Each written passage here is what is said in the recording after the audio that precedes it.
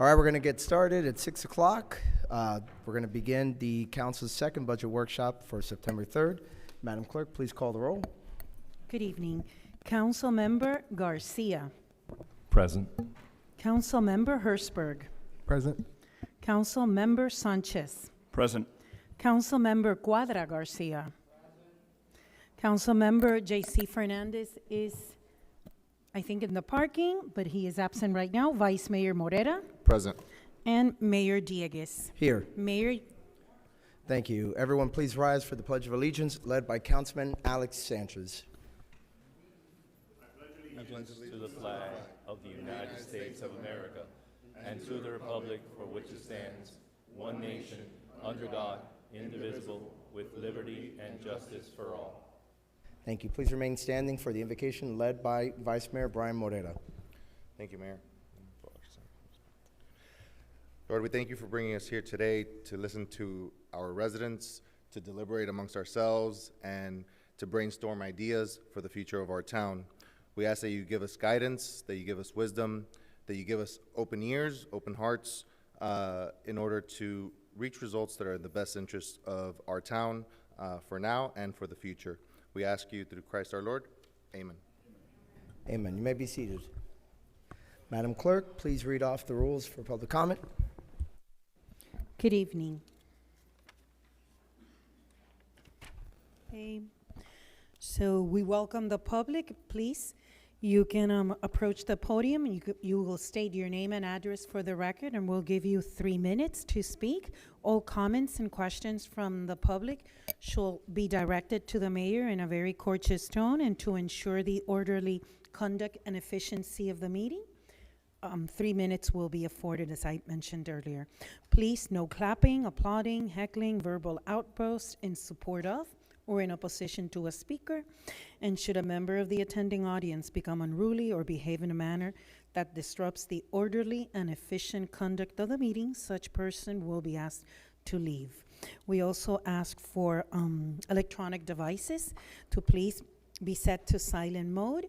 We welcome as well the residents and the viewers that are participating online. I see one participant. If you want to speak, please let us know. Help desk will allow you to speak. You just have to speak by raising your hand by clicking on the reactions icon and selecting raise hand, or by pressing hashtag number 9, and we will give you as well the 3 minutes. Again, good evening, and we are ready for public comments. If you wish to participate, just approach the podium and state your name and address for the record. And press on the little microphone on the bottom so that we can hear you. You see that? You can use that microphone as well. Right. There you go. Thank you. Name and address, please. Good evening. My name is Magali Bear. My address is 8565 Northwest 165 Street, Miami Lakes. My husband and I have lived in the Royal Oaks section of Miami Lakes for 36 years. I'm here for the first time. I've never been to a town council meeting. In fact, I voted against forming a town council when it first came in to vote, because I didn't want to deal with what I felt we already had enough of, which is government. I have to tell you that I am here because in my house, when we find our expenses going up, as we all have found lately, I have to cut. I can't go across the street and say to my neighbor, hey, I need $100 from you every month because my expenses are up. I need this.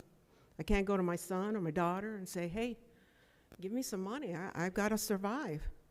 I either get another job, my husband gets another job, or we cut, or a combination of all of the above. So what I'm here to say is that I encourage you, the council, to do the same. I don't know how you handle in your house finances. Look, we can't always go knocking on somebody else's door to provide the money to substantiate our expenses. Yes, we want to do the best thing that we can do for the town, but sometimes we have to make tough decisions. And in those tough decisions, it may mean cutbacks. So in order to deal with the increase in the millage, which is being proposed, I would like to encourage you all to take that into consideration. And if you have to spend a little money on hiring somebody to deal with what could possibly be cut back, just like you hired to figure out the traffic impact of all of those apartments that are getting built in the Don Shula golf course, do the same. And let's get serious. Thank you. Thank you very much. Next speaker, please. Good evening, Dr. Dave Bennett, 15830 Northwest 83rd Place, right here in rainy Miami Lakes. Well, I've been doing this for 20 years, since 2005. I've seen the evolution of the government. I've seen the evolution of the budget. I want to, first of all, thank Albert Aguilar for analyzing the budget. He should get the Mirtha Mendez Award for public participation. There's no question about that. I see she's not here today, so I'm guessing she's not feeling well, or I don't know. A couple of questions came to mind immediately when I looked at this. I'm seeing obviously an increase in our legal, and I'm assuming that's from the Michael Peasy lawsuit that went on for a number of years. What I don't see is our insurance reimbursement for this. I'm not sure how that was set up, that we should be getting some insurance reimbursement. I don't see it in the budget. I'm sure it's an oversight. I don't understand a couple of things here. Obviously, when we decided to build the town hall, I was at that meeting too. And of course, there were less expensive alternatives than building a brand new building, which would have saved millions. The bond issue that was necessary in order to carry this building was one that was so ironclad you couldn't even refinance it or buy out the bond. It was a terrible deal orchestrated, by questionable determination.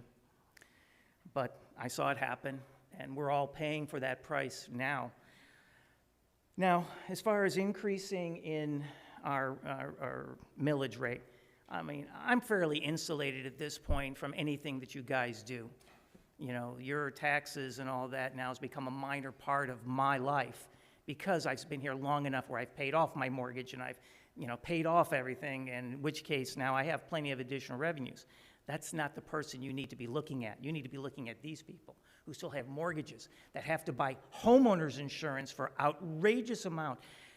There's a simple solution to homeowners insurance that nobody has bothered to even bring forward. Nobody. It's very simple to solve the homeowners insurance. You give the power back to the people, and the way you do that is you bring the market system back. Okay? Now, I'm not going to go into that. That's not what this meeting's about. This is about our budget. You've got to do something here to help them. Okay? I feel for them tremendously. I'll be out of time.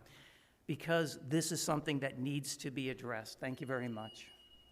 Thank you very much. Next speaker, just come up to the podium. Bonnie, you going to come up? Oh, okay.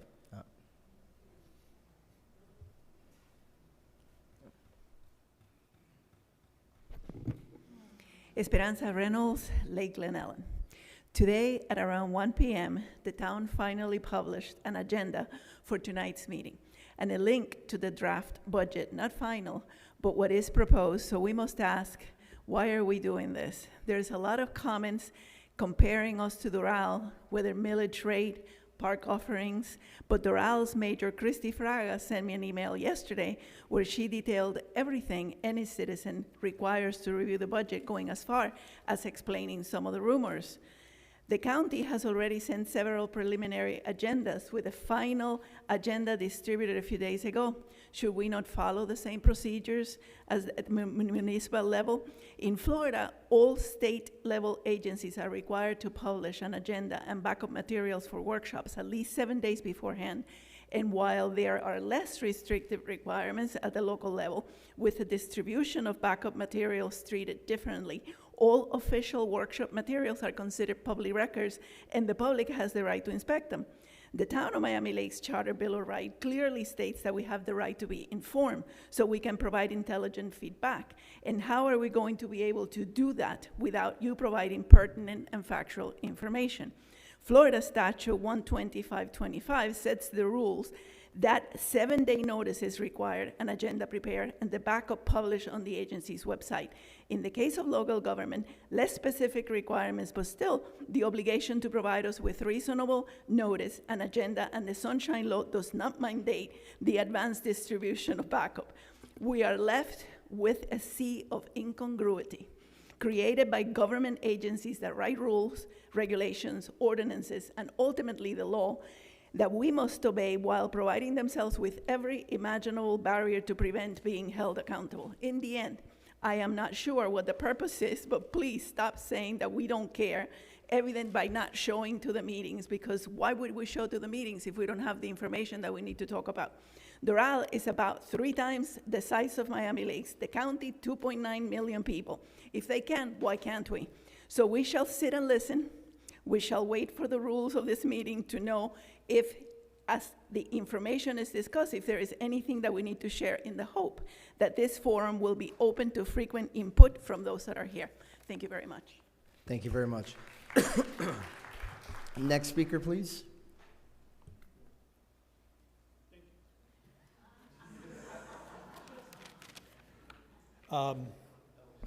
Good evening. Mauricio Bihar, the other half of the orange from Magali Bihar, Royal Oaks. The reason I am here today, just like my wife said, and something that this gentleman said, we too paid off our houses a long time ago, and we did it so we didn't have to buy insurance. So I'm self-insured. But that's not the reason that I came here today, because today I'm looking at a millage of 2.6372 as opposed to 2.0732, which is what you're doing now. Now, the reason that I oppose this vividly is because I've never seen a public institution or a government that has said no to a tax decrease. Evidence, the half penny that Miami-Dade County passed for transportation, it was going to go away 20 years ago, and we're still paying it. So you can't let government take part of your hand, because they're going to take your body all the time. And in addition to that, I see that the budget is about $80 million. Is that correct?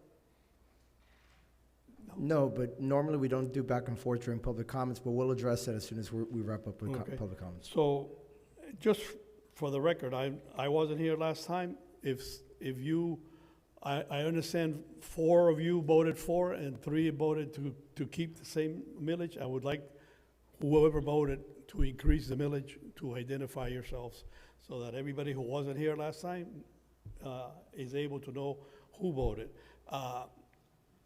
Unfortunately, Mr. Morera came to my house a year ago asking for my vote. I gave it to him. He told me he was not going to be in favor of increasing my taxes. Now, I understand you're one of the ones who voted to raise the millage. So maybe you can explain yourself why you did it, and help us understand why you need additional money, because I can't believe that you're paying an additional $500,000 to Mr. Peasy, and you're going to get 3, 4 times, maybe 10 times more than that in new revenue. So what happened? You want to add policemen, and I understand it's like you want to add 2 policemen, and it's going to cost like $180,000. And I mean, I don't think I've ever worked anywhere that I had that much of a salary with that much benefits, and and freebies, like the way I call it. So maybe tonight we can clear that up. Where did the money go? We had a $15 million surplus, or we had a $50 million fund, and You may wrap up your remarks. Esther Colon just told me that it's down to 5 million. Yeah. So what happened to the other 10? I mean, these are things that we need answers for. Thank you, sir. Thank you. Next speaker?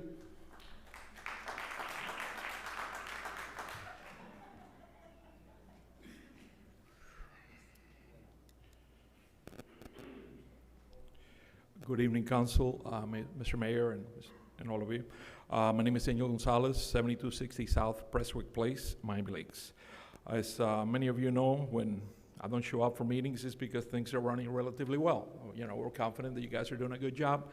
But when this thing hit the radar of a 2.6372 millage compared to the one that we had last year at 2.07, not even the rollback rate, it's just, you know, leaving it like it was last year, it just, you know, it definitely got me to pay attention. I've done the numbers. I got all the receipts. I always come prepared. Unfortunately, 3 minutes is not enough to go through all my notes. But as far as the tax increase, in my particular home, it will represent an increase for next year, if approved, at that rate of $464.46. I hear some of you are seeing some of the comments in social media saying, oh, but the thing is that our amount of revenue has not kept up with inflation. That's absolutely wrong. Every time a home sells in Miami Lakes, for the most part, their taxes double. The new owners come in and they pay double what the previous owners were paying because the house gets assessed at the higher value. As of August 27th, based on information I was able to find, 142 homes have been sold in Miami Lakes. And I guarantee you that those 142 homes that have been resold, every single one is going to be paying double, at least double, the amount of taxes that they paid before. When it comes to the FP&L proposed doubling of our tax from 3% to 6%, yeah, you say it's only 3% more. You know, it's not, it's only peanuts. It's only a couple of coffees at Starbucks. Well, in my case, in the last 12 months, the franchise fee that was paid to the town of Miami Lakes, going bill by bill, was $174.15. If the 6% passes, it's going to go up to $382.73. That's an increase of $208. I also found out that the utility tax that I thought was going to the county, no, it's also coming to the town of Miami Lakes, and that was $482.88 that I paid in the last 12 months. So if our electric bills are not high enough, the taxes make it even higher. My next door neighbor bought the house. I'm running out of time. He buys a house, and in 2022, the previous owner's taxes to the town of Miami Lakes, only the town of Miami Lakes, was $2,425.70. His tax bill last year, $4,131.83. The proposed new tax will be $5,412, an increase of $1,281. I can go on and on. There's a lady that lives in our neighborhood. She called me yesterday. She was our realtor when we purchased our home in 1989. Her name is Pamela Perry. If I could wrap it up. 10 seconds, yeah. Pamela called me from bed. She's been sick for 2 months. She's not able to attend. And she told me, Angel, tell our council members if they could come by my house and explain to me how an elderly lady on a fixed income, without any additional source of income whatsoever, can have her taxes increased by the town of Miami Lakes for $308 for next year. Thank you. Thank you very much. Next speaker, please.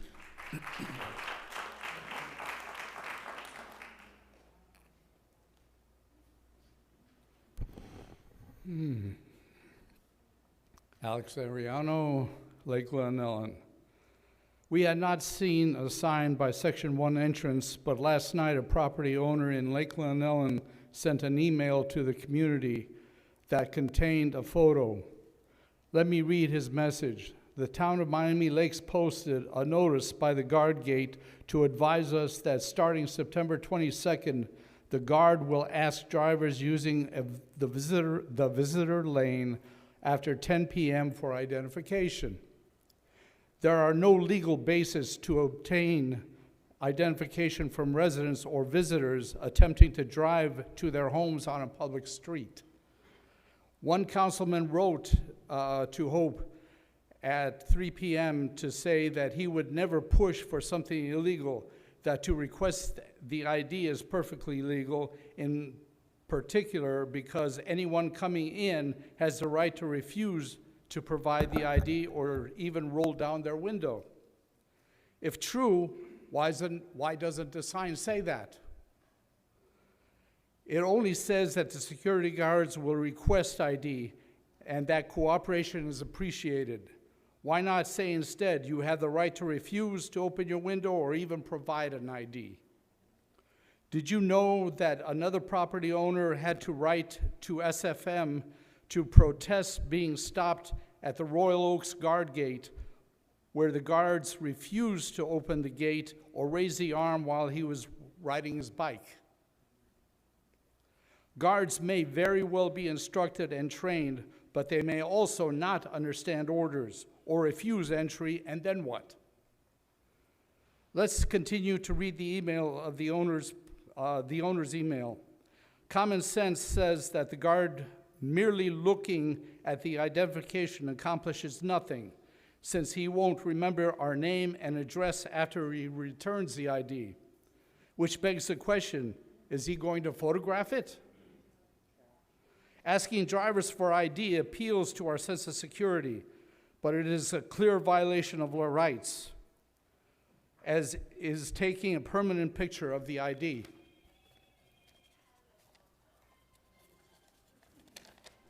Please Both remember- are an invasion of privacy, and it accomplishes absolutely nothing.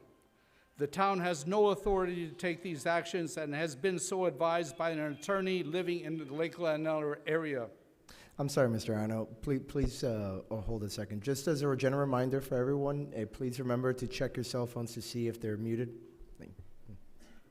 The mayor and council have chosen to ignore comments and objections from a number of community residents. The property owner then stated that he has no intention of complying with the unlawful I'll give you request additional time. from the town employees and will refuse to produce an ID. We shall do the same. In closing, he's asking our community to join him and just say no. A final note asks us to remember that it is not the guards' idea or their fault to try to be nice while saying no. That made me pause and consider the following. Our special taxing district is formed in 1994. The first assessment in 1995, Mr. 30 Ariano, years ago. I apologize. It's just that since I, did not give additional time to the prior speakers, I really need you to please wrap it up as quickly as you can. Just in the interest You of fairness. also interrupted me. But that was, and I gave you the additional time. Okay, so let me finish. Okay, as long as you wrap it up soon. Now you want to stop drivers in the visitor lane from 10 p.m. till morning hours to ask for identification. What if there's an altercation? What if someone gets upset and their violation of rights? Who will be responsible for the consequences? It is a public road, so if anyone files a lawsuit, the town will be responsible because Section 1 property owners have not permitted you to do this. In fact, we would never Mr. petition Ariano, the I'm town sorry. At or this point, I'm gonna SFM have to ask to you to violate please- public road To laws. please cease. I Thank you. apologize. You're welcome. Yeah. Next speaker, please.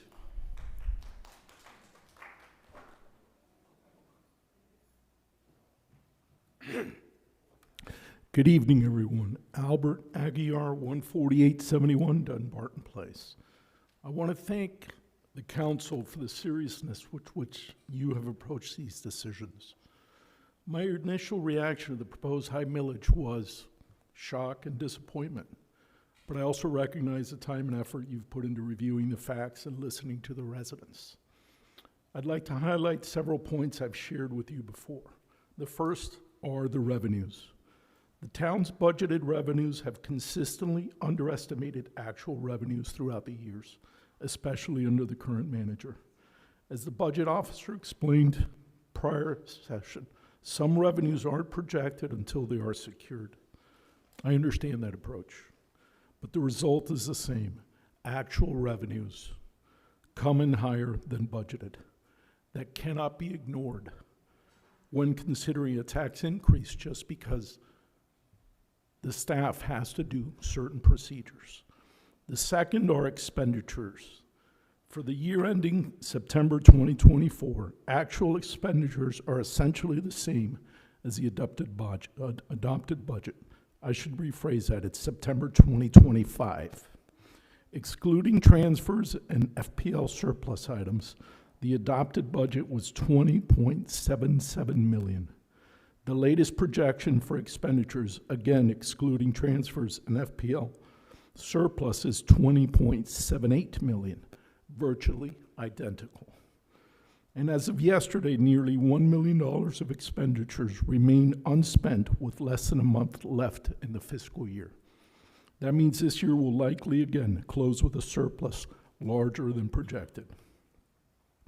Third are new spending items. The only major new expenses necessary for the coming year are the police contract and then the requested COLA increases. Together, I calculate less than $875,000. Yet the manager is requesting $2.65 million more than the original 2025 budget. That's nearly triple what is needed. So the obvious question is, what happens to the extra surplus this will create? And finally, the process. In my view, the council is approaching the budget backwards. Your authority is not to manage line items. It is to set the tax rate. The manager should be directed to present an additional 2 budgets, one at the rollback rate and one at the flat rate. Then you can evaluate his recommendations instead of being forced into guessing where you can cut. The facts are clear. Revenues come in higher than projected. Expenditures this year match the budget almost exactly, and another surplus is on the way.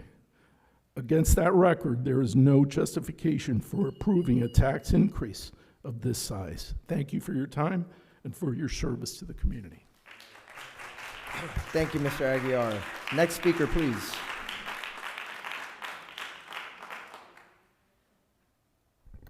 Good afternoon, Council. My name is Michael Scoyuela. I have lived in Miami Lakes for 44 years, and I've had the pleasure to grow up, live, raise my family here, as well as work here. So I have very deep roots to the community. This is my first time ever going to one of these meetings. And I'm not going to repeat what has already been said, but obviously I found it important enough to show up. I don't have enough information at this stage to sit here and discuss intelligently what the budget is and so forth. And frankly, it's not really in my skill set. I would defer more to a gentleman like Albert, who has done this professionally. I'm here only to offer some general comments. The first comment is that we are in a climate, political climate, both nationally and locally, where the public is very hawkish on public spending. It should be sacrosanct before a public body dips into the pockets of its citizenship. It should be loath to do so. I'm not here to lecture you or tell you what your responsibilities are. I appreciate your public service, and I realize that this is a tough job with very tough choices. And you're each obviously talented and special individuals to be elected to your position. All I would say is it's easy to say, give me more. It's harder to make those tough decisions. So I would ask you to sharpen your pencils, because people are watching more than they, at least in my experience, ever watched before. The state of Florida has an outstanding reputation nationally to be fiscally responsible. Miami Lakes should be no exception. So I encourage you to please keep that in mind. I know that you have.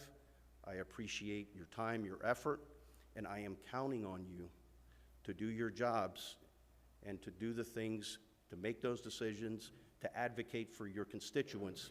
And that means don't go back to your constituents and say, we mismanaged, we miscalculated, we made a mistake. You have to pay the price.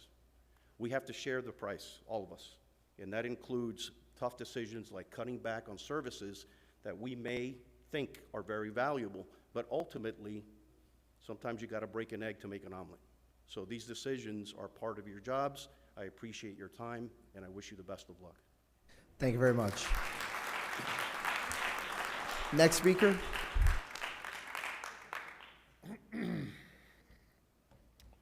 Well, 16422 Northwest 82nd Place, Calixto Milian. I bought my house in 1998 when we weren't Miami Lakes, was Royal Oaks. And I wish I would have preferred to stay like that because I see more buildings, more houses, more complexes, and I didn't go to school. I dropped out of 9th grade, and I'm a hustler, and I'm a businessman. So I don't see why these taxes got to come up when you guys are getting more money in. You know, I really don't understand that. It's easy numbers, you know. You're building houses now that are going to be over $2 million right there in the Indian Cemetery. You got a ton of more houses here in Miami Lakes. More and more and more houses, more money's coming in. Where's this money going? I don't see the trees cutting down. I have to cut my own trees in front of my house. I have to cut them down and go throw more trash by myself because I can't even get my boat in my streets. And now you guys want more money? Where's it going? It's bleeding. We're gonna look like California? You know, we're Florida, man. We're Miami. I don't wanna be in California. You know, that's what it's looking like. More taxes. We're coming to be a communist city. What's going on? You know? Algo está pasando aquí. Somebody's taking the money in their pockets, you know? I grew up in Carroll City with Angel right there. I went to an all-black school. I had to fight every day. Whatever I have, I know Carlos for years. Whatever I have, nobody gave me anything. I worked my butt off, okay? I used to sleep 3 hours a day and sell 1,000 cars a year at an auction. And you know, my wife passed away 3 years ago. And I don't know numbers, but I could fix anything. He knows it. He knows it. I could do anything. Electrical, plumbing, I do everything. I own buildings, and, you know, I don't see where this money's going. You tell me where it's going. Thank you, sir. Next speaker.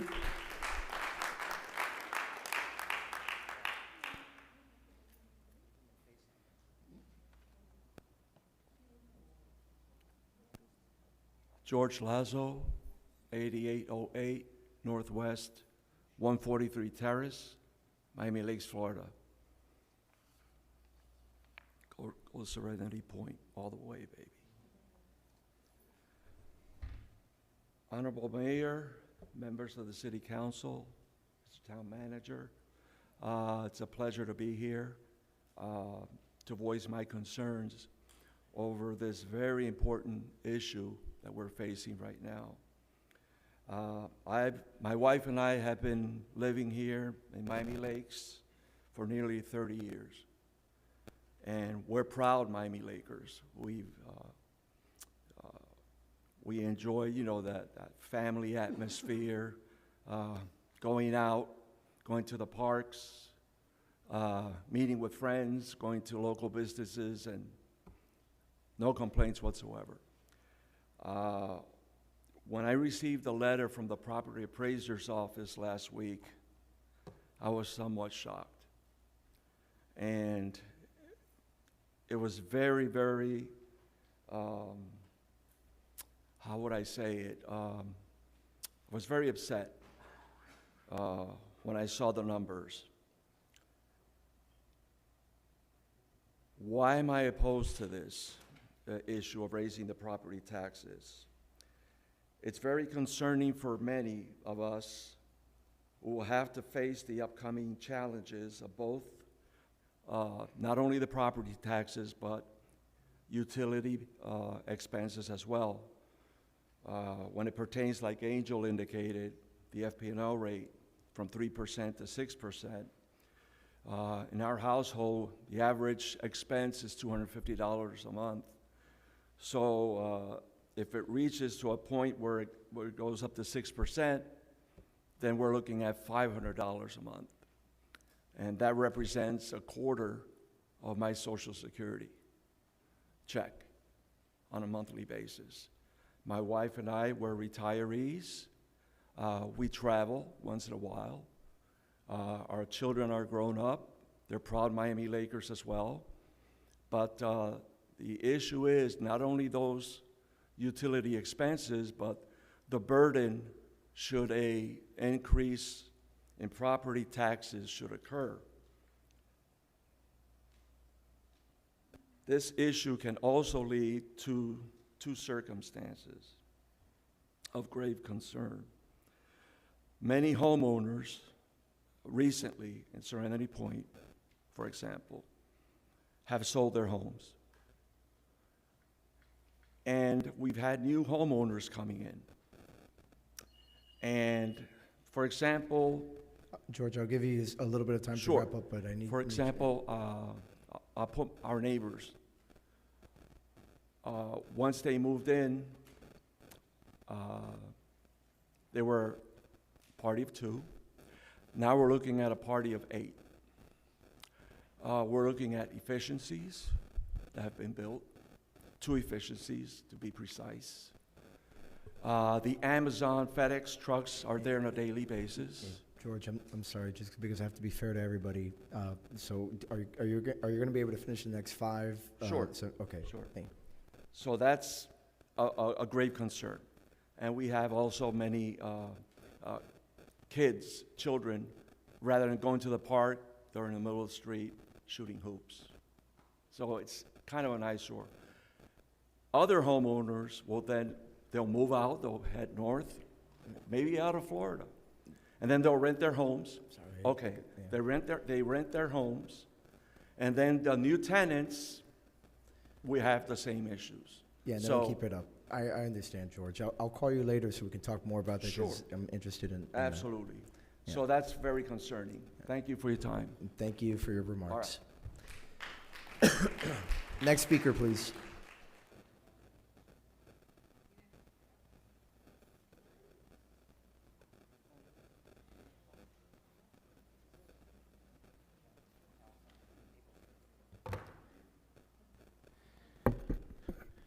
Good evening, Mr. Mayor, Town Council, Mr. Manager, Town Clerk.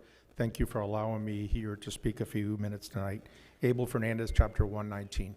I'd like to start with a prayer that I've had to repeat a lot lately. God, grant me the serenity to accept the things I cannot change, courage to change the things that I can, and wisdom to know the difference. In our republic, we elect you to represent us in our absence, to be our voice when we cannot be here, our advocates when decisions are made behind closed doors. There is no greater impact that you can have than through the delivery of direct services to the residents who pay the taxes that fund this government. Tonight, your work is to determine what is necessary and what is not in a very tough budget atmosphere. We continue to see prices of groceries climbing, energy costs soaring, and other expenses that all take from our pocketbooks. Every dollar you spend is a dollar that comes from families already struggling to make ends meet, like I've heard here tonight. As I mentioned in the previous budget workshop, I'm asking you to please demand data, drill down into the numbers, verify the information given to you, question assumptions, and then make your decision as you look into the eyes of each taxpayer in this town. You will never make everyone happy. That's not your job. Your goal is to do the most good for the most folks. Understand that pleasing everyone is not going to happen, but as long as you act in a prudent manner and can justify your action with facts and fiscal responsibility, then your time on this town council is well served. The residents of Miami Lakes are counting on you to be good stewards of their hard-earned money. Make decisions based on the data, as I mentioned, not desires. Focus on necessities, not wishes. And remember that behind every line item in this budget is a family deciding between groceries and gas, or a senior citizen, as George is, on a fixed income, or just a young family starting out. I think what's leading a lot of this in the background, and I don't doubt the abilities of our town manager. All of you know he is my friend and both of us are former firefighters, even though he outranked me a little bit. But I don't believe there's any ill intentions, but I think there's something driving this under the current, and let's put the elephant out here so everybody can see it behind me, and that's the $5 or $6 million that some people are willing to spend on the Optimus Park. The voters spoke and said that they did not want that number. Maybe if the number was smaller, they still would have voted no. But if the underlying reason, if the underlying reason like 10 seconds is to fund this park, let's be honest with everyone, and I don't ask you to cut your salaries or your cell phones. You deserve your salary, you deserve your cell phones. Just let's be frank with everybody, and if the park is the issue, let's get rid of it. Thank you. Thank you very much. Next speaker. Whoops, excuse me. Kleenex. Good evening. Oh, my name is Enid Lomax, and I live at 15143 Montrose Road. I listen to every meeting online, so I'm here tonight, first of all, to give you a heartfelt thank you for your service and for all you do for us. Now, I am a senior citizen as much as I hate to admit it. I wake up every morning, something aches, something's falling the wrong way. Well, you still look great. And I'd like to stay in my home. Each time you gather as the board of directors of Miami Lakes, the agenda is filled with so many items that my head spins as I read through them. Invariably, you endeavor to find new revenue opportunities, imposing higher taxes, fees, adding to our utility tax, communication tax, and now doubling our franchise fees. So I am here to ask you to please stop charging seniors for real estate taxes. I get very angry with the mention of the Optimus Park, a park we don't own and yet our tax money supports it, a park that costs us dearly by paying for the design of the park that never was and to a paying consultant of $25,000, and you all know the rest of the story. A park bond issuance, et cetera, that was rejected by the majority of the voters. We are not the coffers of Miami Lakes. Instead of putting in new benches, replacing equipment, or adding new equipment at the Veterans Park, please repair the potholes and sidewalks. Montrose Road has become a nightmare, but that's another story. Everything costs us more. Property taxes, school board trash, homeowners insurance, and car insurance. I pay $3,000 a year for my car insurance. Never had an accident, but because we don't have our zip code, and as soon as they see that we're mashed in with another area, it automatically rises my insurance. Please do not raise our property taxes, do not double our franchise fee, and reduce all costs to Miami Lakers. I thank you all very much. Good evening. Thank you, Enid. Next speaker. Is there someone else here wishing to speak? Excellent. Good evening, everyone, and thank you. My name is Susan Gill. I live at 16251 Northwest 87th Court. So it's a recurring theme, I guess you guys have heard. Everyone is pretty much not wanting the millage rate to go up. Miami Lakes has always been the shining beacon in Dade County. We've been the example that people want to be like. And it's a town that's very sought after. You put a house for sale, it goes that quick. Let's be the heroes. Let's not be falling in. I see other cities doing the same thing. Do we really, honestly, have the need for items that, a recurring theme, that everyone is saying we don't want as the taxpayers, we don't want as the residents, we don't need as the residents? Is it something needed? No. Millage rate going up, franchise fee, that means my FPL bill is going to go up. And I received a notice from Miami-Dade County, my garbage is going up. Is there truly a need to do this? Be the heroes. That's all I have to say. You guys can do it. You guys can find it. If you need to bring in Doge or something like that, do it. You guys can do this. We have a surplus year after year after year. We're going to have one, from what I'm hearing, again probably this year. And they're right. Houses are being sold for double. I know if I sold my house today, it would go for 10 times what I paid for it 26 years ago. So don't do this. This isn't what people want. I think there's a lot of people here, actually, which is awesome. And that's it, guys. That's all I have to say. Thank you for your time. Thank you so much. Thank you for your service. I know it's not easy. Thank you.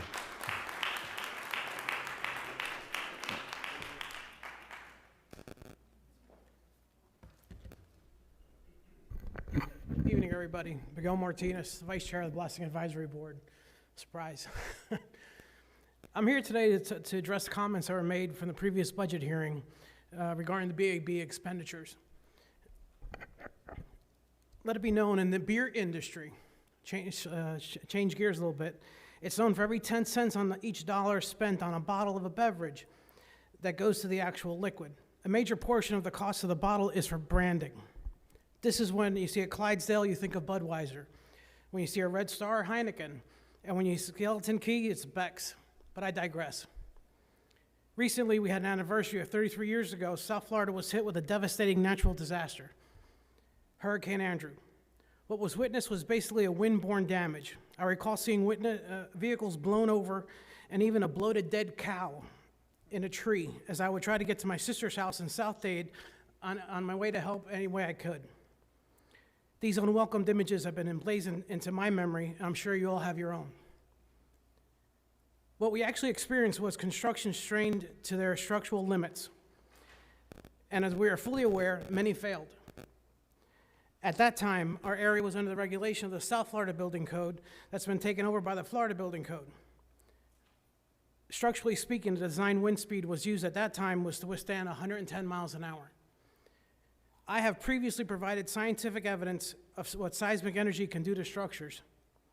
This was seen in Surfside collapse and now the Miami-Dade County Airport. And as a matter of fact, the sustained vibration we are experiencing can degrade the integrity of structures by 25%. No structure is spared. This includes the town's assets, as Councilman Herzberg and I recently inspected. This is the basis of the challenge the Blessing Advisory Board is right or wrong. How can something so abstract be disseminated to the elected, the media, or to the public? Most people cannot comprehend the science of what's allowed to occur, and given the opportunity to explain the situation in an effort to remedy it is key. Providing a small trinket to enable this occurrence is one way.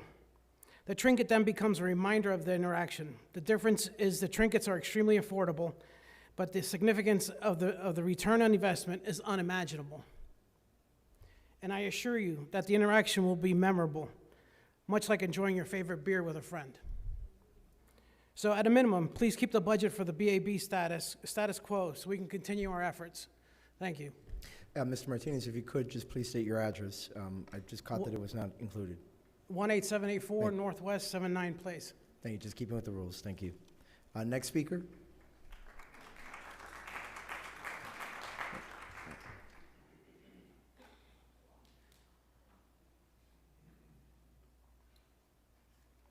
All right. Good evening, everyone. George Arena, I live in Royal Oaks East. I also have a Chapter 119 exemption. This budget season, for me anyway, and I think for most people that are here, we've all experienced shock, okay? The first shock that I experienced was when I saw that 36% cap rate that you all passed. I thought it was a joke.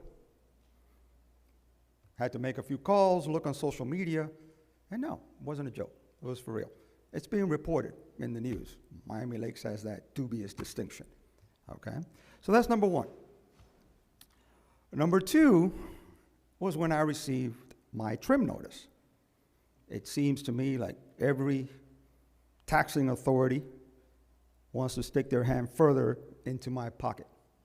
So when you all start thinking about taxes, it's not just here. It's the county, it's the school board, water management district, and all the other different taxing authorities that are in there, okay? Taxes will go up significantly if the numbers that are in there now will be implemented.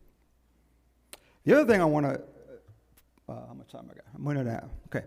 The other thing I want to make note of is the fact that the budget was posted online, so I was able to look at it.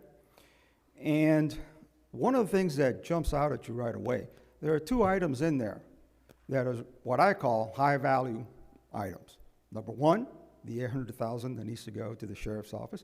Number two, the $500 that needs to go to the Michael Pizzey Fund. Okay, that's $1.3 million. Okay, that's a huge amount of money for a small town, okay, that has a small town budget. Right? A prudent person, a prudent decision maker would say, anything in that budget that's a want immediately needs to go. Immediately. We don't have money for wants this year. Right? And then go down to the needs and make sure that some of those needs aren't actually wants. Okay? I went through quite a few needs assessment, throughout my career. It's incredible. You have a whole board full of stuff that you want, and by the time you get done, there's 3 items that are actually needs. Right? Again, looking at that budget, it's there. Albert eloquently highlighted a lot of that. So take out the scalpels, surgically cut down to the bone, and let's keep taxes at the bare minimum, at least in this taxing authority. Thank you. Thank you. Next speaker.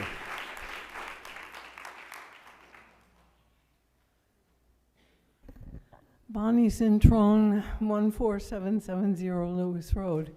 I wasn't going to say anything, but I've been listening, and some things came to mind when people are talking about wants as opposed to needs and watching your expenses.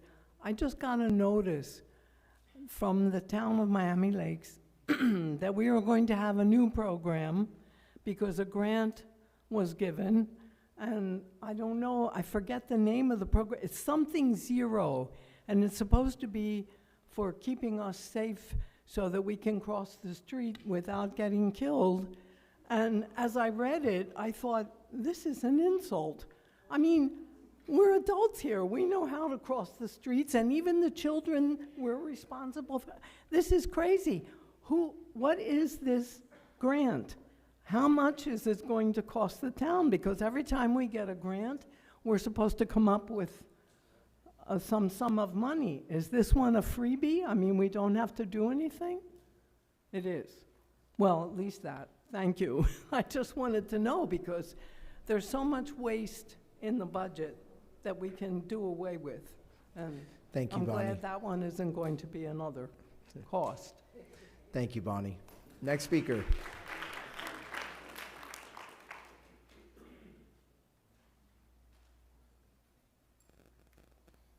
Good evening, everyone. Homero Cruz, 8515 Northwest 169 Terrace. I'm gonna try to make it simple. Did I see this comment? Yes, I saw it. 2 seniors and a freshman class. And it was gonna be tough. I hope we don't have to be here next year doing the same thing. Actually, we shouldn't be here. For 8 years, we've been number 4, the lowest taxes in all of Dade County.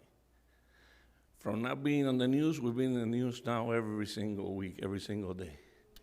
Because now we want to raise with Pinecrest. 62%, 61, we want to be at 36. About a month and a half ago, Councilman Garcia put a motion on the table to leave it the way it is, the way it was. None of this would have been happening today. So I urge you to go back and do the right thing. We have 2 more meetings, you guys, to do the right thing. Franchise tax on the FPL, that was voted 4-3. There's no going back on that, right? That's it. We can still, okay, so hopefully you'll go back and do the right thing. On the special taxing district car gates, mine went up $150.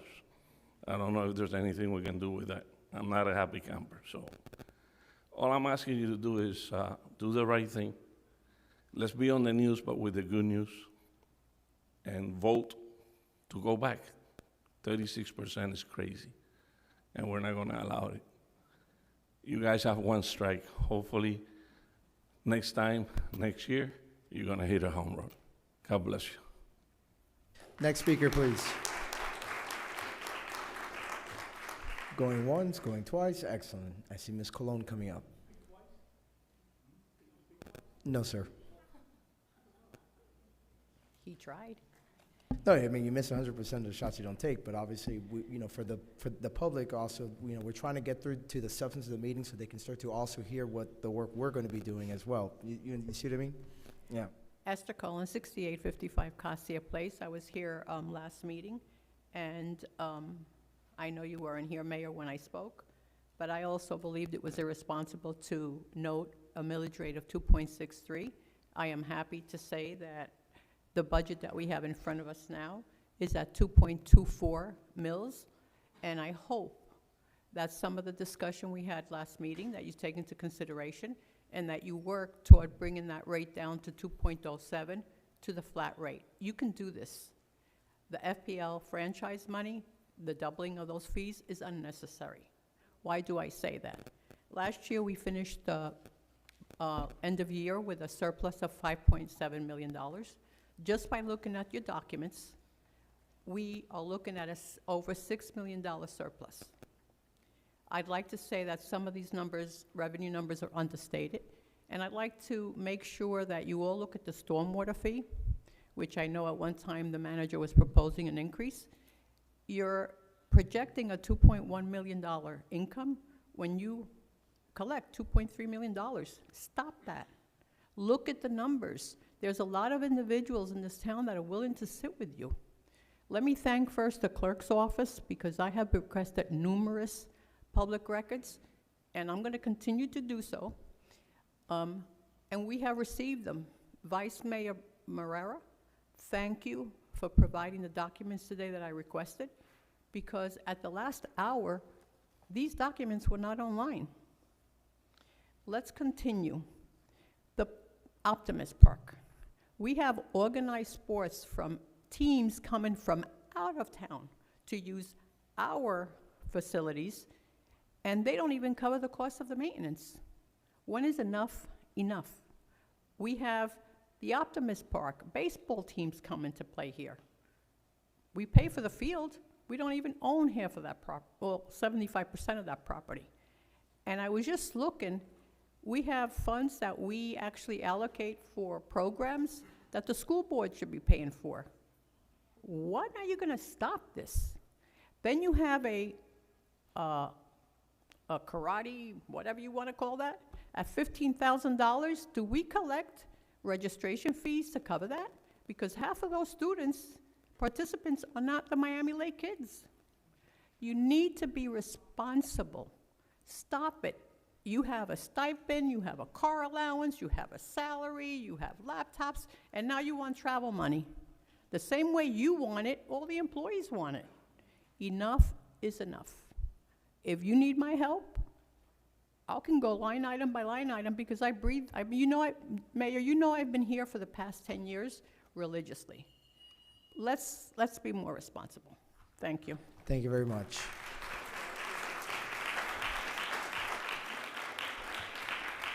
The next speaker, please. Going once, going twice. Madam Clerk, please look online to see if we have any speakers there. Yes, we do have participants online, and some of them had their hands raised, so I'm going to go in the order that I see them.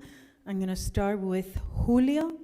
Good evening, Mr. Julio. I saw your hand was raised. If you want to speak, please do so now. Just state your name and address for the record. Good evening to everybody. My name is Julio Pereira, and I'm from Lake Martha, 14622 Rosewood Road. Good evening. First of all, I want to thank each and one of you guys for the tough job that you guys do. My hat goes off to you guys. I've been a resident of Miami Lakes for over 31 years. I've seen Miami Lakes when we were unincorporated. Beautiful lawns. Now we drive through Miami Lakeway south, and all you see is concrete on the lawn, so the lawns have gone away. I've seen that now. You got golf carts driving at Miami Lakes Drive, rush hour with kids in the golf cart. You know, great decision there. So as a community, we've made bad decisions. I know that we want to look like Doral, but we're nowhere near Doral. Doral, the types of businesses that are there cannot compare to what we have in our city. I have, where I live, I have an enclosed yard, and I get fined for having an enclosed trailer that I use to go to the Keys and transfer my stuff there. I get fined for having it behind my fence. And again, been a resident for 31 years. With the mileage going up and me getting closer to the retirement age, that proposed mileage will make me think about what my future is going to be in Miami Lakes. Between the mileage increase, the franchise increase, my homeowners that I'm at $14,000 a year, it's tough. It's tough. Let's go back, you know, to the unincorporated days. You know, let the county pay for some of our services. But what I want to say is that we need to put our prides aside and do what's right for the residents, which you guys represent. So again, I want to thank all you guys for your services. You guys will do the right decision into keeping the taxes and the franchise fees as they are. Thank you, and I'll give you back your time. Thank you, sir. Madam Clerk, next speaker. Again, the next person that I see is the telephone number that ends with 8740. Please unmute yourself if you're wishing to participate in remote public comments. Telephone number 8740. I see there. Hello. Yes. Good evening. My name is Cesar Mato. I live in Miami Lakes since 1993, and my address is 6312 Gage Place. Can you hear me? Yes, we can hear you. Please continue. Yeah. All the speakers. One of the things I just want to let you know, I worked in the private industry for many years, 30 years, matter of fact. I worked for the federal government as a member of FDA, the senior policy advisor, and it's been several years that I've handled budgets in the private sector more so than the federal budget. But one of the reasonings that we had, at least in the private sector, and I know the private sector and government are two different entities. I understand that. However, the basics of a budget has to be based on realistic goals and things that are definitely needed. One of the comments I've heard, and I think that's an excellent comment, is that when you plan your budget, of course, everybody's going to want, I need to have this, I need to have that. We used to have that. In several planning meetings, we had tons of things that people wanted. But one of the things that we learned is that you have to have discipline in your budget. And it makes you work a lot more, so be it. But the discipline of the budget makes you realize the things that you really need to have in the city. I spoke with Manny Diaz, Manny Ray, the previous town manager, not manager, I'm sorry, yeah, the official. Yeah, the official. And I spoke with him when there was the issue of the bond that was trying to be passed at Miami Lakes for about $20 million, something about the ultimate start. I spoke with him directly. I said, this is ridiculous. This is crazy. We don't own the park. Most people that come and play are people from outside. I know because my kids used to go and play there. And they're coming from everywhere else, but in Miami Lakes. So why are we doing this? It's the money, and besides, it's not the time to raise taxes on citizens. And there was a big push, and I was a big part of it, making sure the word got around that you can't vote with this. And so when the bond, when this was submitted, it wasn't approved. And that's it. And we haven't heard from Manny again. And then I see that Manny's coming back as a consultant a very well-paid consultant over $200,000. Whoa. The last time I heard from Manny was when he said he was going to work for someone, another city, a bigger city, to learn. Well, I don't know how you can justify a consultant that is learning in Miami-Dade County, and they're coming back to us with such a handsome salary. I'll tell you, it's something that blew my mind. Something else that you guys need to push on Dade County, if this is something that is impinging on our taxes. I've counted around 50 to, so far, the first 100, over 50% of those people are attorneys. 50% attorneys in Dade County is incredible. And the salaries, this is the people who are making over $200,000. It's unbelievable. How can you be supporting a government that's paying a bureaucracy with salaries over $200,000 when most average salaries? Sir, I'm gonna need you to wrap up, please.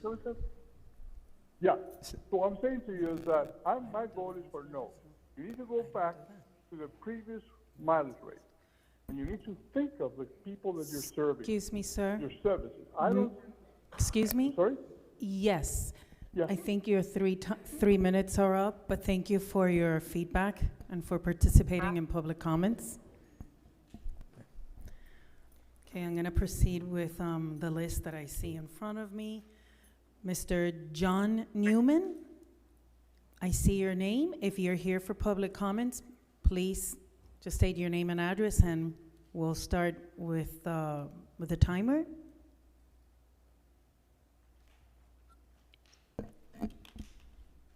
Yes, this is John Newman at 63001 Simmons Street, Miami Lakes. I had posted my comment. I wasn't able to attend in person. I just wanted to voice my opposition to the proposed increase to the millage and the doubling of the FPL franchise fee. I've looked through the budget. I don't see any valid reason to increase our taxes given the history of the surplus revenue, and the total estimated expenditures appear to be nearly the same. I think it was irresponsible for the council to approve the millage cap that it did. This essentially has led to just a lot of people being upset within the town. I think it should have been rejected initially, and the town manager should have gone back to revise the budget to something more realistic. So I'm just asking you to please consider the residents and just vote to oppose and reject the proposed budget. Thank you. Thank you, Mr. Newman. Next speaker. Thank you. I see Miss Angelica Diaz. If you're here for public comments, please just unmute yourself, name and address for the record, and welcome. Angelica Diaz. Hi, yes, it's actually Isabella Diaz. It's under my daughter's school, but our property address is in Royal Oaks, 8035 Northwest 164th Terrace. My name is Isabella Diaz. I'm just pretty much, as I think, like just all the other homeowners, and all about opposing on everything going on with the mileage gap that you guys did with the FPL. I know there's no turning back on that.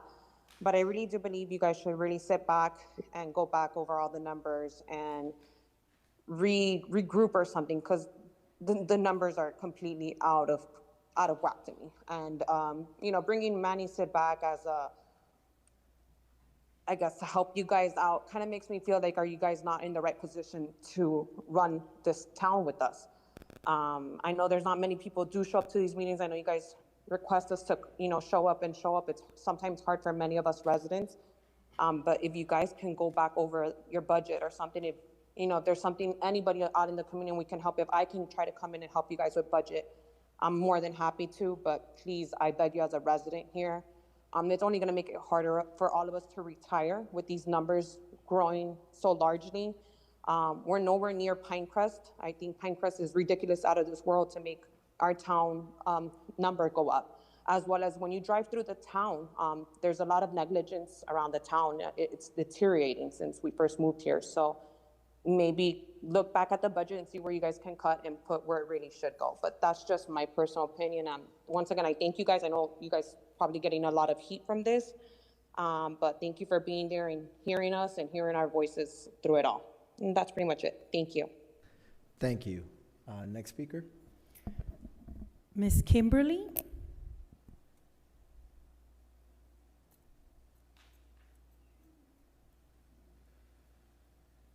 Kimberly, if you're here to participate, just unmute yourself. If not, I'll proceed with the list. Actually, I believe I have called everyone, but if there's anyone participating in remote public comments that the clerk has not called and you want to participate, please just unmute yourself. Welcome to the meeting, and we will afford you the time. Please do so now.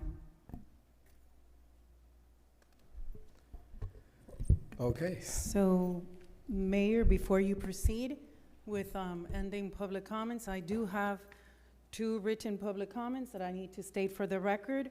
One was earlier received a few days ago, which I know you all received from Mr. Albert Aguiar, and the other one is from Mr. Boris Foster, which again, he shared with everyone, but for purposes of the record, they both provided written public comments, and they're part of the record now.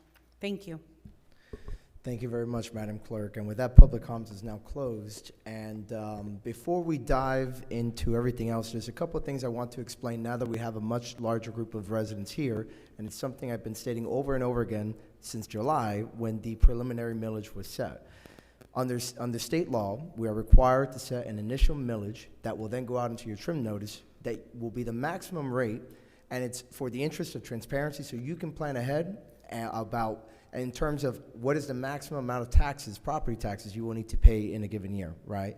So for that reason, we have to set a millage up front before we have complete numbers because we pull our revenue forecast from the Department of Revenue of Florida, from Miami-Dade County, the list goes on, right? So a lot of times, especially in July, we're still dealing with a lot of preliminary numbers. And the for sure numbers that we had at that time was an increase of $800,000, as you heard before, in the police services contract, a final payment for the PISI settlement of $500,000, and our property tax revenues only increased by $693,000. So we're already starting in a hole just on those numbers, and of course, we're still waiting on other numbers to come in from state revenue share, gas tax, you name it. So in order to be safe, because we can only go down from that rate and not above that, if for whatever reason we set it too low, right?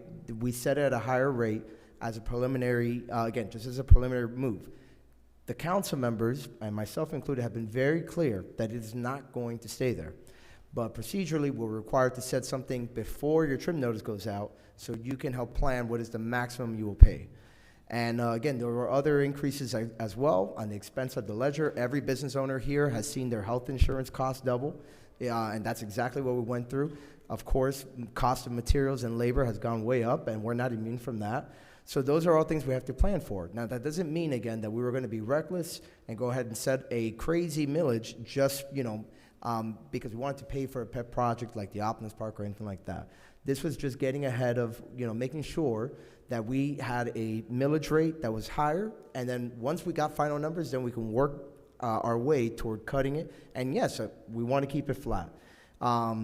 So I just want you to understand how the public budget system works when it comes to the millage rate. Just because there was a rate set, at a higher at the beginning, and this has been done before, by the way, that does not mean that that's where it's going to sit. And we are committed to cutting back, and that's what this process is. The first budget workshop that we had last week, and now this being the second, is our opportunity to cut. And I've been reminding as many residents as we can that that's what this process is for. Additionally, something else I wanted to go into is that this is a workshop. So no votes will be taken tonight with respect to either the millage or the budget itself. Rather, this is an opportunity for the council to get together and provide feedback to the administration as to what we are willing to cut back on, so that when they come back to us next week at the first budget hearing, perhaps some of those cuts are worked in as a formal proposal. But tonight, no decisions are being made, so I just want you to be aware of that. And at the public budget hearing, you have another opportunity to address the council, as well as the second budget hearing. We still have 2 more meetings, again, that you're going to be able to talk to us, and at those 2 meetings, there will be decisions taken. And for those of you that want to mark your calendar, the next meeting will be September 11th at 6:30 p.m. here in council chambers, and that, again, is when we will take the first series of votes. In fact, actually, I also want to point out that there will be a special call meeting about half an hour before the official budget hearing. Let me pull that up really quick. So about an hour before the first budget hearing, there will be a special call meeting regarding the FPL franchise fee ordinance, and we will consider at that point whether there will be any changes. I think at this point, we're getting to a point where we're gonna have greater clarity in the budget, and I think what you're gonna see is that we're gonna be able to keep things a lot lower than some are anticipating, and it's just, again, I just want you to understand that this is a lot of procedural moves, trying to be fiscally responsible, but ultimately, meetings like tonight are where the council is doing its work of taking out their pencils and cutting where appropriate. But I want to assure you that we're not off spending money on social engineering or DEI or anything like that. That is not the case. So with that, I'm going to turn it over. I have a couple questions, actually, that came up in public comment. So as a courtesy to them, I just wanted to go ahead and try to get some of them addressed. The insurance reimbursement related to the PISI litigation, and I believe Mr. Gassisi can answer this, or maybe Melissa, because it's about when it was actualized in the budget. Was it actualized in the prior year? I'm not sure about the budgeting. I can tell you the money, the $300,000 was received several years ago, and then there was a partial payout as monies were being expended. Now, how much of that has been gotten back or not, I'm not sure, but it is not a significant number. We have, with the insurance, we have about $43,000 left from the original $300,000 settlement. So we're putting in the claim with the payment that'll be coming up. So it's about $43,000 that'll help to offset the $500,000. I'm going from my memory, but this is the way it worked. We got a $300,000 check, and then as we spent money in the litigation, we were entitled to get a total of $200,000 at, I think, a 30% reimbursement rate, something along those lines. If I'm off on the numbers, yeah, that's correct? Right. So of that reimbursement rate, there's $43,000, but the $300,000 we got years ago. I mean, years ago. So that would explain why it's not recognized in Exactly. this budget. Okay, so that's one of the questions there. Through the mayor, just on that point. Vice Mayor. If there's still 40-something thousand, is it possible to apply it towards the 500,000 that we're allocating this year? Are we recognizing that as revenue in this upcoming budget? Okay, well, there we go. Because Okay, it's so we're already running for out of it. the last payment. Okay. Thank you. Okay, so we cleared that up as well. I wanted to explain, a gentleman who I see is not here anymore was asking if the budget's 80-something million. That is the total. Oh, that was your question? Okay, I just want to explain that because government budgeting and accounting is very different than it works in the private sector, right? It's fund-based, and there are certain funds and revenues that go into those funds that you cannot touch for anything other than specific purposes. So what the discretionary fund that the council has to pay for different projects really is what's called the general fund. Mr. Peterman, what is the total amount of the proposed budget right now on the general fund side?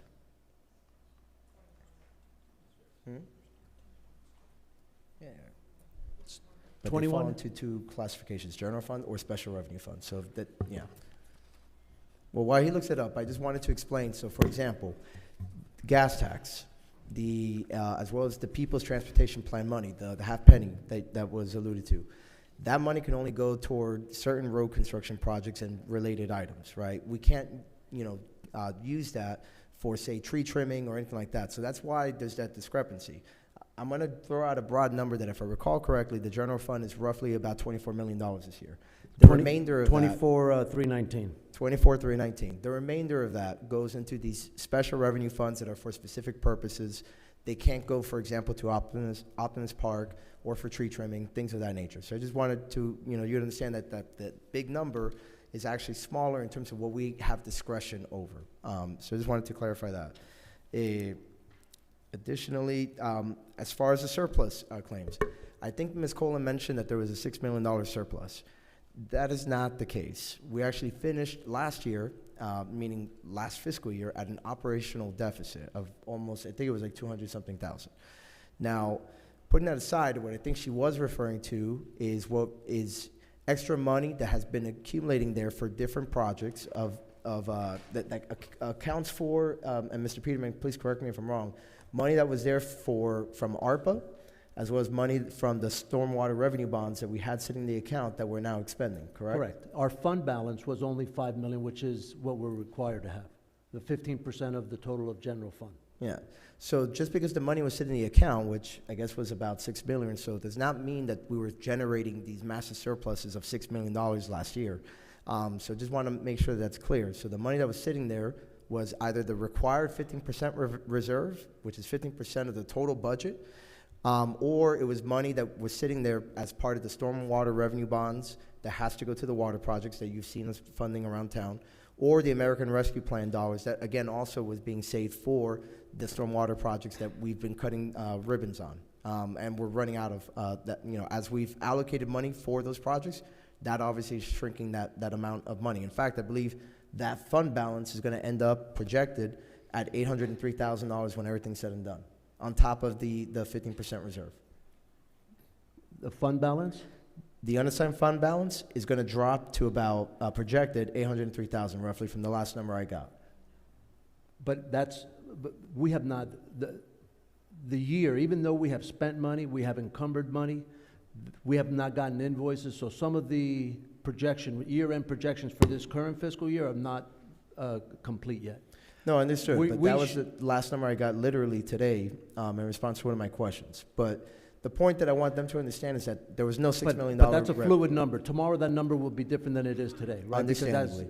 Yeah. Right. But again, I just want them to and understand. I'm hoping that number ends up going to be zero or close to zero, because the money that the town council has allocated was for a purpose. And unless we don't do something or we get a better deal on something, then that's how we can save some money. Yeah, no, I understand that, but I just need them to understand that there's no $6 million surplus, right? But it is money that is sitting there for a particular purpose, and a lot of it is encumbered, again, for water projects, you name it. So I just wanted to address that. If you want, I'll come off to the side once I turn it over for the general discussion, so I can get you the answer you want. Because the thing is, I do want to just address what I can publicly, in the interest of transparency, and then get over to the meeting of reviewing line by line and cutting where we can. Additionally, with respect to new development revenue, just because something was approved, such as the residences at 9, the golf course project, until it's actually constructed, they're not paying taxes on that improvement, right? Because it hasn't yet been built. So we are not yet seeing a lot of the revenues from those projects because they haven't yet come online. And usually there's a delay even on when they're recognized, even after it's built.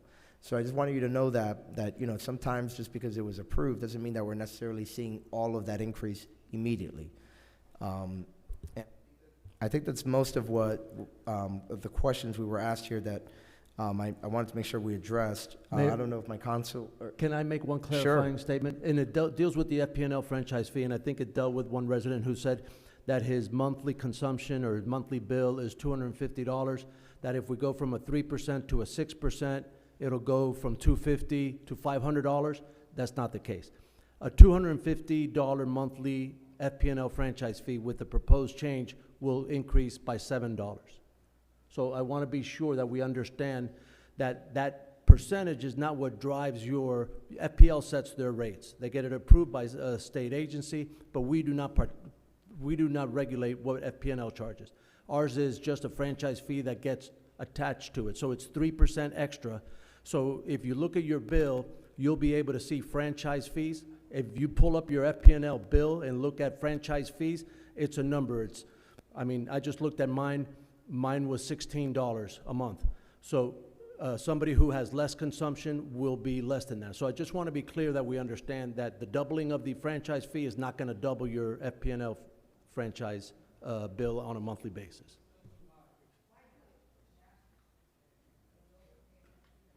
Mr. Mayor? Yes. I need 1 second.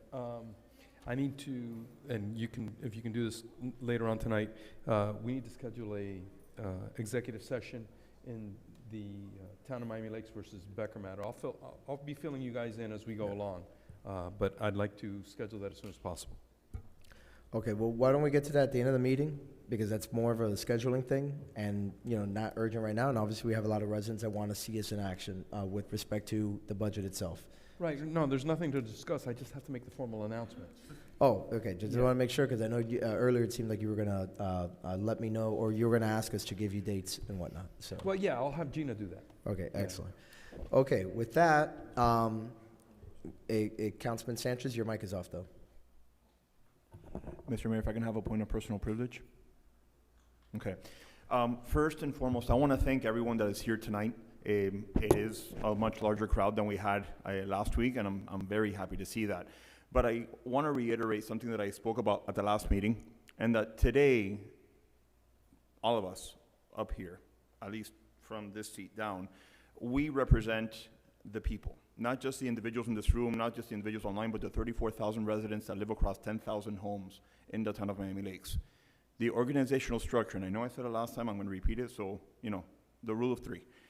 3 times and you remember it, is the residents at the top, the elected officials in the level 2, the town manager at level 3, and the town staff at level 4. The stakeholders, board of directors, CEO, and town staff. So all the decisions that we make, all the questions that we are going to ask is in representation of our residents and giving them what they need. Now, definition of needs and wants. In needs and wants, everyone has different aspects. We all want safety. That's priority number 1. We all want cleaner streets. Some individuals don't like having trees whatsoever. Some individuals like having trees. So needs and wants is very subjective, right? But we want to make sure that we do everything in a fiscally responsible way, is what we promise our residents, and we should continue to do no matter what. So I look forward to all the conversations we're going to have tonight. Oh, and one last thing. If we can, at the last meeting, we jumped on the budget from revenues. We're going to go in order of the revenues and everything If we else. go in that order, just so we can go one page at a time instead of flipping back and forth, I think that'll make it a lot smoother Excellent. this time. Okay, Thank with you, that, everybody. Mr. Vice Mayor, I'm gonna go speak to the gentleman here really quickly, but go ahead and kick us off. Thank you, Mayor. And Councilman Sanchez, you're welcome. I did recommend that to the mayor. In order to have as much of a productive and open discussion as possible, it was my recommendation that we go fund by fund, or I should say department by department, starting with general fund revenues, and then start going down. I will ask the council whether you have any questions, comments, concerns, or requests for modifications on that department. Once we're done, I'm actually going to turn over to any residents. If they actually have anything that they want to have input after having heard our discussion, maybe we missed something, maybe there's something you want to add. I want to have you guys involved in this process. You came here for a reason. You should be part of this process. So that being said, and then as far as us, let's try to keep ourselves brief. Let's try to keep away from just going on and on forever. I'll ask the same of the residents. I'm not going to set a specific time limit on this part of the discussion, but as soon as I see that we're basically repeating ourselves and going around in circles, I'm going to ask that we move forward. So that being said, council, any discussion, questions, comments, concerns on general fund revenues? Yes. I have Sanchez. Yeah. I have Herzberg. Garcia. Okay, almost everyone. We'll start on this side. Councilman Sanchez, you're recognized. Okay. So with regards to revenues, the first question is that fiscal year 24-25, we have $203,400 in revenues received, due to the majority being contributions from sponsorships, grants, etc. All those are projected to be zero because we don't know if we're going to receive them. As I said before, they're sponsorships. What is the likelihood that we will be receiving something equal to that amount of $203,000 from sponsorships and things like that? So as we receive the donation, it gets allocated to the specific committee that it belongs to and to the specific line item for whatever event they have received the donation or the sponsorship for. However, if the funds are not, that they have collected from that sponsorship is not utilized within that fiscal year, it will be carried into the following year where they can utilize it towards whatever event they have. Understood. But as far as what is the likelihood would really depend on the committee and their efforts in trying to raise sponsorships equal to what they have received in the current year. Okay. So that's dependent on the committee. Okay, with regards to revenue, there's In past years, right now they're zeroed out, but they're there because we've received them in the past. We have revenues in lines 43 through 47. Give me 1 second so I can pull them up. I have a different worksheet, so if you could tell me what the account Sure. name is, or the account number? The account number, 001-331-690. So Division of Forestry, a forestry tree grant is one of them, a Kaboom grant, a state grant for public safety, the Art Collaborative Grant, FDEA Communities of a Lifetime. Let's talk first about those five. We've had them in the past because they're on the. Councilmember Sanchez, pause for a second because I think she doesn't know what you're talking about. No, I do. I'm okay. looking at it. Yeah, it means that historically we've had it at some point in time. Yeah. So, is there anything? Is there anything we can do to try to get those grants back? Are they still in existence? Because that will supplement taxpayer funds if they're within the general fund. If I may make a suggestion for the sake of allowing this discussion to flow, I think that that's a discussion with Ms. Schock, with Olivia Schock. Because I think it's a question of whether we can get a grant. So I think it's better tailored to her outside of this meeting. Okay. Anything else, Councilmember Sanchez, on the revenue side? No, everything else was grant related. Okay. Yep. I'm going to move over to Councilmember Herzberg.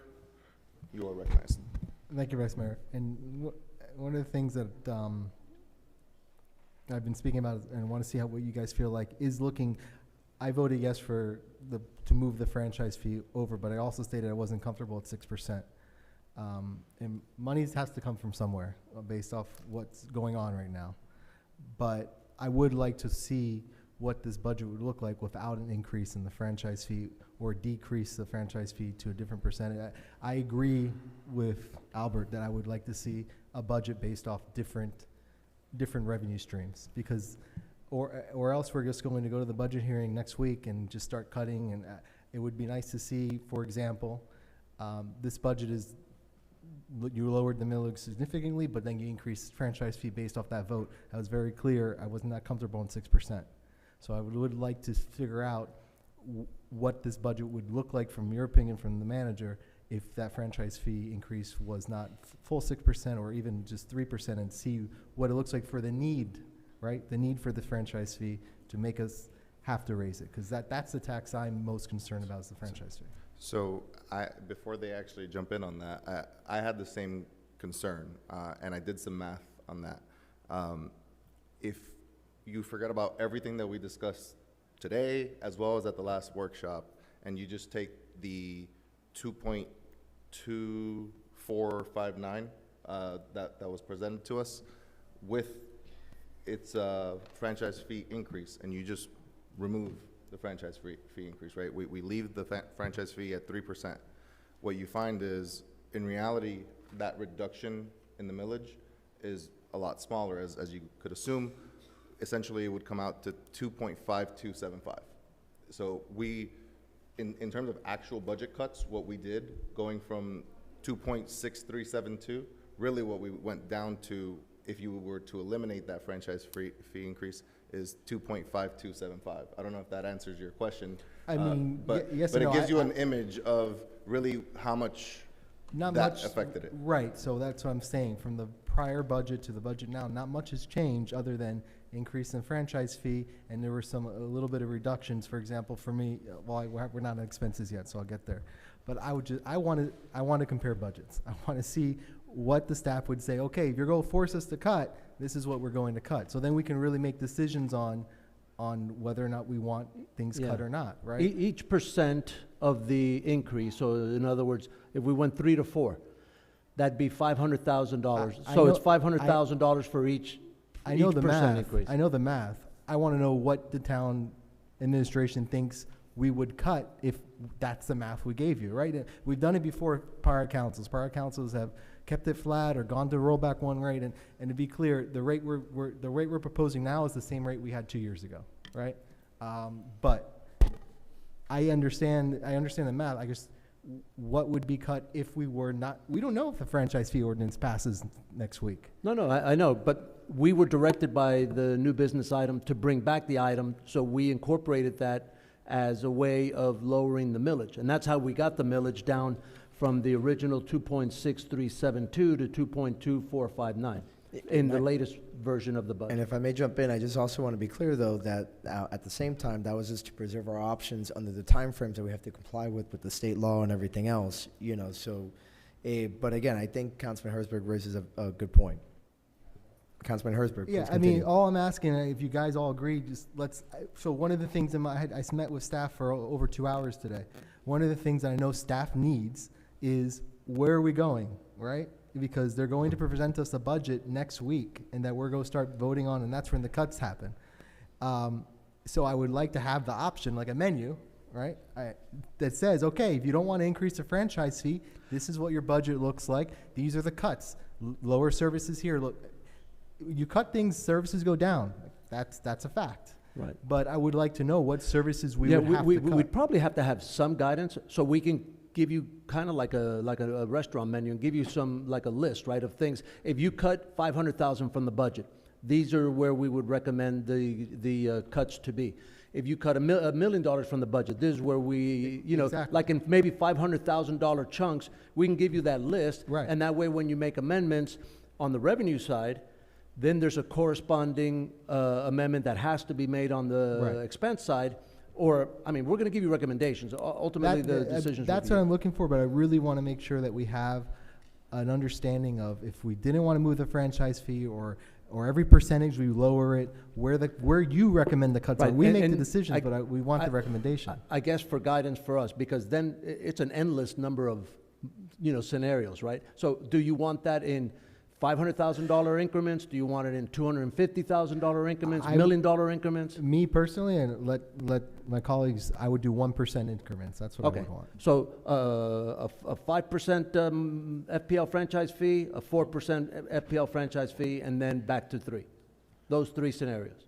And what would be our recommended Right. cuts to I think correspond? that helps us at least look at the franchise fee increase. That is the increase I'm most concerned about, because it's not tax deductible, it doesn't have protections, and and ultimately, by increasing the franchise fee and keeping the millage lower, we're giving commercial property owners a better deal and not renters and residents, so that's really. Councilman Herzberg, in my own version of the spreadsheet, I got rid of the franchise fee completely, of just leaving it at the 3%. And in revenues, we would have 24,319,850. In expenses, if we leave the expenses exactly how they are right now, would be 24,226,340, with a difference of 93,510. That's at the 2.24 millage rate. Right, at the current millage rate, 2.24. I mean, I don't know how that math Exactly. works, Now, but. we still haven't gone through to dissect and, you know, and take a surgical knife to the budget yet. But just by removing it and leaving it at the 3% that is existing, we would have a surplus of $93,000.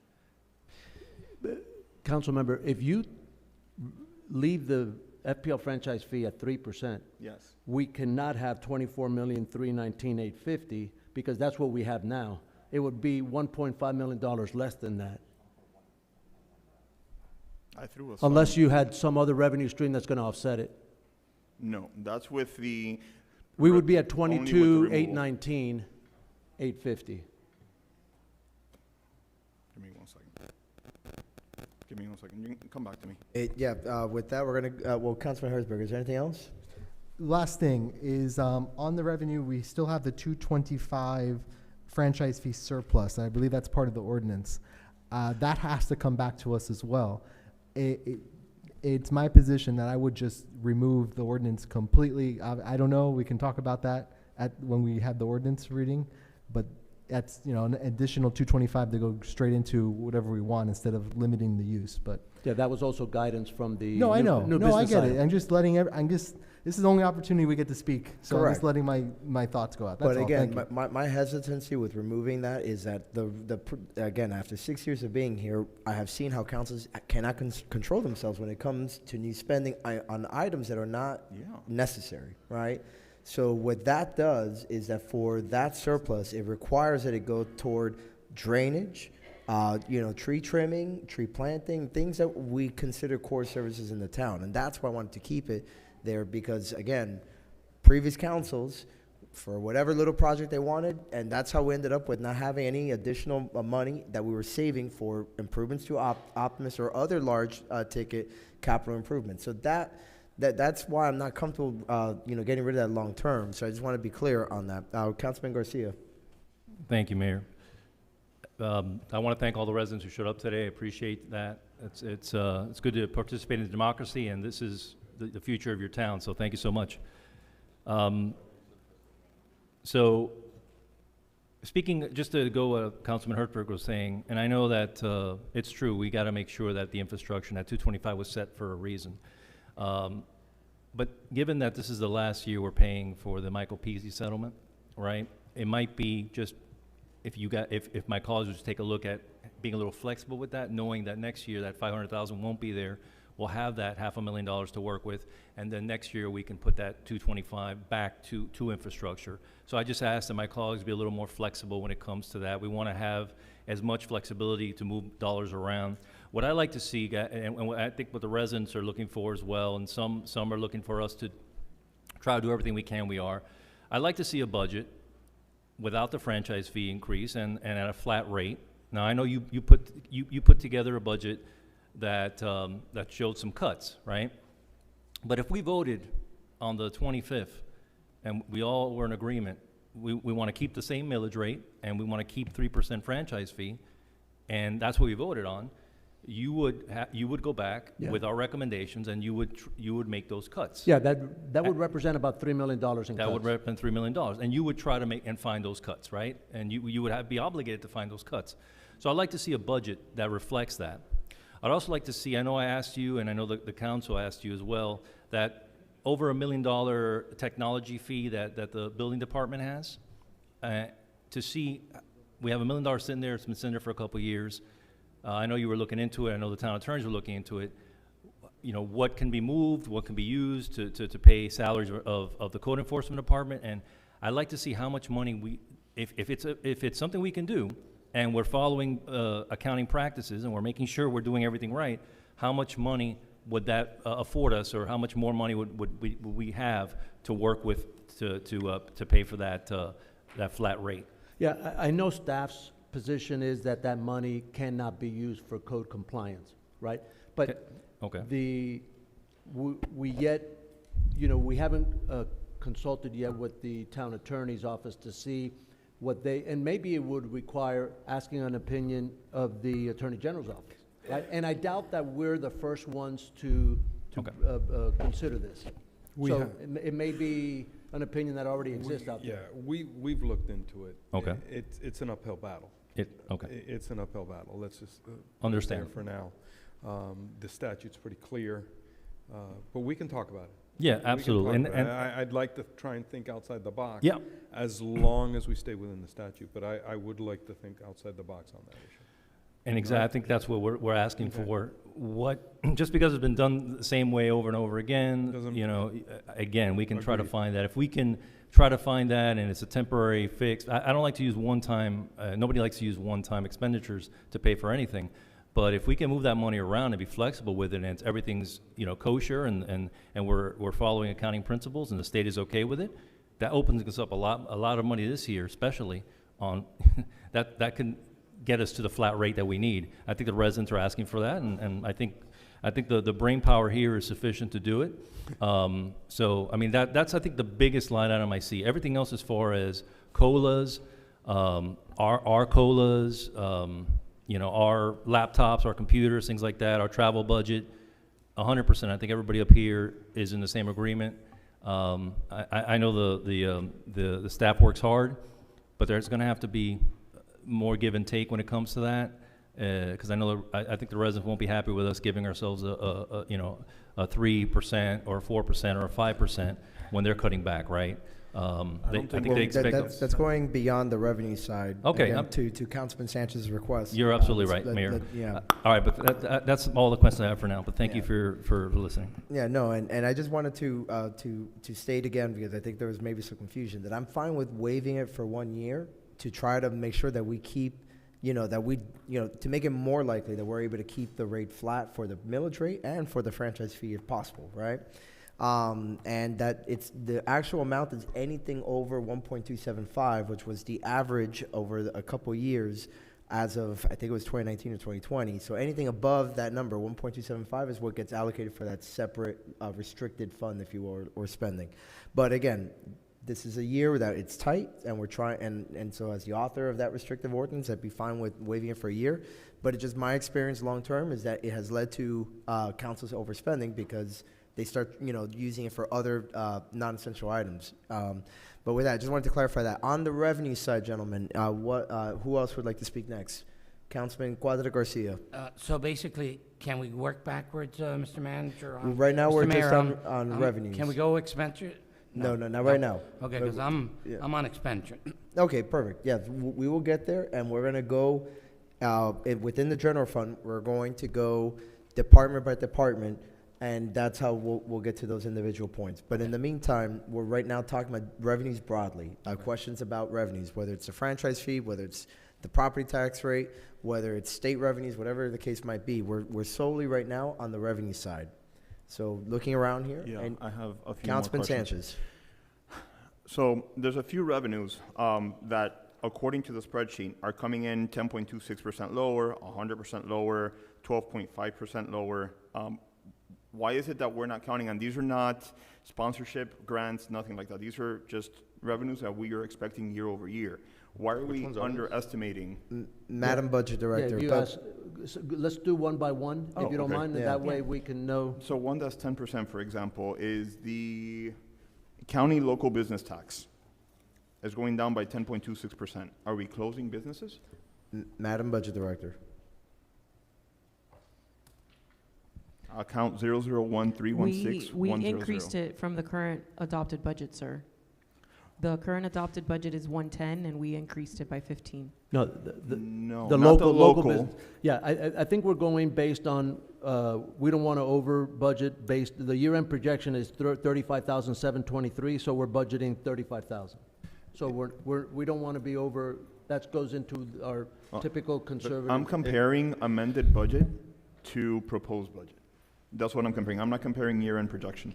Amended budget for 24-25 is 39,000. But when we start estimating, some of these we get from the county or the state, and some of them we base on historical trends. Through the chair, and I'm sorry to interrupt, but You may.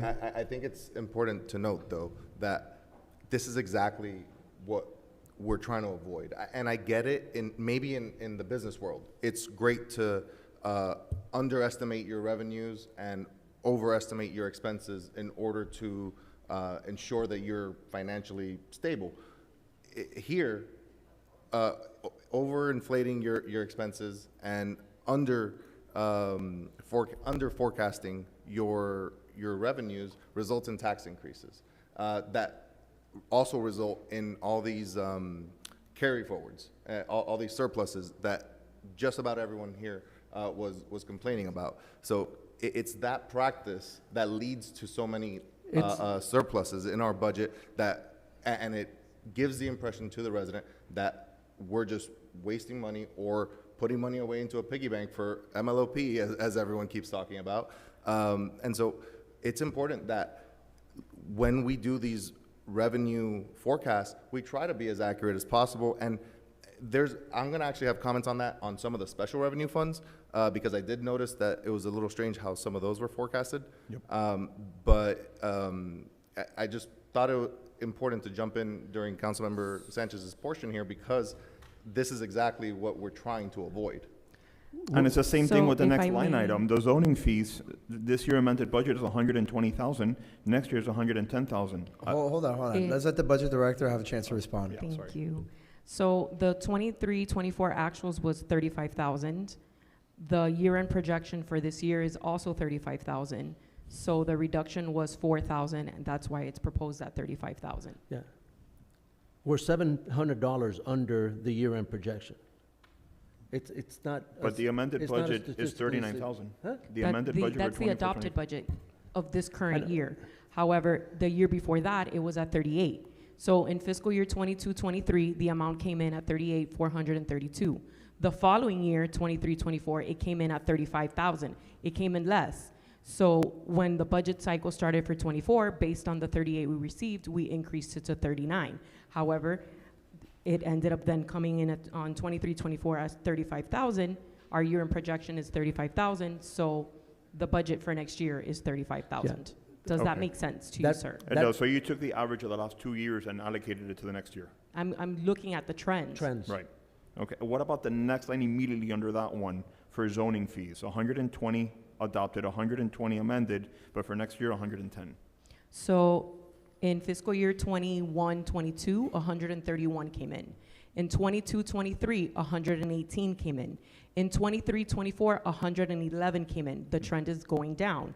We budgeted 120 this year. Currently, the year-end projection is 118. Do you believe it's going to be higher than 118 since we're still not at year end? That is something that I would have to look at in detail, sir. In November, probably. We'll know better. Okay. Yeah, it's just there's other things here. 7.9% public work permits. We're projecting 60,000 when normally in 23-24 we received 81,397. Wait, let me get In 24-25, 65,000. It's account number 110-329-200. Okay. Or 001-329-200. Yeah, the public work permits, most of those are for like approaches, Omar's not here, approaches and so forth. So it goes with the peaks and valleys in the construction industry, right? So- As more people are Excuse me, Mr. doing Manager, renovations to their house. I'm here. Go ahead, Omar. Hey. Sorry. Good evening. I'm attending via Zoom. Public Works Director Omar Santos. Can you repeat the question? Sure. Was related to public works permits? Let me pull it up one more time. So we have public work permits. We have in 23-24, they brought us revenues of 81,397. 24-25, the adopted and amended budget is 65,000. The year-end projection right now is 63,645. But we dropped the projection for next year by 7.69% to 60,000. Why the drop in the 7.69%? Okay. And again, we're looking, like Melissa mentioned, at trends and just what permits are coming in. Right. It's very difficult to project if people are going to be doing improvements either on the residential side or the commercial side. Okay. For whichever reason, we may have some information, for example, from the gas companies. If they have a big project coming in, we can have an idea of a big influx of permit fees coming in for that type of work. But overall, the permit fees for public works are not that high, and it may be difficult to project. So we like to use past information. If we see that from the previous year to now, it's been a decrease, we would project a decrease or very close to what was before. But that is a number that it is very difficult to project. Okay. Thank you, Omar. I appreciate it. Mr. Santos, I appreciate the info. To piggyback on what he's saying as well, if you do an average of the 5 years of what we received in public works permit fees, it's 39,000. Now, in 2020, it was 23, 21, 28, right, 22, 22, 23, 62, and 23, 24, 81. So this year, the year-end projection is 63, which is less than what is budgeted at the current year right now, which is 65. Right. But as you said, because in multiple items at the last meeting, you said that the year-end projections are not finalized until about October, November. So we got to go back and forth and see what is actual and what isn't actual yet. We won't have actuals till December, when the fiscal year has already begun. Right. Our fiscal year begins October, and in December is basically when we close everything out. A lot of our revenues have a lag where we don't receive them right away. We receive them 2 months after. So for June, we won't receive June until 2 months later. Right. Point of clarification. May I add something as well, if I If may? it- Kay Grant? Mr. Vice Mayor, before you continue, I guess let's let the finance director just complete the answer there first. Sure thing. Kay Grant, Finance Director, and I just want to mention as well that. I'm sorry, can you hold it closer, just so that? I just wanted to mention that as of today, the actuals is only 54,000. So there is a strong possibility that her projection can also come in much lower than what is on the sheet at this time. So the projections are not that the monies that have already been received? No, projections No. are just a forecast of Because what I we would think expect $1 to came in, receive projection goes up by $1. No, how we do that, let's say One at a time, please. The last everybody. time that the projection was done, let's say, was, I don't know, maybe June. So I take the actuals that we've received up until June. Based on that, then I do a projection of what I'm going to receive for the rest of the year. It is a projection. I can't possibly know that. Right, so you do it at the end of every quarter? Pretty much? No? Okay. Mr. Manager, please So- put into the mic for the record. Remember So- that there are those watching live and then others that may go back and watch the video. So we want to make sure that they are able to hear everything that's going on up here. So based on the information that we have just told you, that the current amount that we've received to date is 54,000 for this line item, my projection might be even too much. So the budget proposed for next year of 60,000 is pretty on target. Okay. Okay. And then... And it's only a 5,000 reduction from the prior year. Right, but we're looking at the percentages, because I know that it seems like a 5,000 here, 10,000 there, but I'm No, a all big things believer add up. in death by a thousand cuts. So, you know, if we can start finding those pennies, those nickels, those dimes, those quarters, and take it away from the residents paying it, understand. I'm all in favor of that. Then account number 001341925. Let's Yeah, get that actually, hold on. clarification. The Vice Mayor did have on that point absolutely. something to make, or a point to make. Because it'll help with Councilmember Sanchez's discussion. I'm just a little concerned because I know Councilmember Sanchez has an Excel spreadsheet. I know I have it. I think others might have it. My concern is the numbers that we're mentioning up here don't necessarily line up with what's on the PDF version, or at least for me. What was the number that you said a moment ago for zoning fees? For based on the 2.2459? The proposed rate by the staff. Zoning fees, which, okay, so 25-26 proposed budget is 110,000. Okay, yeah, on this PDF, it's 147. On 1,000. I haven't touched any So revenues. that's my concern, is that this and that are not matching up, and they're supposed to be the same thing. What do you For have for zoning- zoning fees, Melissa? For zoning fees for next year, Yes. I have 110. Yeah, we have, this PDF 147 was has on- No, so 147. there's so when you combine the zoning fees and zoning fees certificate of use, it's 147. But when you break them out, when it's just zoning fees, it's 110, and when it's zoning fees certificate of Did you use, hear that, it's Mr. Vice Mayor? 37. I did. It's what we. So the amount This is is why we kept asking for the sub-line items and the it's sub-line the items same and the amount. sub-line items. It was to avoid this. Yeah, because the 37,000, yeah, is a zoning fees plus a zoning fee certificate of use. Yeah. Correct me if I'm wrong, but all of you should have the Excel. Every single one of you. I believe that was forwarded to every single council Yes. member. The I just Excel want to make sure that spreadsheet, that's correct? stated on the record. They have the updated Excel sheet, which was provided, I want to say, updated by like 4 o'clock.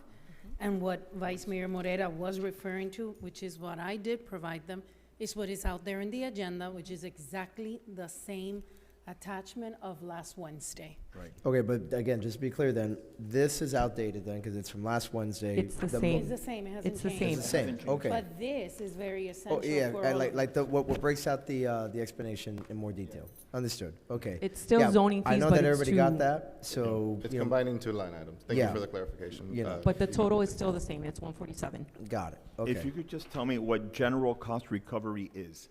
It's account number 001341925. We have a proposed budget of $10,000 in revenues for that. We're still under revenues. I know, but what, what heading? What's the account number? 001341925. General cost recovery is the account name.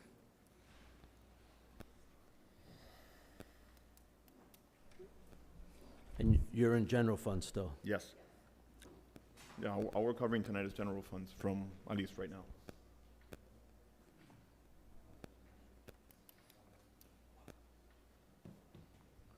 Because that also went down by 16.67%.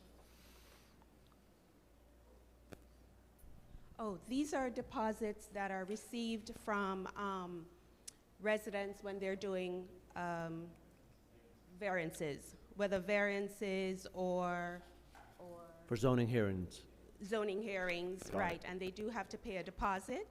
And once we have attorney's costs, Madam Finance Director Burke, please remember the microphone. Thank you. attorney's costs, operating costs goes against the deposit, and then we reclass whatever that expense is to the revenues. Okay. So this is this is from planning and zoning variances. Okay.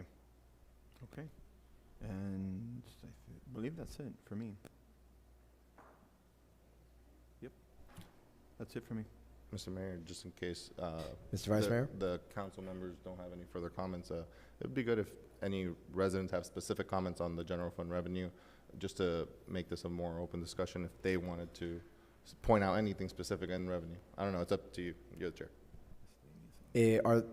But again, it would be for very brief comments because obviously we have a lot to get through today. Are there any residents out there that on the revenue side have any comments to make or questions that they would like addressed? One, two, no? Okay. So with that, anything else on revenues? Through the chair. Mr. Garcia, Councilman Garcia. Go ahead, if she would, of course, resident would like to go first. Well, the public in general, but yes, if you'd like to speak, now's the time. On revenue specifically. On revenue specifically, we're not getting into the expense side of the ledger just yet. We're trying to keep the discussion focused so that we don't lose each other as we go along. But not yet? Okay. Oh, no. It was just asking if you wanted to come up and speak on the revenue portion of where we're at now. No?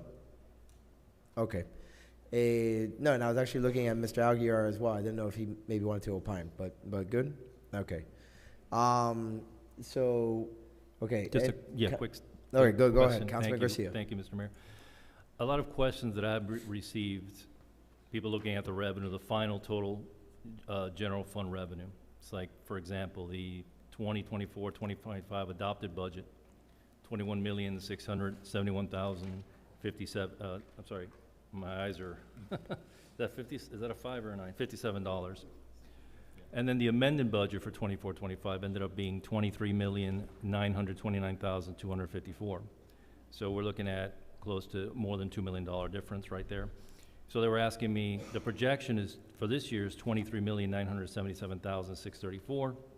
Proposed budget 24,319.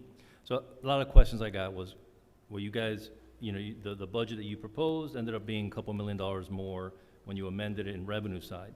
So I guess the question I have for the manager or for Melissa is just a basic understanding of, why that's different this year as opposed to other years, right? Yeah, remember we for had their edification. a mid-year budget amendment, right? Yes. And in the mid-year budget amendment, there were allocations that this council made. A significant portion of the amount that you had at your disposal to allocate was caused by the change that we made from going from 2 months undesignated fund balance to just to 15%. That added extra capacity within fund balance, and that is significant. That contributed significantly to the amount of money that you had to distribute back in March and April. And that's was added to the budget, and that is the amounts that you allocated during the budget amendment is what caused the difference between adopted budget and amended budget. Thank you for that explanation, absolutely. As far as this year, because it's, every dollar counts, do we have kind of like an idea of, because of this year's being different than last year in that sense, what the year-end the proposed budget, how much more, or is it going to be the same as the actual budget going to be for 2026? Obviously, the move the decision that was made to modify the undesignated fund balance from 2 months to 15% is only a one-time injection, right? It's only a one-time injection of new money into the budget. Okay. So I don't foresee that happening again. So I foresee, remember what a budget is. A budget is, there are some things that we can predict is going to be exact to the penny. Sure. The majority of both revenues as well as expenses our forecast.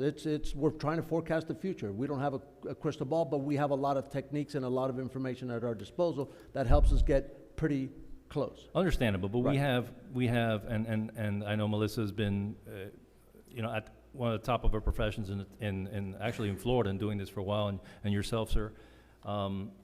And for, what do you foresee, given all the factors that you gave me, with the explanation and how that works this year? Do you foresee half as much, a quarter as much, or just nowhere even? near? No. Nowhere near. Right now, the projection that Melissa's last projection was a hair over $800,000.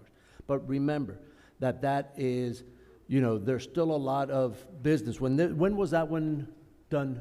So I'm currently updating our year-end projection for the expenditures. The revenue, that has not been touched. What was your question, sir? No, when was the last time that year-end projection of 803, when was it that you updated? I want to say it was probably in July, June or July. So a lot has happened, especially because a significant amount of money that the council appropriated during the budget amendment, which was just a few months back, dealt with, park improvements for the little pocket parks, the extra phases. We had extra money for different things like tree trimming and so forth. And as those work orders are being, there's not like a light switch that we can just turn on and say, hey, and then tomorrow we have people out there trimming trees, right? We rely heavily on our contractors. So when you appropriate the money, then we start issuing work orders to contractors. We get in line with every other one of their clients, right? And it may take 2 or 3 weeks for them to get up and running and come and address our work order. So that's why there's always a lag.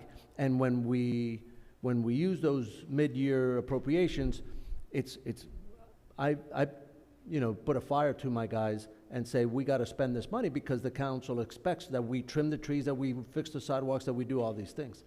So but they are hustling and they're putting the pressure on their contractors to perform, right? Because that's another thing if contractors can't perform. So I hope and expect that this 803, by the end of, when all is said and done, when we close out our books a couple months after the end of the fiscal year, that it is as close to zero as possible. Okay, and thank you for that explanation. The last question I have is, are there any projects that are using general fund money that can be pushed back an extra year or pushed back, or any grants that we need to match that can be pushed back to the next year, not to 27, that could open general fund dollars to be used for other expenses? I mean, the most significant projects that had general fund money, we've already drawn the money. We had money, general fund money in MLOP. We took it out. Then you guys appropriated back in the mid-year, right? In the budget amendment in March and April, we put the $499 that we had taken to balance a budget 2 years ago. This council elected to put the money back. So that is general fund money. But again, it is not a responsible way of budgeting to continue to use these one-time infusions of cash. It's not. Well, we're on the expense side of the ledger, and I just want to remind everybody that we have a lot to get through. Okay. So and we're still on the revenue side. That's one. With that, Vice Mayor Moreta, I know that you had Just a question. a very quick yes or no question. Do we set the utility service tax, the one on the water bill, or is that out of our control? We set the stormwater fee. We set the stormwater fee. But not the other rates. I don't believe that those are set by the utility company. Okay, so we don't set that. We set the stormwater fee, and that is earmarked. That is the main funding source for the stormwater fund. Correct. The operation of our vac truck, the monies that we use for projects or for matches for projects and things of that nature. Okay, that's all. And to be clear, the stormwater does not affect the general fund. That is correct. Right. But what about the utility service tax? That one does, right?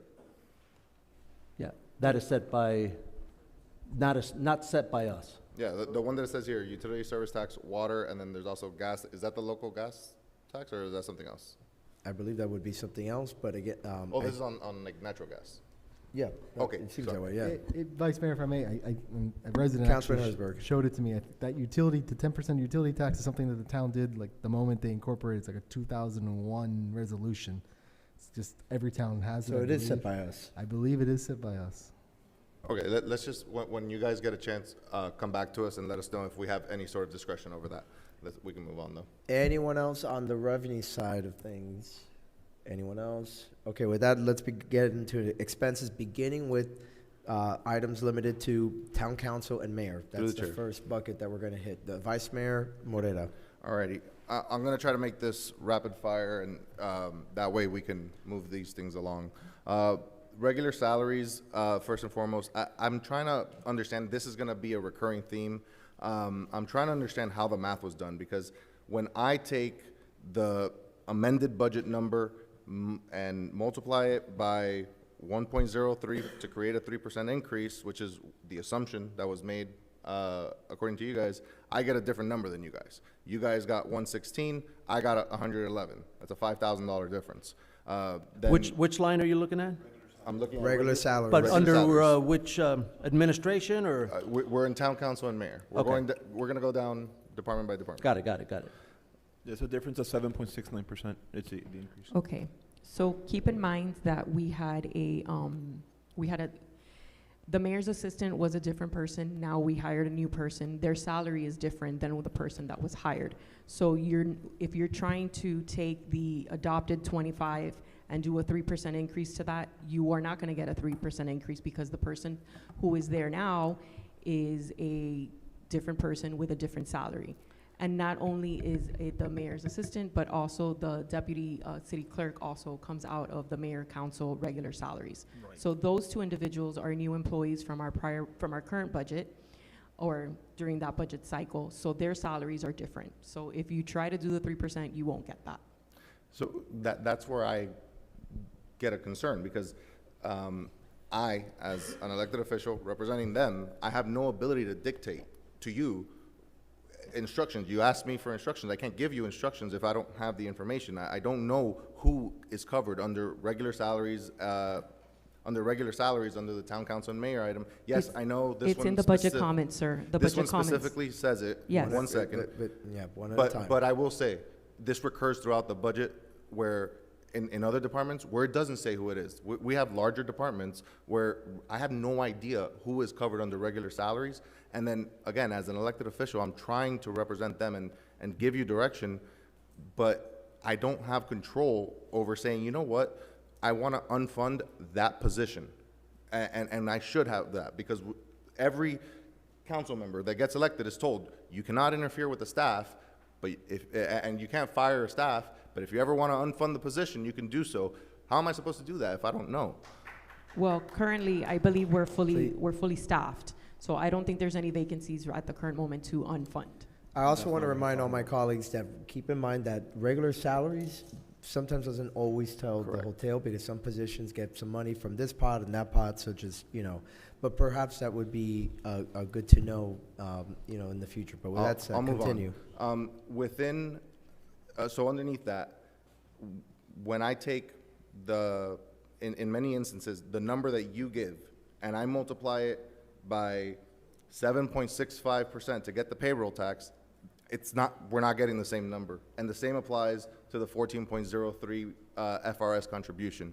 And that's using your numbers. All I'm saying is, please make sure that our numbers are correct. The FRS contribution, also keep in mind that the percentage is not for the full year.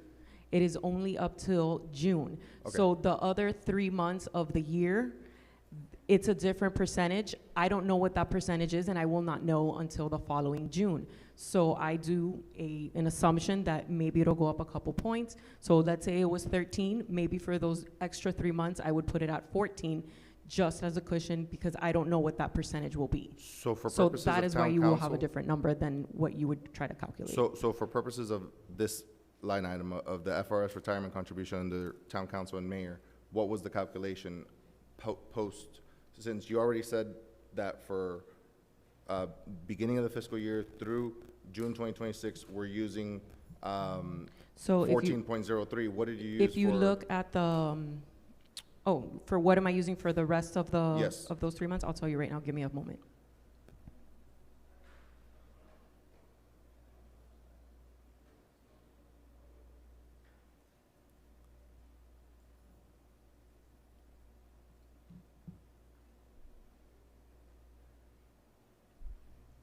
$14.30. For some reason, when I did the math, and I've never claimed to be good at math, and I did not do it based on a certain number of months at one rate and a certain number of months at another rate, I calculated it all as one rate. And when I did the math, it almost appeared like it was 17.23%. That's just on my notes. I'll Which move on. line item are you specifically speaking about, sir, so I can The same one. address it? The FRS under town council and mayor. Which So is the for FRS under- $20,054.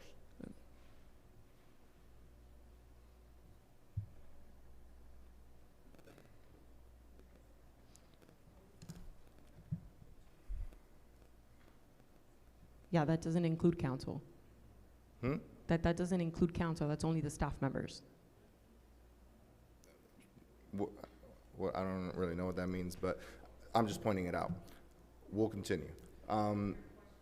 Well, I just also want to reiterate that, remember that the council members don't get a salary. They get certain benefits, like the stipend and the car allowance, but that doesn't count for FRS purposes or payroll taxes or anything like that. So I just want to, continue to reiterate that as we're going down. But Okay.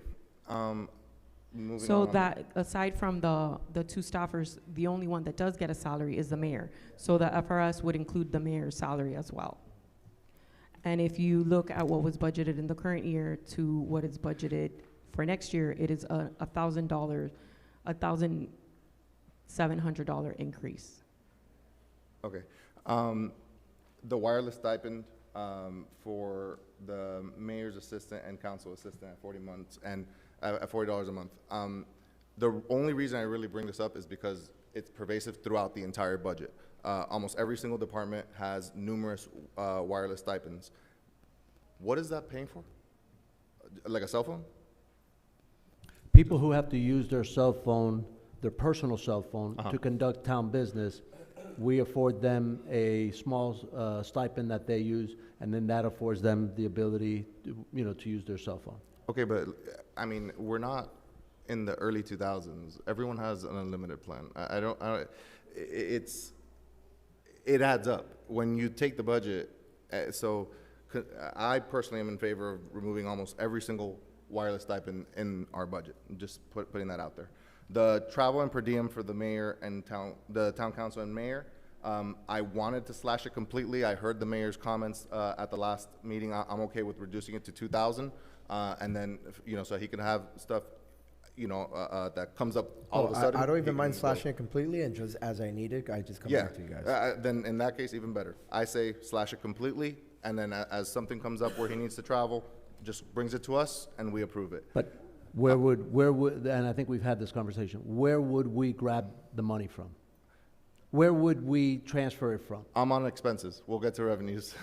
I mean, I think that that's another thing. Because we don't have an extra pot, right? We don't have a contingency line. We do, and we're gonna get to it almost at the end of this meeting, and that's all of our special revenue funds. I do truly believe that there's a lot of room in those special revenue funds to use them for things like that. But they're you not, just have to be creative. Yeah, they're restricted. They can't be used I hear that they're restricted, but I think that you can use them for their restrictive purposes for things like this. And we'll get there. We'll wait for him to get there, but yeah. Okay. And I just also, if I may though, if I can remind all my colleagues to turn down the temperature a little bit, just. I'm just trying to go fast. Yeah. I'll wrap it up by just saying, same thing with the data plan for the iPads. I think that should be completely slashed, but I did have a question. The budget comment says data plan for 7 iPads and Facebook Live average of $40 a month. What's the Facebook Live thing? I may need to remove the Facebook Live. Oh, that's not part of that.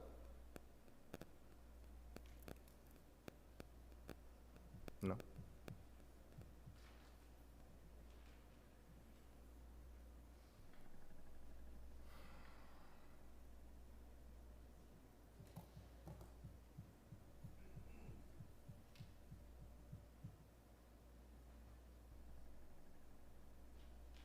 Yeah, if you do the $40 times 7 times 12, it's the 3,360. So the Facebook Live is what needs to be removed from the comments. Okay, but in any case, I think that the data plan should be slashed. Like I said at the last one, everyone has a phone that can do a personal hotspot. There's no need for that. And then my last item on council and mayor is education and training. I think it should be a bare minimum number at best. I have it as 2,500. I think zero is better, but I know that there's some statutory ones, so I would just set it at 2,500. And that's it for me on mayor and council. Okay. Through the chair. Yeah, well, one at a time. Okay. Just because I thought it was more of a clarification, Councilman Sanchez, what was your question? Isn't the education at training currently set at 1,490 for 25, 26? No, 5,000. It's 5,000. It's a very last line there. No, you're looking at the amended budget for last The year. amended is 1,490, then 2,550, 24-25 year-end projection. But the proposed is then 5,000. 5,000. I have it at 1,490 for some reason. I'll change it to 5,000. Yeah. With that, Councilman Fernandez. Thank you, Mayor. This is kind of the easiest one for me to go through, and because I do agree with the Vice Mayor's recommendation. I would. I'm sorry, please hold. It appears that there's some kind of background noise or feedback going on. If we can just try to address that and see what the cause is. All right, thank you. Okay. With that, please continue. Okay, yeah, so I agree with the Vice Mayor. I would be willing to slash our travel budget, and I would absolutely be willing to slash the data plan, which I think there's no reason for it. I agree with you. And then the last one is in regard to education and training. Again, I think to his point, there are some requirements for us, but aside from the actual requirements, we can forego the difference. All right, on mayor and council, next, Councilman Herzberg and then Councilman Cuadra Garcia. So we just went through a bunch of line items. I think staff wants to know. So let show of hands. I don't know. Do we all agree that we're okay with getting rid of those items? Well, why don't we go one by one? Right. The Councilman Sanchez. Yes. What are your preferred cuts? Exactly what Vice Mayor stated. Okay, Councilman Fernandez. I agree. For myself, I'm not in agreement actually with cutting off the stipend for the assistants, right? They're using their personal cell phones, and I get that there's wireless plans and everything, but it's a little benefit that they get, for being, as part of their public service to help defray the cost of that. So again, I don't think that's going to be like a major area, and we can certainly make up for it in other parts of the budget. But I would be in favor of cutting the data plan, as well as at this point, I'll even turn in my existing separate phone, and if I have to use my personal phone, then I'll go ahead but again, it just makes it easier as far as, public records. But with that said, I'd also like to cut the $600 for the business cards, as well as $1,000 for the shirts. For us, I think we can all pay for our own shirt, for a year, right? I was curious, what is the setup cost for meetings, the $300?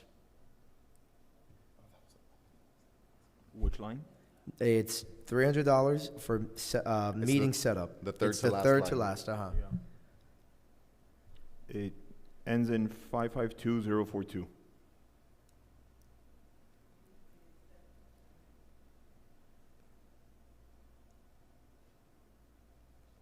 Is it okay with just the numbers after the dash, or would you like the whole thing?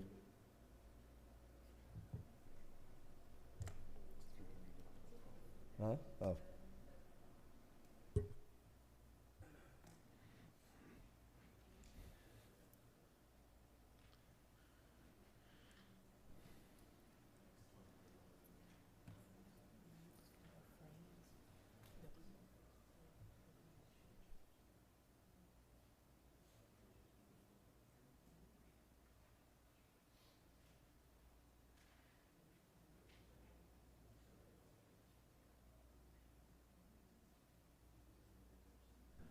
Melissa, what did they, only one expense, or there was an expense of total of $77 for That $77 was laundry service for table linens that were utilized for an event.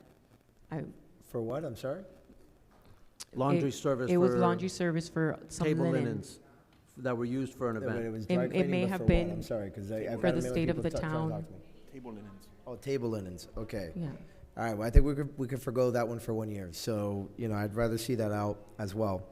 Now, Councilman Fernandez, just to put it all in the record, did indicate, and, again, continue to think about it, there is a value to having the separate cell phone so as not to, commingle, what's public business and what's personal business, and he actually disagrees with my suggestion to cut the cell phone, so, I'll go ahead and I'll back off of that one, but then let me go down on, Mayor, I'm getting there. Yeah, no, this is why we can't really provide you next week a modified budget, because there's disagreement amongst the 7 of you. But that's So- what we're trying to figure out, and that's why we're going to go down, Right. and it's just to see where it seems as if there is consensus among the majority, right? It's not pretty, but the sausage has to get made. No, I know, and that's why we did this spreadsheet, we've so done that this, amendments yeah. next week can fly and. And we've And then done, we can take since we did this in 2019, and, we'll be able to get through it again. But okay, so and again, I still have to go down the line, but, okay, so Councilman Sanchez, I just want to reiterate, you were fine with cutting the data plan, correct? For the 7 iPads, yes. Okay. Would you also be in agreement with cutting the business card line item, which is something I just mentioned? No. Okay. Okay, so you know what? Then I've been doing this wrong. Let's just do it the way, actually, I think that you had proposed, and just go one at a time. So how about this? And actually, or by show of hands, the way the Councilman say that a Herzberg little said. louder? I just might. Okay, I'm almost out so, of business cards. once again, the data plan for the iPads, show of hands. For the council, yes. Okay, unanimous decision there. There you go. Okay, on the business cards, removing the business cards line item, by show of hands. Okay, perfect. I'm almost out. Okay, the shirts for the mayor and council, yeah. Okay. I pay for my own anyway. The setup for meetings, apparently the dry cleaning for the linens. The dry cleaning for the linens, a $300 line item on meeting setup costs. Okay. Everybody's voted? Okay. Okay. What happened? You guys are not voting. No, we're not. Okay, I just want to make Oh, sure. no wonder he No, was we're running. not voting. No, it's a straw poll. I understand. For the record, they are not voting. No. No, we are not voting. We're just indicating For to the staff record. which are the recommendations they should, that they would be safe with proposing. But again, it's about building consensus. We're not voting, right? And there's still always time for everybody to disagree by the time we get to the next. Exactly. You are free to reconsider your position Exactly. and everything else for I the got record. you. I got you. All right.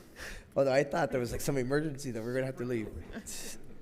Okay, so on the 300 setup for meetings, everybody, indicated to staff with their preference on that. On the last line item, education and training, was everybody okay? Was staff giving us a recommendation as to that, right? Okay, no, hold them up so that Melissa can see it, just so again, we're not voting, we're just indicating where there would be some agreement. Okay, everybody agrees? Okay. Was there anything else I missed on this? Why don't you just say, is there any objection to this? Okay. It's a cleaner way. It doesn't look like we're taking a vote. There's no hands up. Okay. Does anyone I object mean, it to still this? accomplishes the same thing, but I I get know. your point. I'm Okay. just trying to Sorry, help you out. Councilman Herzberg, I know you tried. Okay, hey, so what did I miss from that, that was discussed? The travel and per diem being reduced to 2,000. Okay, yeah, was there any disagreement or objection on that one? Okay, excellent. All right, so I think that covers it for there. We're now going into town clerk, unless there was any Through the other chair, just suggestions. Quick question, line item, computer software licenses. It's around 62,000, almost 63. Are we using every single license? Because sometimes you purchase licenses, they're not used. We keep them around just in case. We need to have someone, or is everything being used? This is a question for Gina. Any license that we can forego that's not being used for a while? They use their license. Every single? They use them. Okay, so, E-scribe. and each department has, logins for for number of employees. Is that contract unlimited logins or limited to 2 or 3 employees? So there's no room for like, I don't know what you're asking, sir. You need to be specific in your question. I'm sorry. okay. Usually, when companies or organizations buy licenses for software, they purchase a certain amount. There are times where these are low-hanging fruit, that there's licenses being paid for that are not being used. Yep. I guess the question I'm asking, is there any licenses or number of licenses not being used by staff right now that could perhaps be something we can cut? That was the. If we're in the town clerk Let's talk section, about the town clerk. for sure, all the ones listed here, they're all required, and they're not just sitting in a drawer waiting for somebody to. These are essential services Absolutely. that some of them I even use with other departments. Okay. Like Laserfish, I'm gonna give you an example I use with building department, and the Zoom and public comments license I use with communications. eScribe is No, not absolutely. mine, eScribe is the entire town. Madam Clerk, I'm not trying to cut the actual software. I'm trying to cut the number of licenses if possible. That's just a question I have. Not the software. I know you use it on a daily basis, super important for your job. Not trying to cut that. The question is, sometimes we have additional licenses that we pay for that might be, and I guess that question would go through any department. If department heads see we have 5 licenses being paid for and we only use 2, that's something that would, for our knowledge, would be something we would consider cutting if it's possible. That's just the question I have for licenses. It is a very good question, and regarding Laserfish, for years I would have liked to increase the license, but Okay. it's only, I believe it's 2 people in my department, and I think it's 1 in building. Am I correct, Angel? Laserfish, that is used by the building. So I wish to have more, but we only Okay. have for 2 or 3 Okay. in the entire town. All right. Thank you Mr. for Vice Mayor? answering. One Hugh, second. to the council. Okay, 1 second. Just to be clear, you're done on town clerk? Or on this issue at least? On this. And we can come back? All right, Councilman Cuadra Garcia. Just want to bring a little humor. I see too many people stressed out here. When I heard $62,000 for the license, are we buying the license company? These are multi-billion-dollar companies. Software. So, yeah, Software are we license. buying the software company? You didn't get it.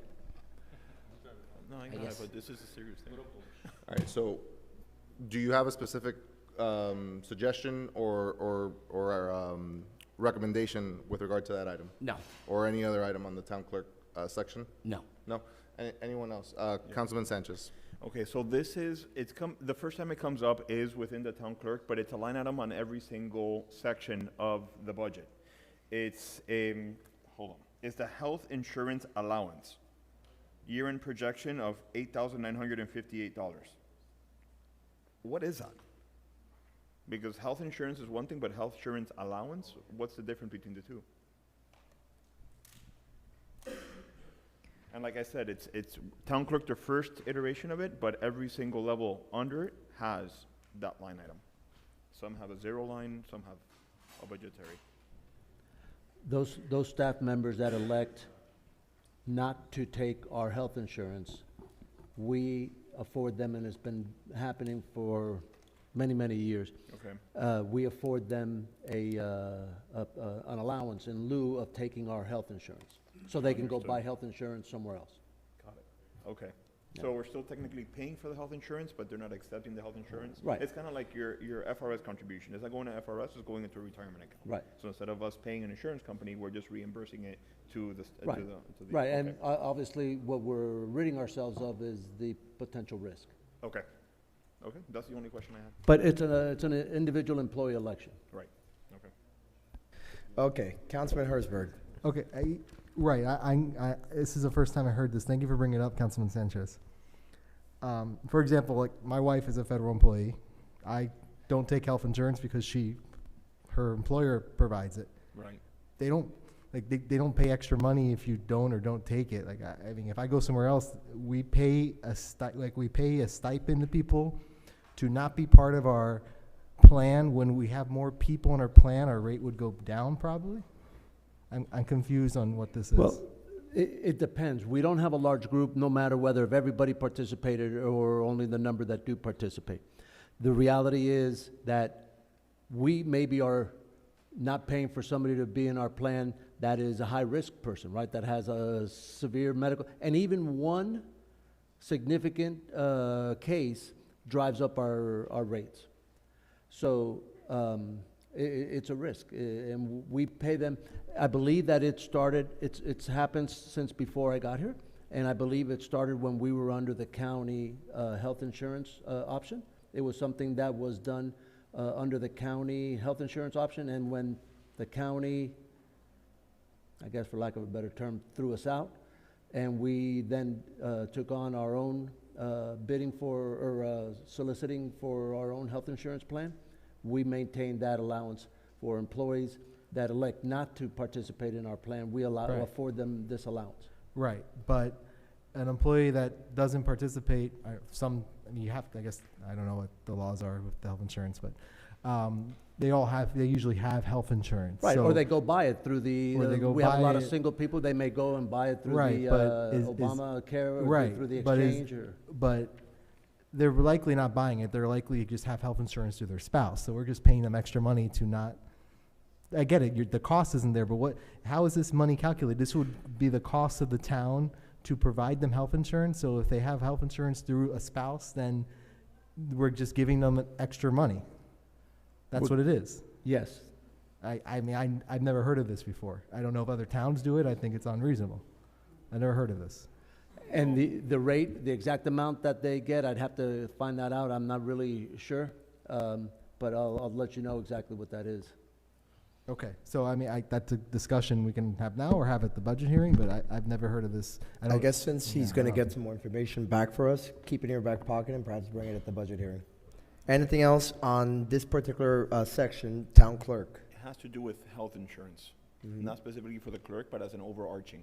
Is it okay if I ask it now? I would say, again, just for keeping in terms of the themes, being that it's overarching, wait for town administration, which is literally the next one over. Okay. Yeah.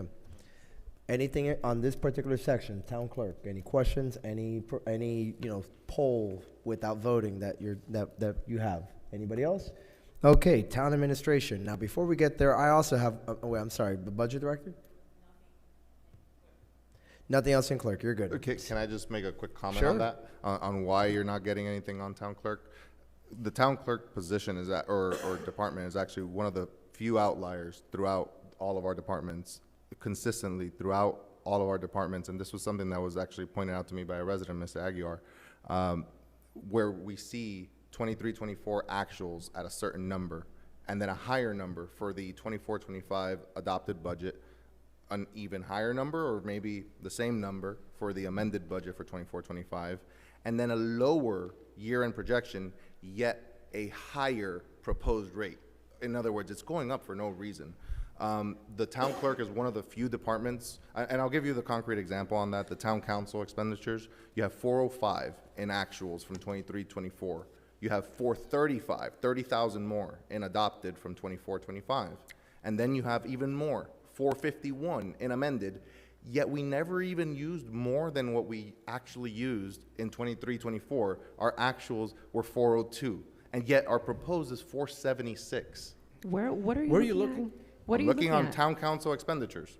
Okay. I'm on the department right above, because the council is one of the ones that's a sinner in this equation. Okay, but And I again- wanted to point out, the reason why you didn't get comments on town clerk is it's one of the only ones that actually doesn't violate that. It's one of the only ones that properly, if you notice, it went down. The point has been made. So, okay, I The can point has been address made. what you're talking about in mayor council.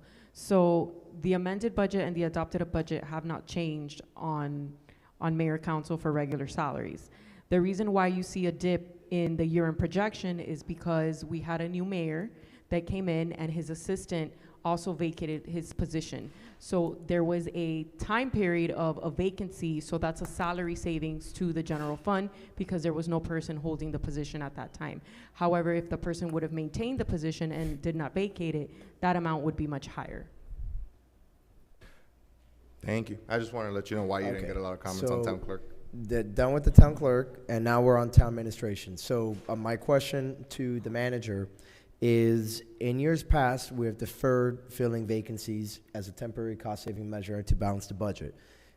Or do we have any currently vacant positions that we are trying to fill? I don't believe right now we have any. There's a part-time code officer that the council actually added money to that position during the budget amendment in the mid-year. I believe that is the only one that is unfilled right now, vacant.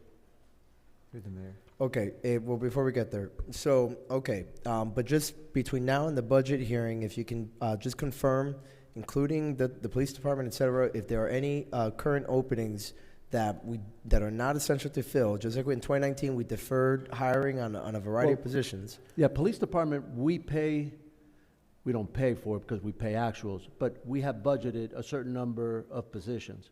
And they have, I don't believe that they have any vacancies at this time either, but the only one that we have on our side, non-police, is the part-time code officer. I was just confirmed. Okay, well, just if you can confirm that. It's you know, confirmed. Because That's otherwise only the- that will be one of my motions at the September budget hearing. Now, a question that I had as well is, again, we're in September, but next week's budget hearing. But another question I had as well is that it appears as if the number of grants that we've applied for and written for is about the same, even after we hired that contracted position to support the grants department with the back-end paperwork. Do you have any context as to why? Because the idea when we hired that additional person, other than helping out our grant writer with the process of the administrative back-end paperwork that had to be done, was to free up their time to search for more grants, which again is in theory free money in many cases for us. Do you know why the number of grants we've applied for has stayed stagnant? Yeah, if you remember, we had a transition in that position that Renee left the town, and then we moved Olivia in there. There was I guess an assimilation period there that Olivia was getting acclimated in that position. She's done exceptionally well, and you're right, the grant support person, the consultant, primarily is used for managing the grants, or sometimes even writing the grants. But the pursuit of new grants continues to be an in-house function, and Olivia's been slowly but surely improving in that area. It's something that as she gets more familiar with the grant world, she's doing a tremendous job in that position. Look, and I'm not trying to say that Olivia is not doing well. In fact, the opposite. I think she's been on top of it. But in 2022, we had approximately 7 grants that we applied for, that we wrote for. In 23, approximately 12, and in 2024, approximately 8. So, I just think it would be good moving forward that we try to get those numbers up, and because that was the intent behind the support person. And some of it was a function of local share, local match, right? So if we don't have a source, in the past, we were tapping into some sources that the council objected to for using for local matches for some of these grants. So we have really been trying to concentrate primarily, not exclusively, but primarily on grants that do not require a local match. And then we've been very selective about the ones that we do apply for that do have a local match, and we want to make sure it's a source of funding that is really dedicated for that purpose. Yeah, but again, the intent behind that other position was to try to generate more leads, if you will, I'll put it that way, when it comes to grants. And so if at some point we see that that's not happening, then we'll have to revisit that in future budgets. But just, again, just wanted to get an answer to that. With that, I'm going to turn it over to my colleagues. Mayor. I believe, before you, Councilman Fernandez had flagged me, so I'll let him proceed, and then we'll go to you, Mr. Vice Mayor. Well, I'll just be brief, because the open, at least the part-time open position was a code compliance officer. And there aren't a lot of, I have a handful of, I really don't, I'm going to oppose cutting, and one of them certainly would be code compliance. So that's just my position, and I'm open to hear what my colleagues have to say. Yeah, I agree with you that we should not cut that. Mr. Vice Mayor. I didn't catch the item. that he said not. So that with the part-time code position, Okay. which was my item to cover a gap on the weekends and at nights, Yeah. we added a part-time position I in think order that's to. important. But that's what he was referring to. Mr. Vice Mayor, though. Alrighty, I got a couple on town administration. I'm gonna, again, just try to go rapidly through this. The very first item, regular salaries, I think that the number should be 1,320,150. Figure it out. I think, and then also the payroll taxes and the FRS contribution should be reduced accordingly. I did have a question on the health insurance, health and life insurance line item. I noticed that the 23-24 actuals were 96,000. Then the budgeted amount was 204,000, and then the year-end projection is 84,000, and then now we're again budgeting 210,000. If you look at the line item right underneath it, the health insurance allowance, so the health insurance allowance and all of that is budgeted together. Okay. Then I don't know who's going to elect to be in what, so as the year progresses, then we see, and then at the year end, I make the adjustment. But in essence, those two line items is the total. Okay. So it's the same issue that Councilman Sanchez Yeah, like brought ad up, valorem a taxes moment and personal property tax. Gotcha. But if I can, just to harp on that Yeah, one, sure. when you add those two up, it's $160,000. Not Again, 210. we do not know what people are going to elect when they elect their health insurance. Right, but it's like a yin and a yang. So if we have 100,000 because we're covering, and then we have 110,000 because it's a stipend, that adds up to 210. But 84, Mr. Manager, if we have 84,000 plus 74,000 is 159,000. Still doesn't add up to 200,000. I understand, but keep in mind that I'm doing this based on what we had the prior year, right? So a person may have elected to be in a family plan, but then the next year comes and they decide, you know what, I'm not gonna be in the family plan. My kids are gonna go under my husband who works at a different company, and I'm gonna do a single. So this is a projection. It is an estimate. I'm not gonna know what people are going to elect. Mm-hmm. They elect that in November. Our budget has already begun. Got it. Okay. Alrighty. I hope that answers your question, sir. It answered mine at least. Okay. Professional services should be reduced from 172. It should be reduced to 97, and that's basically keeping everything all else equal, reducing the 10-year strategic plan to 25,000, which I still think is being generous. But I'd rather have that process done correctly. Vice Mayor, on that specific line, so part of that is also our line of credit renewal. But I might, and I don't know, Mr. Manager, if you got to take a look at it. My understanding is we can just ask for an extension of the current We've one. already initiated those lines of communication with the current holder of the line of credit. So we're probably not going to have significant information or, information that we can take to the bank by the time we have the budget hearing next week. But this may be an area of the budget that we need to budget it, and then we'll recognize the savings throughout the year if we can just get a renewal of the existing line instead of initiating a new line. I guess the simple question, if you can bring it back to us at the budget hearing, does the line of credit allow us to renew or not, right? Yeah, we've already. Does it or does it? We're Do we started know? to look at that. Okay, I mean, can I just get a copy of the line of credit, I guess? It should be in there, so. All right, thank you. So maybe we can bring it up on the next one. I agree with you, Vice Mayor, but hopefully we can cut that down even more. Awesome.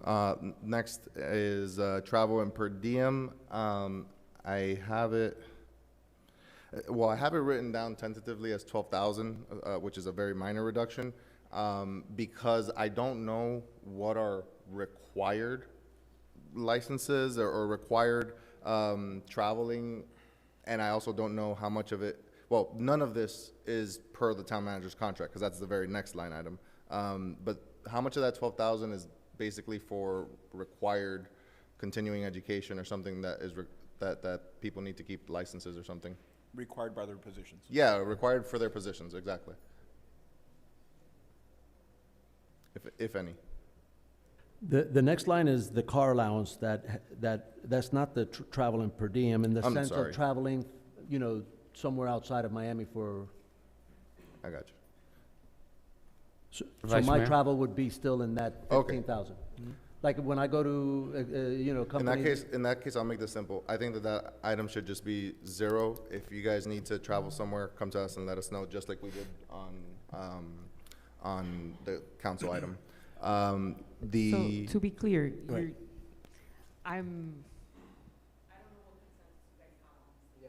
Well, I'm kind of rapid firing, and then we can go back, or. Well, as long as you have it all marked down. I do. Okay, yeah, because otherwise it's going to be very tricky. Yeah. Or do you want me to just slow down after each one? I think that would work better so we can Okay. just get consensus. Okay. Would be the I best. think way. that the regular salaries should be reduced from 1,396,646. It should be reduced to 1,320,150, which is exactly a 3% increase from last year's amended budget. And then they should figure out who needs to get cut or who can stay. Well, Mr. Manager, why don't you address that first? So you're saying to eliminate the 3% COLA? No, I'm giving the 3% COLA, sorry. I multiplied, blah, blah, blah. But you have to keep in mind that last year doesn't have the same employees. And I'll use the example that Mr. Manager mentioned earlier. We had a grants person, she left, and another grants person came in. Their salary is not the same. That's the one I can think of off the top of my head right now. So when you're trying to do an exact 3% increase, you have to understand that it is not the same salary as the year before. I can tell you that this budget does not have an increase in salary and administration for anybody. One more time, that last part?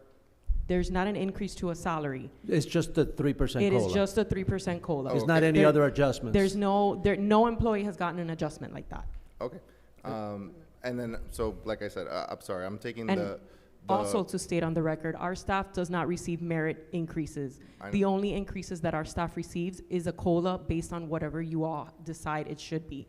It has been like that since I've been here, and I believe it's been like that for many years, even prior to me being here. I have a point on that once we get through all these items, but so I'll skip that one because it's confusing. The professional services, reducing it from 172 to 97. I'll support it. Anyone?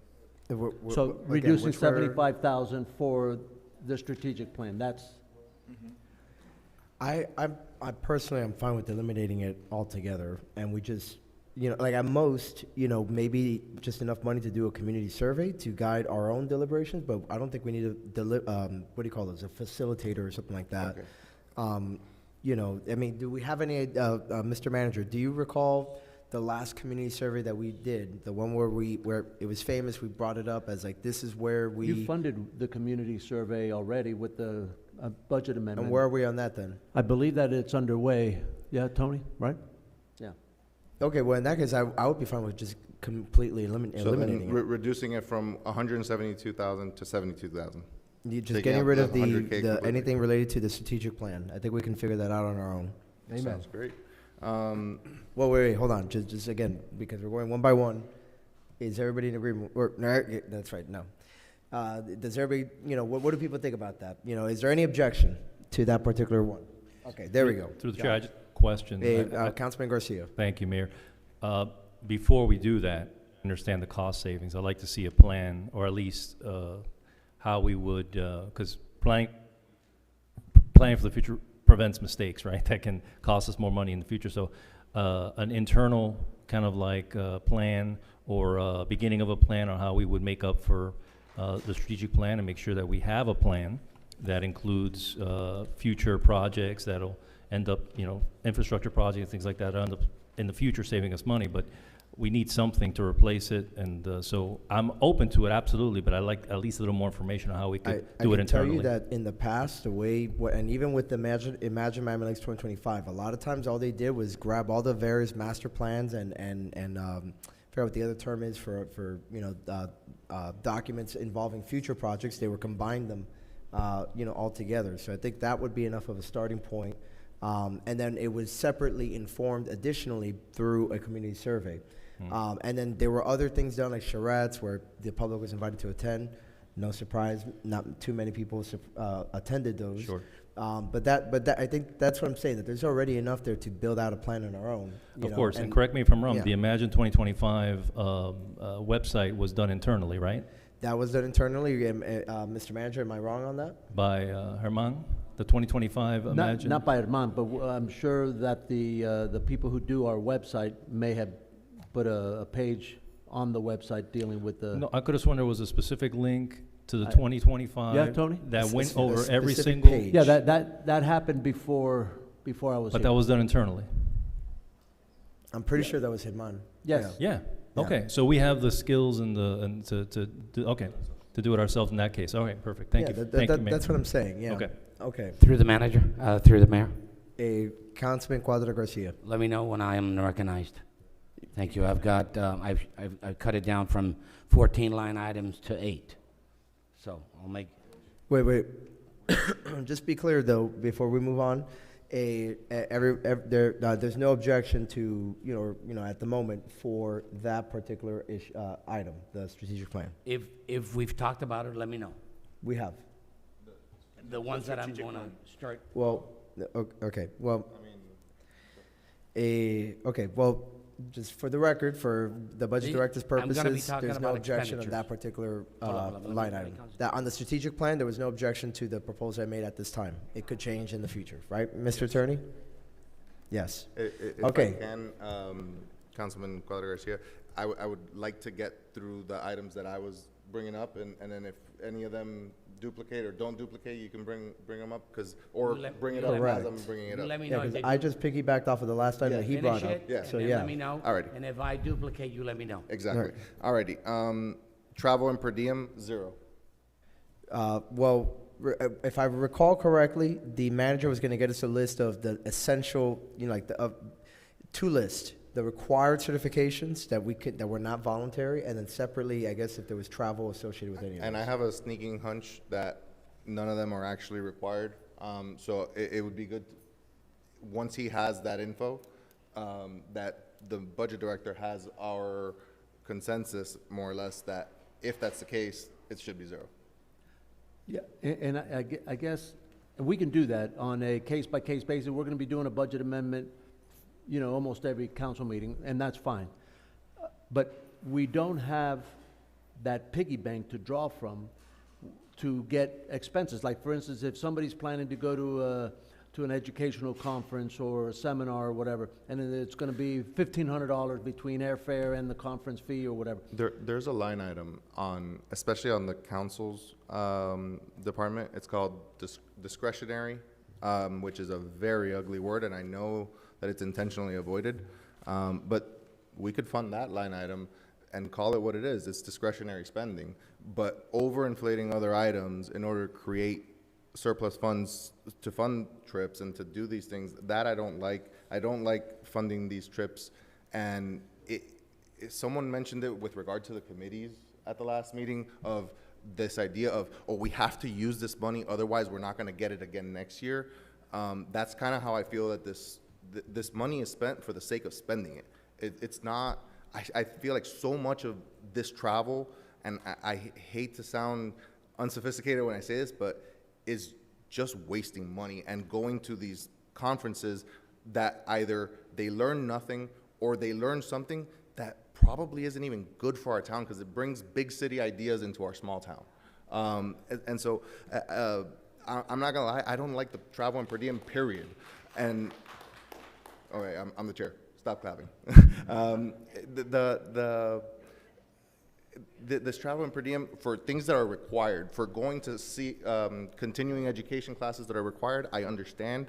But for conferences, for you know, trainings, those I feel very uncomfortable with. And that's why what we're asking for is for you to come back and let us know, is any part of that 12,000, of that 15,000 for required coursework for the purpose of fulfilling their position or not? And then it's my position that if the answer is none of it is, then it should be 0, or any portion of it that is required, and I stress the word required, then that is what we should budget. Yeah, and that would require means different things to different people, but we'll bring you the list. No. If a certification says you need to do these Yeah, hours. that's- So for Yeah. example, my Do it wife online. has her SPHR. No, I understand. And there are hours that she has to do every single year, 40 hours worth of training. And she logs on her computer at home and she does them in order to Thank keep you. that certification, in order to keep her director level role. That is required. There's no different definitions. It's required, it means required in order to keep it. It's like me, I have to do continuing legal education in order to keep my bar license, otherwise I can't practice law. If there's something like that in the town staff, then that is required. Otherwise, it's not required. It's, I guess, a want, not a need. All right, any objections to that? Let me interject and add to that. Go ahead. You could do whatever course you can do online. No? Most of the time. Well, most of the time. Sometimes. Most of the time. But I'd rather just not even face that. Anything else on any objections on travel and per diem? Well, I just have a statement on Yeah. that. Now, as far as the directors of the department, Public Works, they need to, and this is something you would come up with or ask us, Mr. Manager, but there are certain professions that you need to go to these conferences because it's the latest in construction, it's the latest in engineering, it's the latest that's happening. And I would leave it to the manager to decide, hey, yeah, absolutely, we need to send a director here and limit, if only the director needs to go, before maybe 2 or 3 staff went, maybe we can limit how many people went. But there are certain continuing education and of course, conferences when it comes to, town management, things like that. I understand big idea, small town, but there's also a lot of small towns out there that are doing innovative things. And we need yeah, 100%. They can come to the council for approval. Yeah, 100%. If it can come back to us, Mr. Manager, if you think, yeah, absolutely, this is something that's gonna really help us out and help us streamline things here, absolutely. But they're all professionals, and they need to continue as much as possible with efficiencies that we can come up with. Absolutely, there's money to be saved there. We'll come back with Yeah. with a list, so you guys can. Then of course. before you do that, I guess, any objections to that? Seeing none. The next item is the copy release. And it starts with a question and then it's a suggestion. Is this number for the copy release not set by contract? Because it's 27, under the originally proposed 2.6372 budget, it was $27,000. And then in this one, it's 20,000. So clearly, there's room to move, and it's based on something. I don't know what it's based on, but I guess my question is, can we get it to 15,000 since our year-end projection for this fiscal year is 14,939? Let me look at that, sir. I can't hear you. I said, let me look at that, sir. Okay. I guess I'll just Mr. pose Vice- the question this way. If that's a possibility, if she looks into it and is there any objection to reducing our copy release? Do you have something on the copy release? No. Is that for 1 copy machine? Is that for 2 copy machines? How many copy machines? Do we know? I think we have one in a building, one in Public Works, one in clerk's office, one up in admin, one in finance. There may be 5. Can I make a recommendation? Absolutely. Why don't we put them all together and put a room and have just one master copy machine and have everybody go there? I think that's inefficient. Yeah. No? It's extremely inefficient. It can be. Or at least, if we have 5, let's bring it down to 2. One on the first floor, one on the second floor. Why do we need 5 copy machines? Well, the clerk's office is doing a lot of reproduction. Finance does a lot of things that, they need to maintain. I'm just talking about, for instance, on the second floor of this building. And then the rest, everybody else shares one. That's it for everybody else in administration is shared. It's out here in the main copy room. Then downstairs, Public Works has one and Building has one. Well, one thing that I'll share with Councilman Cuadra Garcia is, as someone who works in a law firm and has suffered through this, through waiting for a copier or waiting for a printer, it is the most frustrating thing, and it kills productivity in our employees. So I agree with, or as I propose, reducing, the amount. And again, I don't know what that reduction entails, because on the one hand, when we had a bigger millage, it was 27,000, and then with the smaller millage, it's 20,000. So I don't know what the reduction, what service is being reduced on that, but. We had a if- contract change. Huh? We had a contract change about a couple years ago, so I don't know if that Yeah. led to that, So, to so, that change. so, but I'm not okay with just having a centralized, copier that then is gonna have wait queues, especially when the town clerk's office is printing out, 800-page binders. Any objections? Let me just interrupt. The word contract, I'm making a recommendation to this whole entire body that moving forward, everything that has the word contract needs to start being revised. I don't know if we need to revise it every 6 months, every year, but every word that says contract, we need to be revising it more often. All right, you guys can take that into account. And I think that that's more of a item that you should bring up at a council meeting. But moving on, that was the copy release. Okay, advertisement, recruitment, advertising of town employment and internship opportunities. I believe it should be 0. It's been 0 for actuals for 23-24, as well as the projected for this year. So I think it should be 0 on this budget. We shouldn't waste that money. Any objections? Seeing none, going on. Madam Budget Director, you got that.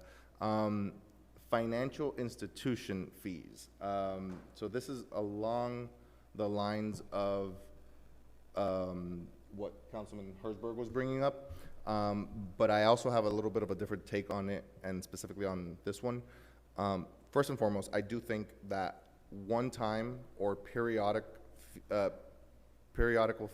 fees should have their own line item. I don't think that this $100 bank transaction fees should be in there with a one-time $26,000 line of commitment fee and a $10,500 line of credit bank counsel fee, because as it was explained during my budget briefing, this is something that only happens every 3 to 5 years when we need to renew these items.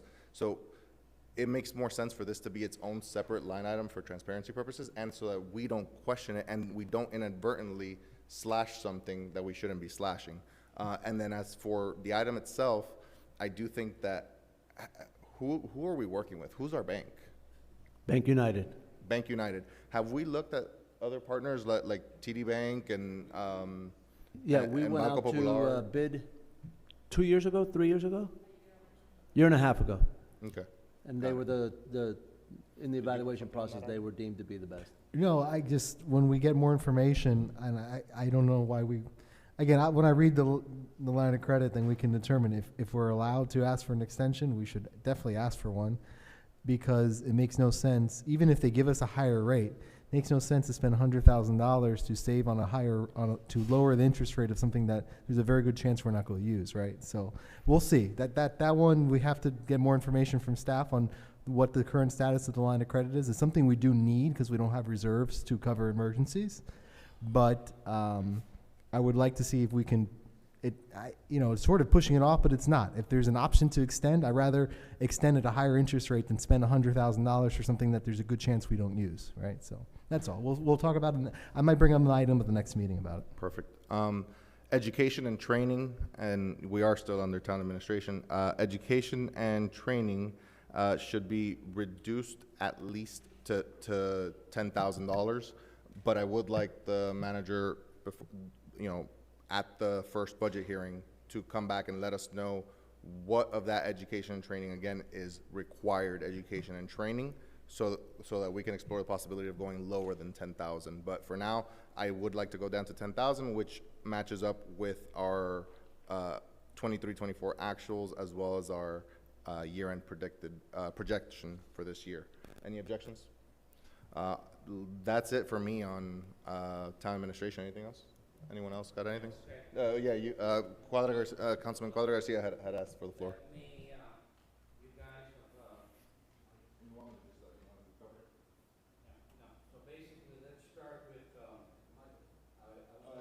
Hold up. Councilman Garcia, make sure your mic is Have a on. little patience. All right. So, page 9 of 54. Let's look at, Are you on town administration? You're not. Page 9 is police. I'm school- talking about We're- expenditures. We're still on. Yeah, but but in the expenditures, we're going down department by department. So point out the ones that you have separated under town expenditures, and then later on, we'll move on to other departments.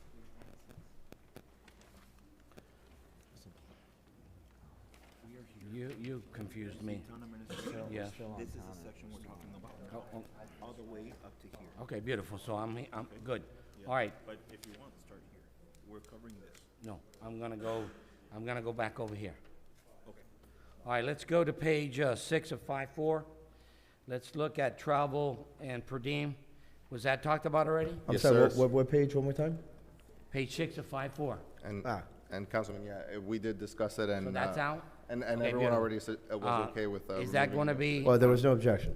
Correct. Remember, I would like to see it at 0. Well, Is we're- that- the direction was for Yes. us to come back with specificity proposal. about what's required. The what's town not manager is required. gonna come back to let us know what of that travel and per diem is absolutely required for purposes of licenses and in order to fulfill their job as a My need, recommendation not a is to want. keep it 0, but that's. 0 okay. or whatever is Okay, absolutely beautiful. required. Let's look at same page 6 of 54, educational and training at 10,000. Yeah, Was we that just what you discussed that spoke one, about? and we were all okay with So slashing it that's done. completely. Okay, I'd like to keep it at 0 also. Okay, let's move on to, That's it. We're only talking about Okay, town good. administration right now. Hold on. Gotcha. Yeah. Wait, so, is there anything else? Did you have anything else on town administration? no. Okay. And now I have a question, though. I don't know, and I apologize, I was in the back there, so I don't know if it was covered. There's a $2,500 expense here, or am I still looking at the wrong one? No, this is town administration. So it is Okay, I see. under council meeting expense, 2,500, toward the middle of the page, on page 6 of 54. What is it, 2,500 for? That's the food. That was the food? Okay, got it. And did you cover it? $200 per. No, because I like the food. Sorry, I'm honest. Well, I mean, if we're gonna go full austerity, with the travel and everything else, I mean, for the food, again, I just ordered some Giardinos. What is that calculated at as far as the council food? $200 a meeting I mean, really? for all of us and stuff. I'll save my comments for later, but or rather, I'll think about it between now and the budget hearing. But okay, and the 850 for the internship opportunities. Did you cover that? No. No, we did not. Okay, so What page are you on? it's the same one. It's literally right above where I was just at, like the line right above where I was at. Advertising recruitment, advertising of town employment, and Oh, I'm internship sorry, opportunities. we did cover that, yes, no one objected to cutting that. Okay, got it. Okay, perfect. So we're on the same page. At least for now. And then with that, anything else on town administration? Through the Okay, chair. who wants to go next? Just, Councilman Garcia and then Councilman Sanchez. maybe my ignorance, but I've never gone to the room and gotten some food. Either I didn't know about it, or I've stayed here. But yeah, the food thing, I think, guys, I mean, we honestly. My only, so I say it a little facetiously as a food lover that I am, but at the same time, there is a very real reason for it, and it's our staff. Right. They are Oh, giving okay. their time Well, if it's the staff. after hours. They haven't had dinner. Okay. It's there to make sure that those who are here can continue, serving without having to leave the building. Okay, 100%. If it's for the staff, I But I'm get it. still taking a slice. I get it. No, if it's for the staff, I get it 100%. As far as us, I mean, I've never partaked, and I don't think much of us have. So if you want to find some savings there, I'm 100% for it. But the staff, of course, are staying late. They need to eat. I get that 100%. Okay, just want to clarify. Okay, with that, Councilman Sanchez. Yes. Okay. Melissa, is it okay if I just give you the numbers after the dash for the account number, or do you want the entire thing? Are we still in administration? Town administration, yes. You can just say the account name. The account name? Mm-hmm. Okay.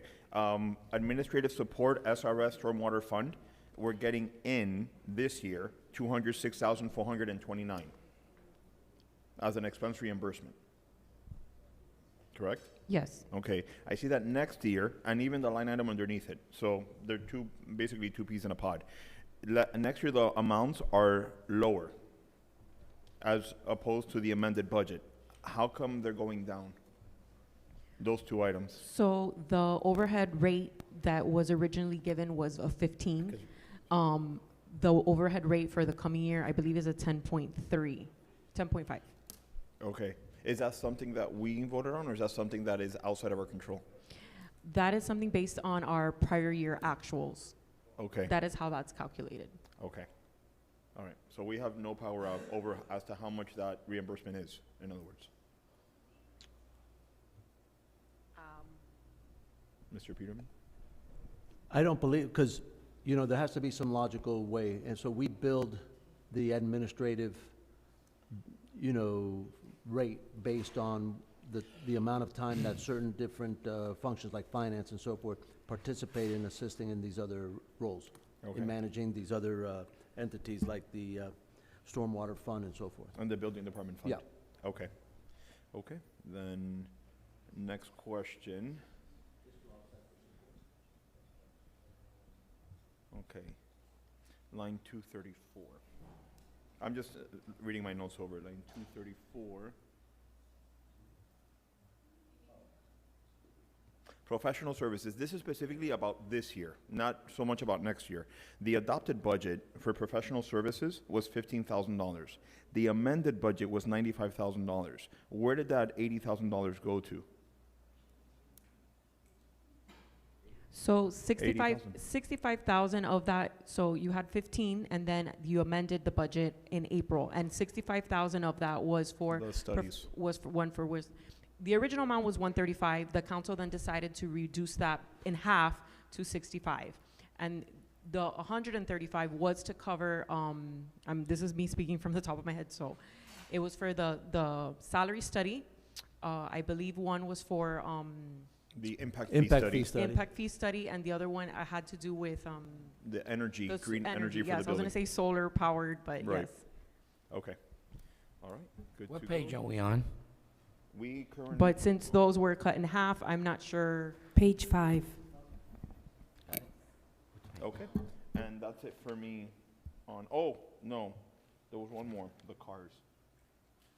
We have okay. So we have on page 6, about a third of the way down, rentals and leases, $30,000 leases of town vehicles. But it doesn't state how many vehicles for $30,000. We were gonna, we have right now in our fleet, I think it's 6 vehicles. Uh-huh. We were going to increase that number for people who use their personal vehicle to be able to provide them a town vehicle. It was gonna be a phase-in over a certain number of years, so we were gonna try and replace some of the worst cars. We were gonna use as much as the 30,000 will buy us. So we don't really know until we actually go out to bid to say, is that gonna get us 2 vehicles or 3 vehicles? Okay, and if we approve that, then there's a line item on here for lubrication and fuel and things like that of like $5,000. That's maintenance of the current vehicles. Okay. And whatever vehicles we get will also obviously also need preventive maintenance and so forth. So Right. whether it's the old clunkers that we have now or new ones that we hope to be able to procure, they're still gonna need. But some dealerships offer you at the time that you're doing the deal. Yeah, for a like certain amount of maintenance plans time. and things Yeah. like that, right? So maybe we can involve that into $30,000. Yeah. Is there a set priority list as to which cars you would replace first? Yes, General Services has determined what the replacement priority is, in what order, Okay, and ideally. based on how old they are and the number of miles they are, and, you know, the more problematic ones that have caused us a lot of repairs over the last few years. And would we be able to, these new vehicles, since they are now town property as not personal vehicles that we're just giving them a monthly stipend for, would we be able to track their like where they've gone, distances that they traveled within their workday? So in other words, like we would have a GPS map and they went to here and here and here and here, and we would be able to show that as proof to the residents, like, hey, we're paying for these vehicles, but look, this is where our code enforcement officers are. This is where they've been, you know, Yeah, out and about. I don't think that that has ever been questioned by the residents or staff or supervisors, but, I mean, it's something we could explore. It has been questioned because we hear all the time, hey, you know, the court enforcement for this house is completely non-existent and they have 10 violations. Right, and then we prove to them that they don't, you know, that they have violations, and everybody in that neighborhood have gotten violations that are similar. Right. You know, so people make allegations that many times are not substantiated. Okay. Yeah. Okay. All right. And that's it for me for town administration. Okay, anyone else on town administration? All right, let me make sure that I didn't have anything else. All right, we're now on information systems. The second item on page 6 of 54, it is $2,000 to replace the two sidewall TVs to upgrade them to 1080p. I think we could wait a bit on making that upgrade, especially this year. So would there be any objection to that change? Okay. So, okay, perfect. And then a question to the manager on machinery and equipment within that same grouping, but on the next page, 7 of 54, there's $42,000 there allocated for that. How many of these computers must be replaced this year, and how many can wait, you know, perhaps one more year before we have to replace them? I believe this is all for units that have reached end of life. But okay, and I understand that they may have met some kind of table in terms of what is end of life, but have we? Yeah, because what happens is, you know, for updates, and I'm not a technical person, right? And our technical SME is not here, Herman Cure. But I believe that what happens is then the updates from, the periodic updates from whether it be Microsoft or whoever, now the older models, little by little, won't tolerate them or don't accept them, or you can't update certain systems. But I suspect that some of these, Well, for the budget hearing, just, Yes. you know, my request would be just to try to identify which ones are absolutely critical to make that changeover right now. would just be maybe doubling our problem for next year. Well, right? So I mean- we just we'd be kicking a little bit of the can down the road, and, you know, next year we'll be in a similar predicament. In other line items, I would normally agree, but desktops typically tend to hold their, you know, be pretty steady in terms of their cost. I mean, and Mr. Manager, I'm here in case. okay, you need perfect. Okay, answer. there he is. Thank you, Yeah, Herman. sorry. I have to step out, sorry. Go, are you familiar with where the line we're talking about? Can you please repeat it? Under town administration, Okay. I'm No, sorry, no, under it's- information systems. Yeah, there we go. Machinery and equipment, the total budget request is $42,000, and it says for Windows 10 end-of-life replacement of computers to Windows 11, and server replacement and network equipment, annual refreshment. So what, if any of that is things that can be deferred for a year? Okay. Usually the amount has stayed pretty flat over the years, and we expend 100% every year, cost of rising, so it's a little bit tough to keep up. This year we had a little bit of a different situation where Microsoft have an end-of-life all Windows 10, so we are forced to move to Windows 11. Just to put things in perspective, we have around 100 devices here in town. With this amount of money, a certain amount of money, we rotate or we replace equipment as they either failure or becomes obsolescence, or you know, hard drive or speed become an issue. So about 10 to 15% of our capability is replaced year after year. So usually we are able to keep up, but in this case, Windows 10 to 11 requires a little bit of money. It's about 5 to 10 probably new equipment that we require. Out of those, there are 2 that are desktop that are a little bit more complex. But that's why the little bit of more extra money that we need for this year. Okay, So this is more security and end of life. Once you reach end of life, that means that Microsoft will not be able to provide you any support, any patches on your computers. You will be completely vulnerable.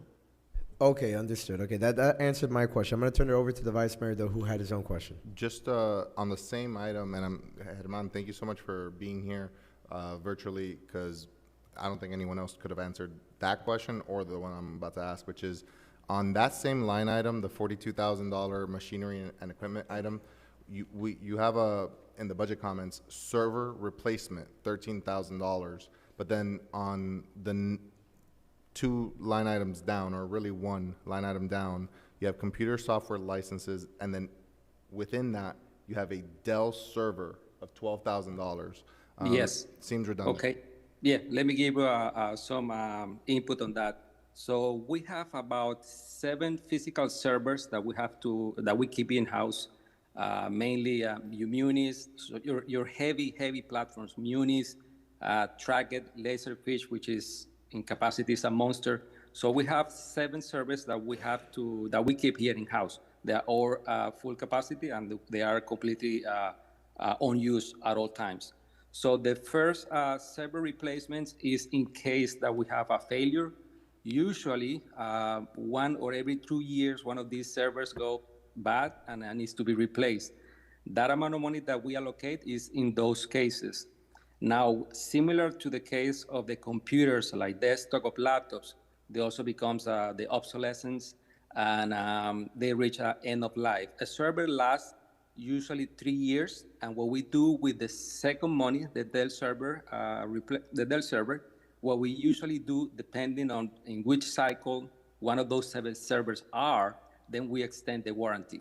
So we be able to extend a year or 2, depending on how critical, or we want to take a little bit of a chance. The server looks good, let's extend the warranty. So again, this is 7 servers. Each server, just to have an idea, is about between $12,000 to $15,000. So just 2 servers right there, you have $30,000, and we have 7. So yes, some years we are able to dodge the bullet. Usually we use the money to, either we need more equipment, Wi-Fi, antennas, whatever we need. At the end of the fiscal year, boom, we're able to replace it. But usually it's more like taking the chance, taking the risk of if we don't have the money, if we need it, it's gonna be like 10, 15,000 that we're not gonna have. So we're able to, yeah, it's 7 servers. It's not just 1 or 2. There are 7 servers that hold the whole capacity of the town. Can I ask a question on this item? Yes. Thank you, Mr. Mayor. Mang, question, can cloud services handle having physical servers on property? Yes, one of the council members actually posed that question to us, and we answered.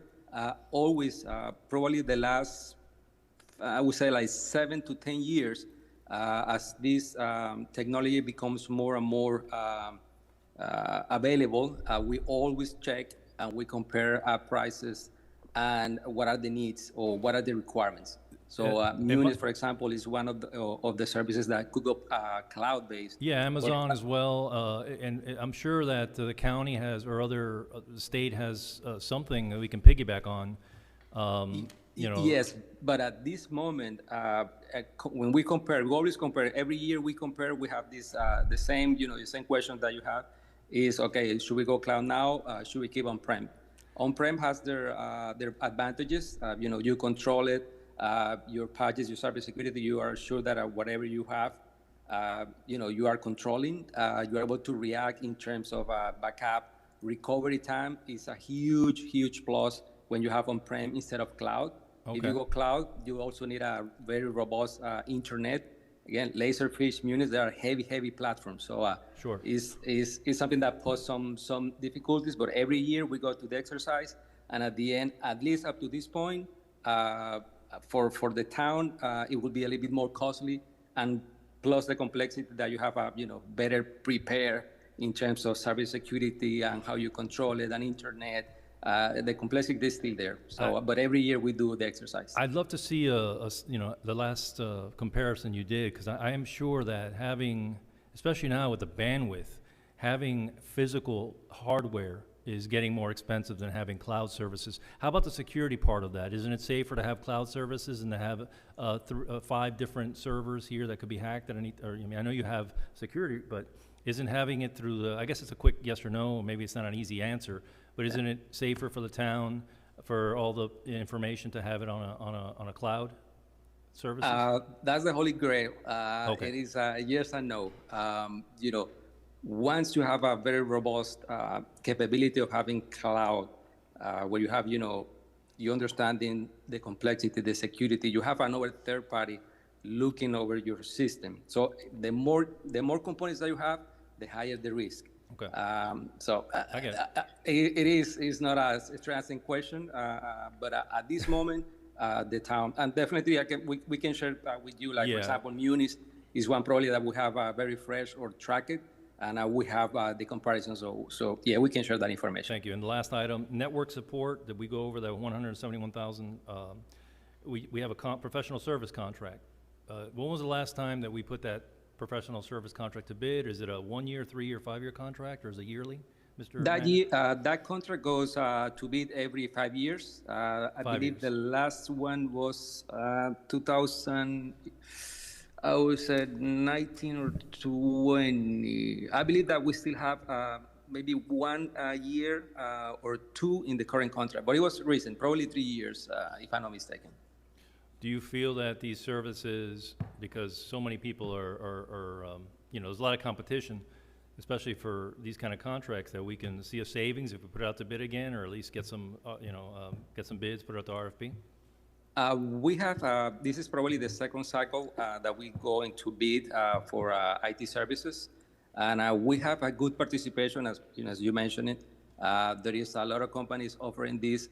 However, every time that we put this bid and they see the requirements, which is mainly driven by the amount of meetings that we have at night, the price goes up substantially. So not everybody is willing to have a personnel working at nights, almost every night, providing support even during the weekends or during the holidays or another events. So that's a huge And I understand task. that, but I can almost bet if you put this out to bid, I mean, people are not going to say no to money, right? So I'm sure it'll be, I'm sure there's people out there that are willing to do it.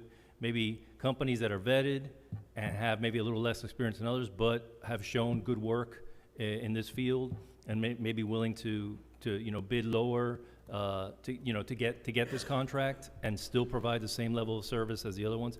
I would ask something this big, since we've already been with 3 years. To also kind of hop on that point, I brought it up at the last workshop that I'm going to be requesting actually in our NBIs for the next council meeting. That almost every contract, the way it was written in the summary was 22, 23, but the way I intend to actually draft it is a little bit broader. So it would encompass something like this. All of our old contracts, we need to kind of revisit. And I'm going to basically phrase it as like from a certain time span and above a certain amount, right? So we're not also wasting time with $5,000 contracts. Yeah, sure, but this is a big one, so yeah. But exactly, yeah, this would fall into it. Thank you, Emma. The point that I wanted to raise back on the machinery and equipment is if, and it's through to the town manager, if, as Herman said, the server replacement is kind of there as a just in case, if we didn't fund this item and instead just reduced it by 13,000, and we did experience a failure in one of our servers,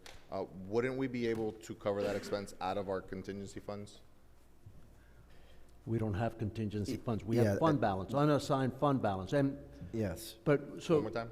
we have fund balance. Okay. But we have a ordinance that mandates how much we should have in fund balance. Mm-hmm.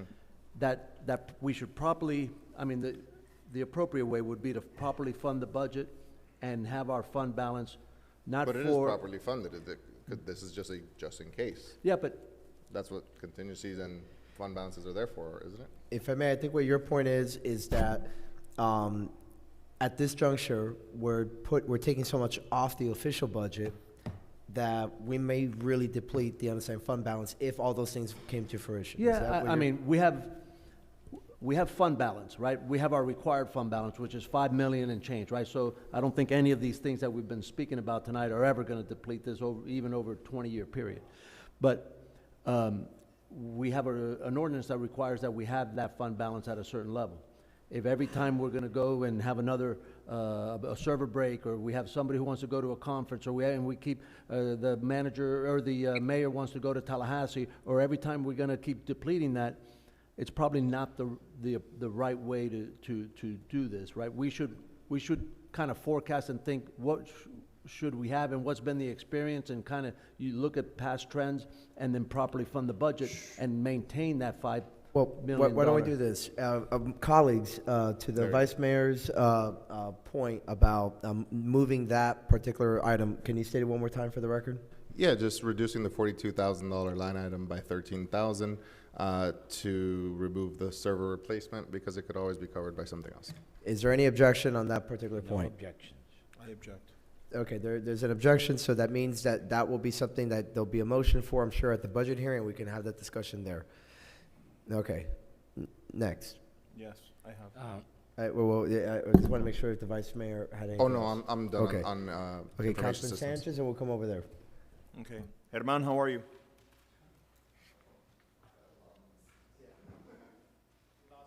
Is he on? Okay, there we go. I'm here. Well, thanks for Sorry, asking. Vice Mayor, I missed your question. I'm sorry. I got a. No, it's about fine. I exactly haven't where I asked was. it yet. So, gentlemen, on page 7, the last line item, computer software licenses, a proposed budget of $154,100. That is an increase of 14.15% year over year. Herman, what caused the increase of 14%? Well, one of the items that I was seeing increase, definitely cybersecurity. We are required to provide a more robust training. That's one. Number two, after we have an issue early this year where we have some cyber breach on in our network, we have to remediate some of the tools that we have, so that our components. So mainly cybersecurity and the increase on a couple of other platforms. That's what is driving the increase.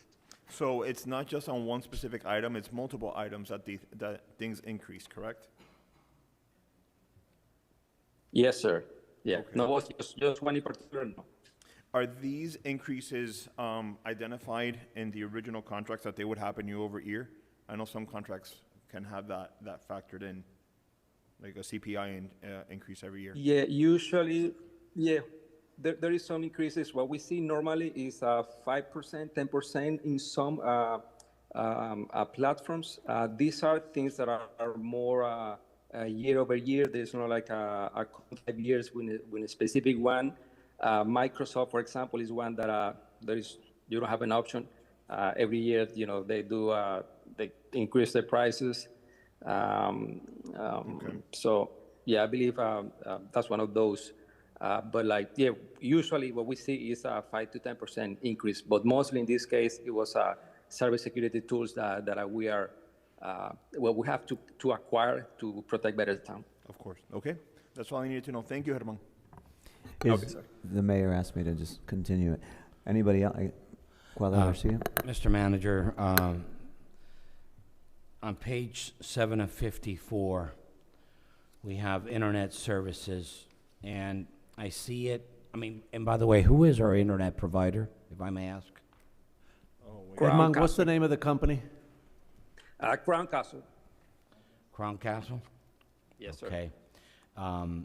If we look at year 24 to 25, it jumped almost $8,000, more than $8,000. Then we stayed steady for 2 consecutive years. Then it dropped.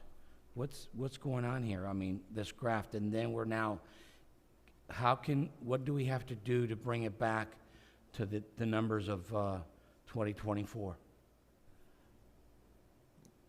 I mean, because everything's negotiable. Yeah, I don't have the 2024 price with me, but the town went from 100 megabits per second. That's basically a very, very basic bandwidth that we had. When we have the spike on bandwidth, which was driven by COVID and all the devices that were connected, we were forced to increase our bandwidth. I believe that's when we see the jump, and it was a jump from tenfold. So from 100 megabytes to 1 gigabyte dedicated. I have to be very specific. This is not your regular residential internet where you receive from your Comcast of the world, like, oh, you're gonna get a 1 gigabyte. When we actually measure, depending on the time of the day, you can go from, instead of being 1 gigabyte, probably you're sharing with a whole building or a whole area, and you might not get not even 100 or 200. In our case, since it's a SLA that we have with the respective contractor, it's a dedicated 1 gigabyte just for us fiber. So that's when we have the spike on service. I'm trying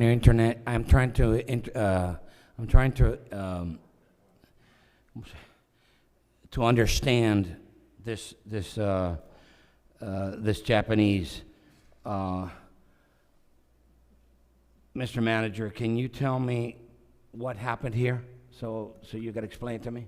I mean, I think did Iman we just buy? explained it. Do we have something that's a better system? Yes, we went from 100 megabytes to 1 gig. Yeah. That's a thought. And it's not only a gig, like Herman explained, like our residential, like I have a gig at home. But my whole neighborhood, based on the demand, they may diminish service at any time. This is a dedicated fiber optic line that we have a gig coming in at all times. Can you try to see if you could negotiate it a little bit? See if we can bring it back to these numbers? Well, we did negotiate when we got the service. Can we try again to negotiate? I mean, we can Try it. Okay. Okay, thank you. Through the chair. Councilman Garcia. Hey, Mang, just quick question. If you had anywhere in the budget that you think we can find efficiencies, right, that would continue the service level where it is, and of course, safety where it is, because we want to make sure we're not getting hacked or anything like that.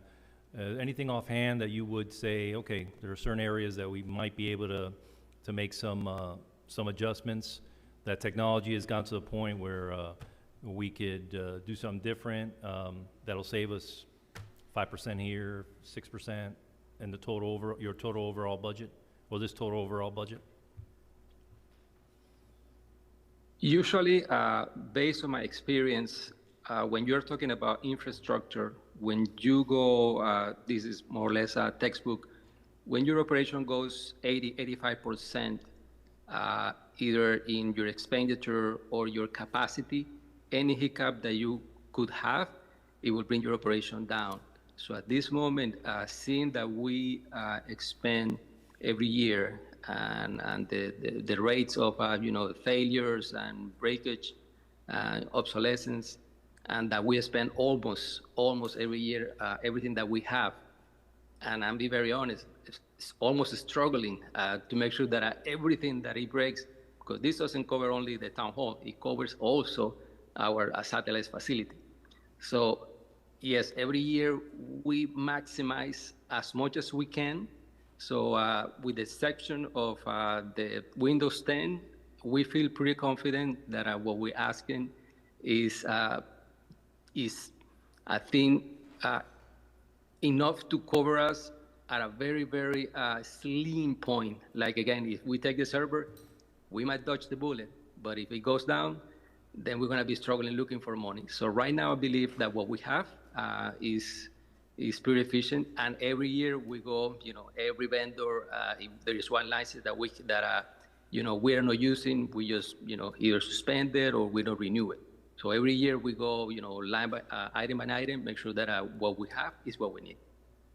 You just said you go, and I brought this up before. So currently, there are no licenses not being used in any department in the entire town that we can say we don't need that and save $100 a month.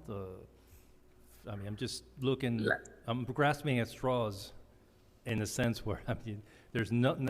You're telling me there's not one penny in your department that perhaps we could save without collapsing the entire infrastructure. And again, I don't mean to put you on the spot, but I'm saying that's the kind of thinking that there's got to be something. I mean, there's got to be. Well, but let me. Okay. Let's say that there are efficiency that you can get in saving some money, and a perfect example is our Adobe licenses. Okay. Everybody almost in town hall needs Adobe for PDFs, in any given time. Okay. And we've been jumping from one computer to another, moving licenses. If someone is not using it for, let's say, a month, we give it to someone. But that comes with a price. Then you have to, remove the license. You have to create new credentials, which takes, time from, the IT person and do it. And then maybe another day someone is needed. So we're jumping sometimes licenses just to, if we have 4 licenses, let's don't increase. And every year someone asks, hey, I need Adobe. And we go like, you know what, how often do you need it? You need it every day, you need it every week.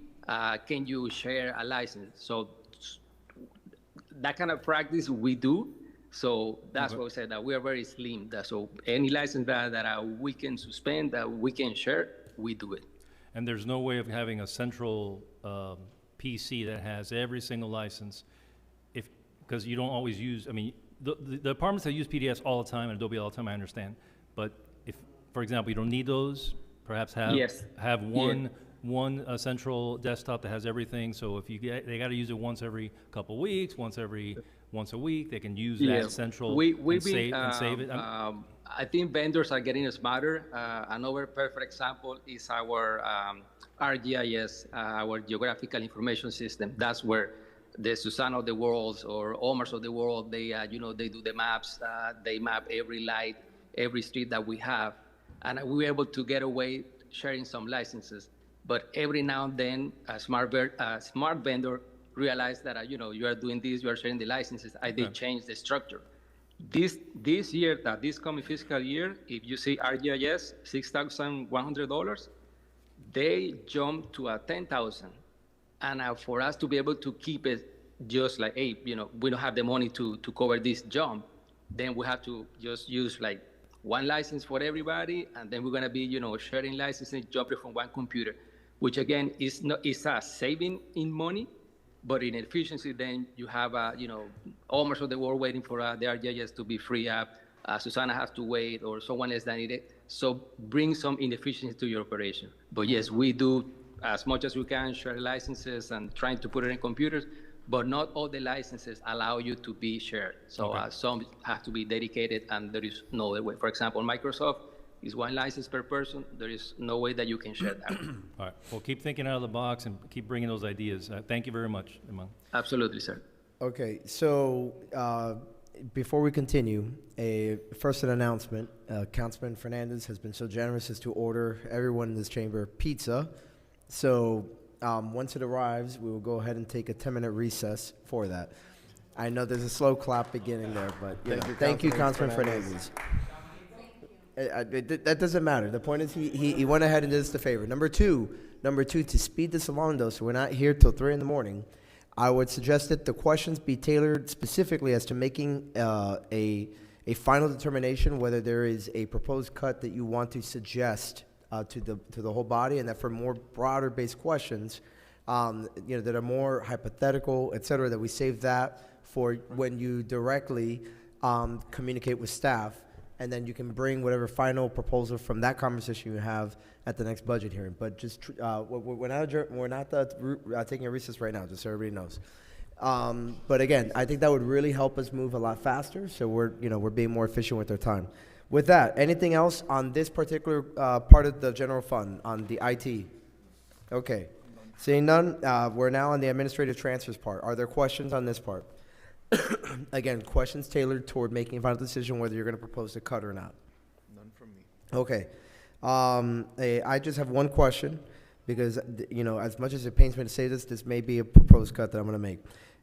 With respect to the $319,000 on the allocation to the infrastructure sinking fund, I was under the impression through the manager to the budget director that it was going to be for $300,000, not for $319,282. I thought it was a flat 300. So I just want to understand that particular transfer. Or is that replacing the infrastructure sinking fund from the April amendment? The actual amount that it's supposed to be now is 366. So I see. what is there is actually less than what it's supposed to be. Okay, perfect. That answered my question. Thank you. However, it is increased a little bit since what you have, because our insurance numbers came in, and it was with all the other, it was like 7,000. I don't remember off the top of my head. Difference was then the infrastructure sinking fund. Okay, that answered my question. Any other questions on this So particular section? I don't have specifics enough to turn it into something I can propose, but just to make my colleagues aware and the staff aware, that specific line item, the 300 and, how much was it? 319,000. My question on this is, it's a transfer from the general fund into a special revenue fund, right? It's a capital fund. A capital fund. But because it's a capital fund that's an infrastructure specific fund, can we not fund this from prior fund balances from our infrastructure special revenue funds?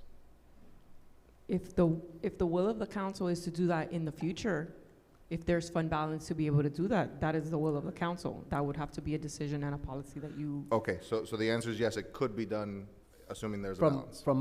As long as we meet the 15% excess. Got it. Or Well- 15% fund balance requirement. Got it. Thank you. It would be two-step though, because it would be, we would have to allocate it in general fund and then transfer it out of general fund. So it wouldn't be just allocating it directly to that capital fund. But if you see, Vice Mayor, in this same section, just to meet the 15% minimum, we have to allocate 397,000 from this budget to meet the 15% minimum in fund balance. Because so of there is no excess fund balance, undesignated fund balance. With the assumption that everything that was allocated in the April budget amendment, which was to utilize the additional fund balance, if that is all expensed, then you technically do not have fund balance. But that's with current expenses of 24,319,000, correct? So if that number goes down, that number will also go down. Yeah, that number correlates directly. There's a direct correlation between that number and the amount, the total amount of the general fund budget. Exactly. But Okay. we wouldn't have that number until The end. December or January, Right. because we still accept invoices for the current year till December. Okay. So our fiscal year has already begun. Okay. Just something to keep in mind. Okay, next section, non-departmental. Any questions there? No. All right, seeing none. Whoa. Okay, Not- let's be quick, guys. on Non-department, this. it's just very simple. I will restate what I stated last time. I would like to add $100,000 to the Senior Citizen Relief Program. Not sure if anyone objects. I'm going to object for now until we get a more clear source of funding for that. So let's wait till we get to the budget hearing on that. But, I just want, again, right now, I think what we're focusing in on are cuts. And then as far as adding things back, I think that would be better done at the budget hearing. I know, I just don't want this item forgotten. Well, that's why it's your item and why you're not going to forget, right? Never. Okay, exactly. Okay. Town attorney's line item. We all know we can cut that by 90%, right? Nah. Yes. That's joking, buddy. All right, the planning department. Anything on that? Okay, code compliance. Yes. Okay, Councilman Sanchez. Okay, page 8, special master. Right now, we have allocated $3,500 for the next year. It assumes $250 per hearing at 12 hearings for the year. Can we pass that cost on to the person that's appealing in front of the special master? We do. We do? We do, but we have to show the expense on the expense side. And where then is any, it on the revenue side? Danny or Melissa? Yeah, everybody that participates in that administrative hearing, they get charged a $350 fee if they don't prevail. All right, so I see it going up, but where is it coming back in the revenues? That's Or is that something the building department's keeping it? No, not building. No? Okay. This is general fund. So again, that falls into the big pot of general fund. Right, but which line item? Give me a sec. Probably code compliance, revenue and fines.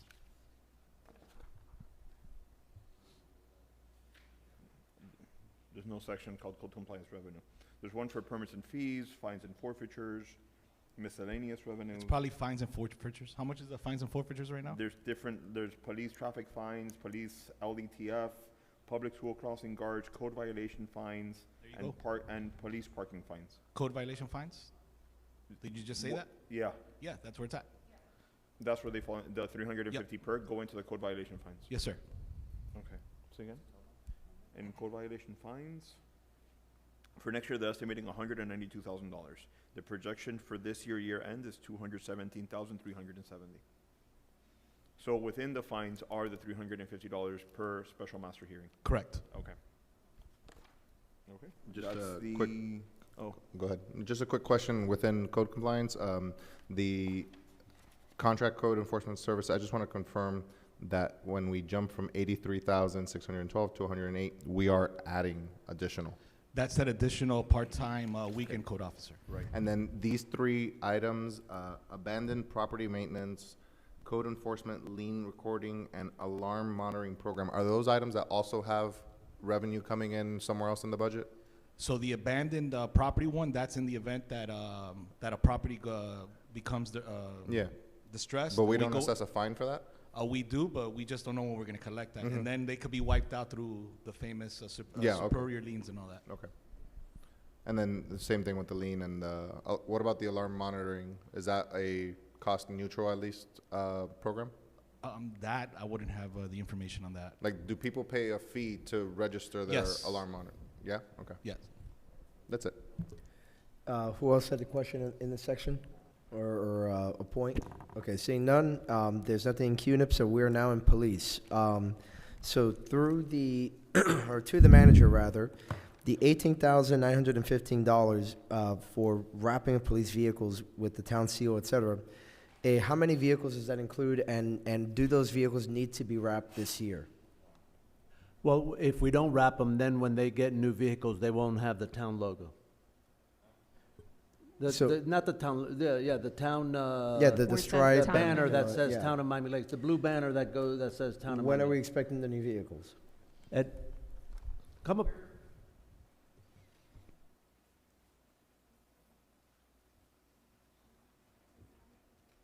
Good evening, everybody. We're suspecting to get them now towards the end of September.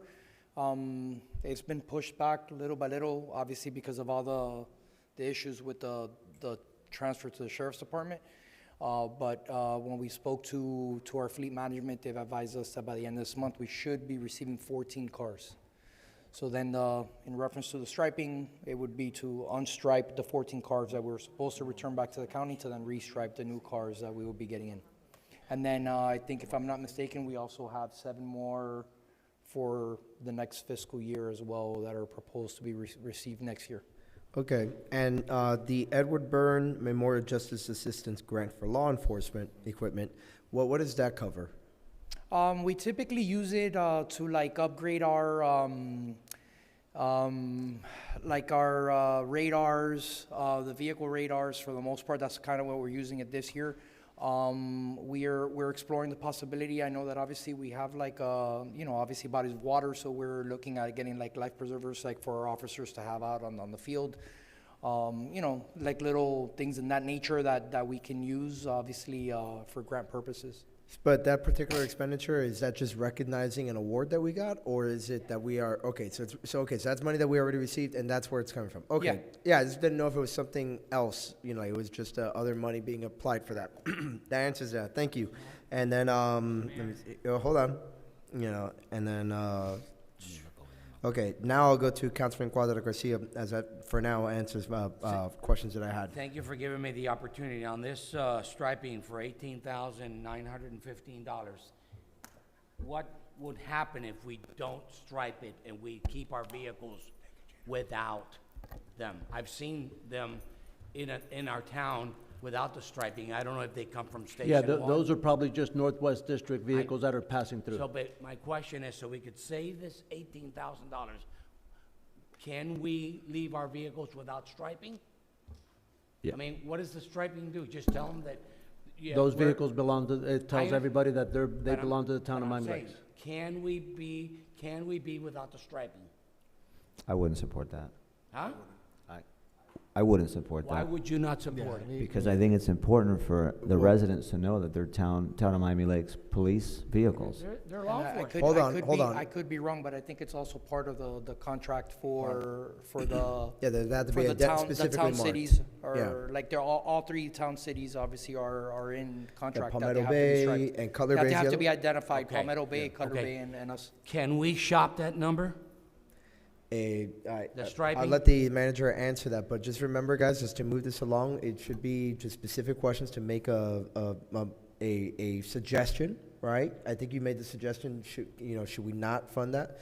You already have one council member who would object to that, so I think that automatically kicks it to the first budget hearing. But that, Mr. Manager, please ask the Lieutenant, question. if I'm not mistaken, this is all done by the striping entity that stripes all of the Metro Miami-Dade Sheriff Office vehicles.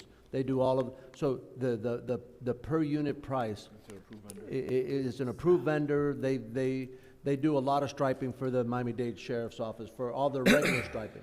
Through the chair. Yeah, and if I'm not mistaken, I think the vendor goes through the process, through the county, and so obviously everything, the quality, everything has to be like, the Mr. same Vice for Mayor? everybody. I just noticed that at certain points we have a low number and then a high number. Is it just because we're having a complete fleet turnover now at the end of this month? Is that what we're doing? Well, for the most part, on average, we try to get 7 cars per year. Obviously, because of the transition, we haven't gotten cars. How many are we anticipating to come in 14 this are supposed to come September, and then after October 1st, another 7. So that would be 3 years worth How of many cars. came in during this last fiscal year? None. None. Yeah, and that's why the But then, 18,000. wait. Yeah. Why do we have then a year-end projection of 1,730 on the striping if we had no vehicles come in? Oh, well, remember also, whenever we have a car that's crashed Okay. or anything like Fair that, enough. obviously that we restrict those Fair vehicles enough. as well. I do have a. I have one more question, if I may, so I can finish it now that we're on this Yes, subject. Councilman, you may proceed. Thank you, Mr. If we go up to $9,000, these glasses are not helping me today. $9,000 for cellular services. I've got a question, and correct me, or clarify me. When we got this contract, don't these officers, for this budget amount, don't they come with vest, uniform, and all the bells and whistles? Why are we charged $9,000 for cell service? And how do we get to those numbers? If you read the remainder there, it specifically states that this is not just generic. It's undercover operations and cellular mobile tablets to be utilized for traffic cameras and traffic light monitoring. So that kind of has the, like an additional thing. I don't know, are those specialized pieces of equipment? Is that what it is? So I know that the iPads obviously are used for off-site monitoring of the traffic, obviously on 154, whatever, like the normal stuff that we normally do. In addition, obviously, our detectives have their cell phones. If I'm not mistaken, I think the major has a cell phone as well. So those are, and obviously we also have the town phone, which obviously for us to be able to make contact outside, and obviously any contact from the manager or et cetera. So those are like pretty much what we use the cell phones for. Have we thought shopping? I mean, I could tell you, I was with Verizon, and I'm just making an example. And I went from Verizon and I went to T-Mobile, and I'm super happy, and I saved more than 70%. I mean, have we thought of shopping these numbers, Mr. Manager? The $9,000? I mean, you keep using this phrase of shop it or yes. negotiate. If we do this, how often do you want us to do this? On a monthly basis? We get very good rates because we go into long-term agreements with these providers, right? So it does not make sense to continue to go out and negotiate every month or so and go and keep.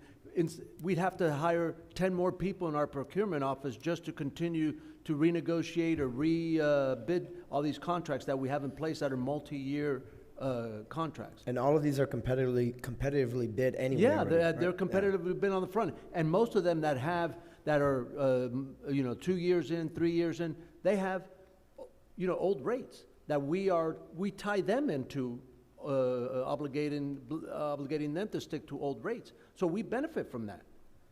I don't know. I'm not sold on that one. Well, I'll digest. At this point, anything further? No. Okay. Through the chair. Councilman Garcia. I know, Mr. Manager, you sent us the administrative cost and the percentage and the breakdown. Roughly, the way the administrative costs are is roughly our 47 officers, or it's 1.4% of the total Metro Dade office number, which is FTE is about what, like almost 4,000? And that's where you get that percentage? I think it was 3,200, the total head 3,200. count. Ours is 47 of those, so it equated to 1.7%, I think, for this upcoming year for each of those categories. Now, because we're a smaller town and, we don't, again, our police officers tend to stay here a longer time. We're 6 square miles. Our cars don't get used as much. Most of our officers live close by or in the town. Is that correct as well?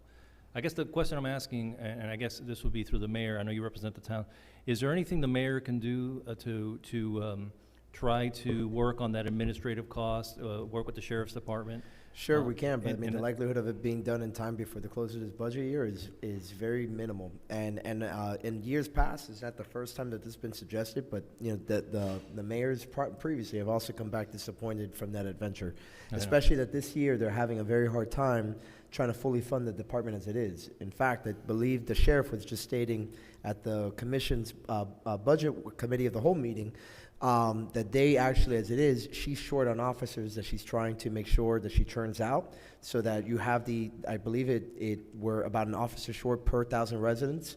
So she's trying to play catch up in terms of filling positions and making sure that the academy expenses are trained. So yeah, this might not be a year where they're going to be willing to budge. And obviously you need both sides to be in agreement to any change in the contract. Understood. I'm more talking about, we need more officers, 100%. The administrative No, part no, that we get. but yeah. I'm just telling you that she is trying to conserve every dollar that she can. So I'm just saying the likelihood. Now, if you want me to make a request, sure, I can make a request, but I'm just saying that we should not expect much from it. No, and I understand, but if there's any savings that could be, I mean, even if it's, 5,000, 10,000, Of course. 50,000, anything we can find, just to, I mean, we understand brand new department and she's doing her best with the limited resources. And that's why I don't want to touch anything that the officers need as far as equipment or anything like that, because you guys need everything. Looking into, of course, finding, that type of equipment, at lower cost, of course, we're always going to do that. But anything we can do, and I know, Mayor, you've always reached out, and you have good relationships with her, and so just a request.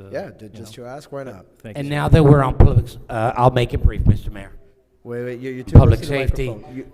You're way too close to the microphone. There you go. I want to thank your department for those 3 scumbags that we put in jail the other day. Oh, yeah. Well, they were trying to break in. What am I going to call them, beauties? Okay, guys, we're losing focus. Okay, but I just wanted to thank them for the, Understood. Thank for you, the, Councilman. Yes, thank you very much for the arrest. With that said, on this issue, are there any other proposed, cuts as in terms of for consensus? Or are there questions about particular expenditures? Councilman Sanchez. Yes, I have more of an overarching question. The initial budget that the sheriff asked for the county was $94 million. Can you bring the mic just a little bit closer? The initial budget that the sheriff asked from the county was an additional $94 million. The county came back, or at least the mayor, with $31 million. Do you know, or do we have an idea of what was cut to bring it down to the $31 million from the $94 million? I have no information on that. That's. Poly bodies? I mean, remember that what they provide is a service. Yeah, they need equipment, they need vehicles to provide that service, but the lion's share of their bodies. cost is people, Right. right? So the only way you can get from 60-something million to 30-something million, or whatever or 90-something, you're saying It that was she. 94 initially, Yeah. and she was The only way you can get from point A to point B is fewer bodies. I could be wrong, but I think the initial thing from the county was $60-odd million, and then there was a shortfall, and then now when they gave the extra 30 or so million, we are funded in reference to what she asked for initially. So, Right. In that aspect, I don't think there's Some of gonna it could be shortfall, big but- ticket items like maybe helicopters. Oh, hold on. or, There's been a point of things order that made. nature. There's been a point of order made. Mr. Vice Mayor? I think we're going beyond the scope of our meeting. We're speculating that the information on the sheriff's overall budget is a public record. We can look at it outside and come back, but I think we need to move on for our sakes here. Okay. All right. So anything else on this particular, this police section, page 13, or excuse me, 9 of 54? Anything there before we take a brief recess? Okay, so here's what I'm gonna, again, and it's gonna be a very strict 10-minute recess, right? Because we still have a lot to cover. And again, when we get back, I would ask my colleagues to go ahead and make sure that, again, the questions are narrowly tailored to make a decision whether you would be suggesting a cut, so that we can state whether anybody has an objection, and whether or not it makes the cut of the cuts that will be coming back at the next, or at the budget hearing. Because again, I was just flipping through here, we still have a lot to go through, and it's 10 o'clock already, so. Mayor, I'll make a request Yes, sir. regarding IT, that they keep the Zoom running live, just showing the image of the council chamber as they do prior to the start. So that they know that we're still. So that anyone who watches later knows that we're coming back. I mean, I don't know if you've seen it before. What it does is, I make the announcement, and then it'll cut, and then immediately cut into the next thing. Then that's fine too. Okay. Yeah. I just want to make sure we didn't lose. No, understood. But okay, everybody, it's 10:08 by my clock here, so come back at 10:18. We're in a brief recess.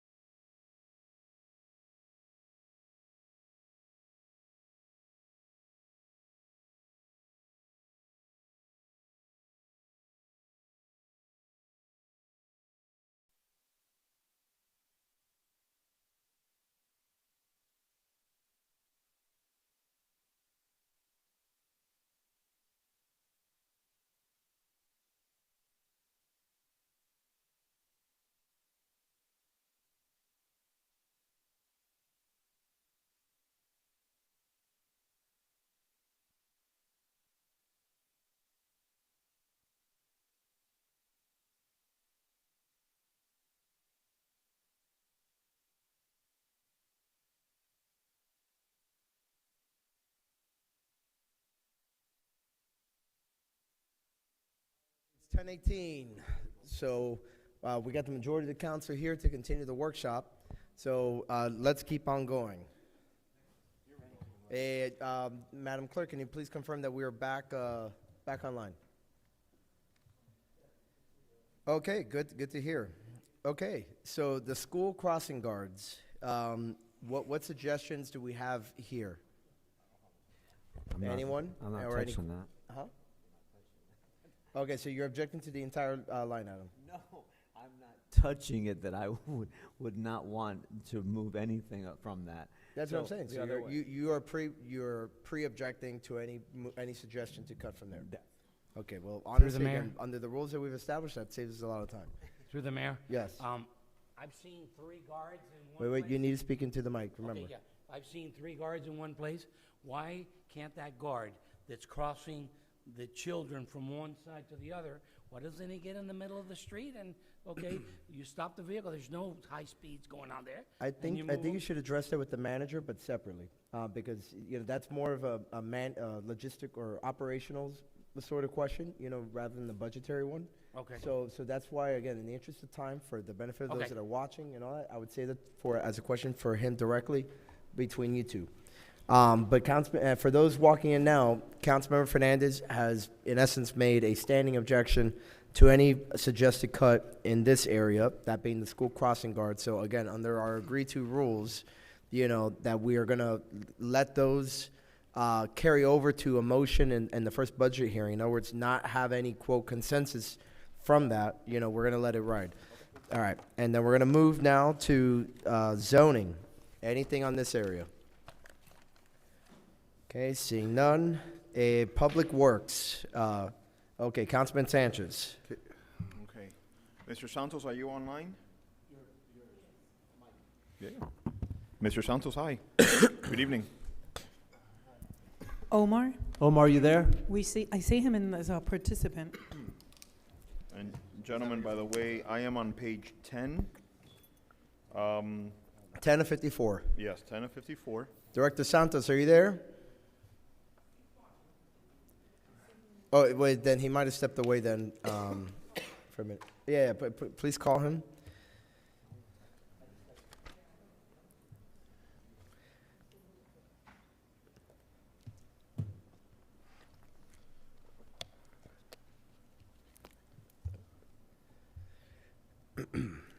Okay, so how about this? Yes. While We come back to it? Yeah, Okay. so while we wait to confirm that he's returned, let's jump over out of Public Works all the way into Parks and Recreation. That would be 11 of 54. So let's start there. Are there any suggested cuts here? Yes. Okay, Vice Mayor Morera. Alrighty. I'm going to start with the item travel and per diem.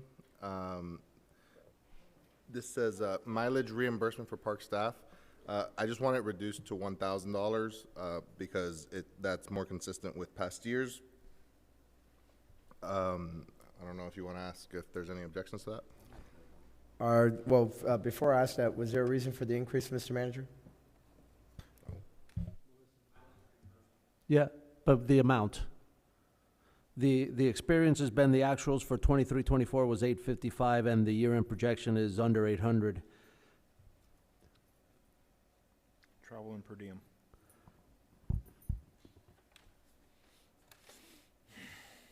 Has it been the historical trends, longer than just a year? It's actually been reduced by 500 from prior year, or I'm from sorry? current, that it was actually reduced from current year. So the current year, it's 2,500, we Yeah, that's reduced it correct. to 2,000.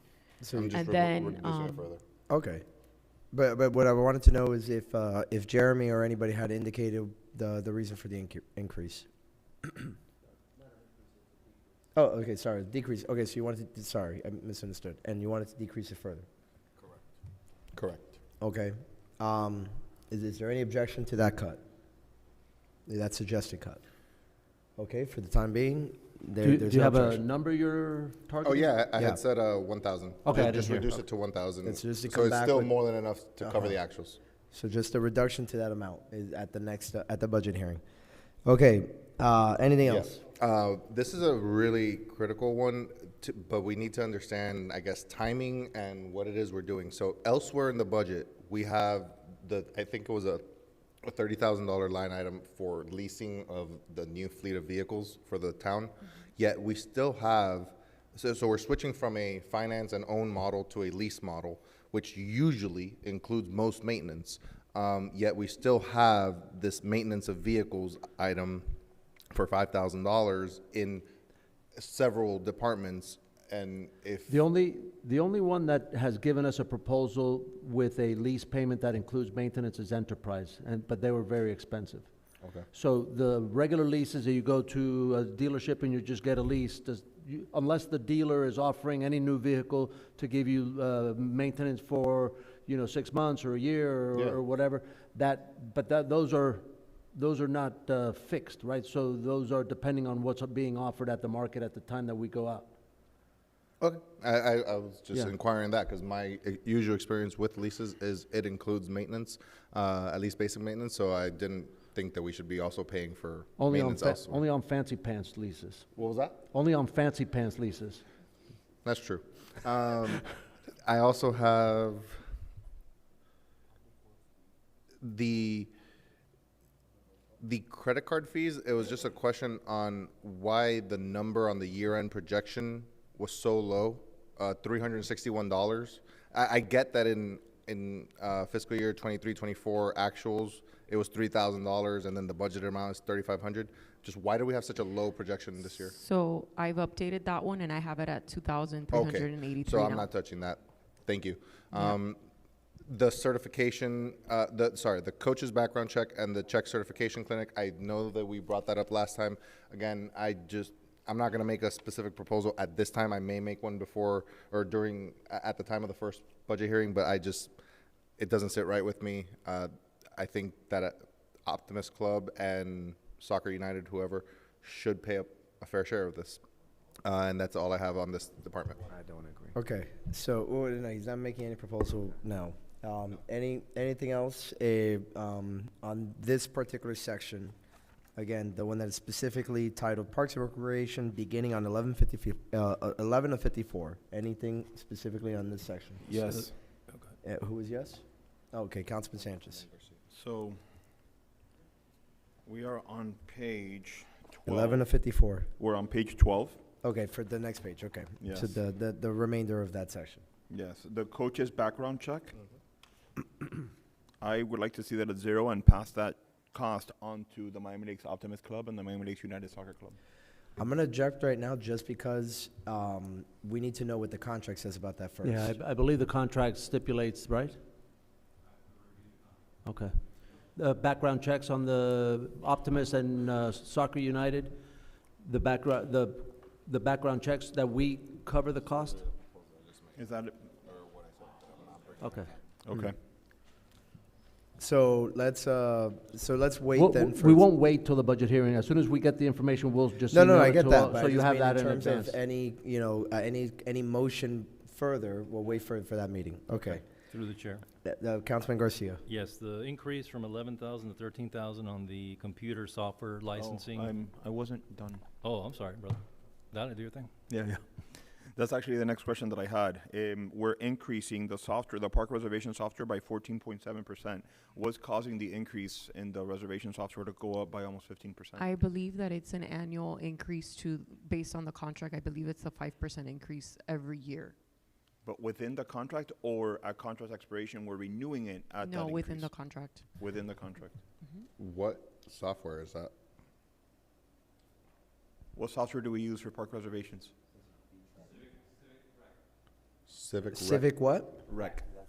Civic Rec. Okay. Yeah, we've heard that one. Okay. Okay. I think we should send that. Councilman one out to bid. Garcia. Well, the answer to the question is there, I guess I would propose taking a look at that, but that specific item, since it went up so much year to year. Okay. Mr. Mayor? Councilman Cuadra Garcia. I promise not to take much time. 11 of 54, on the right-of-way of electricity.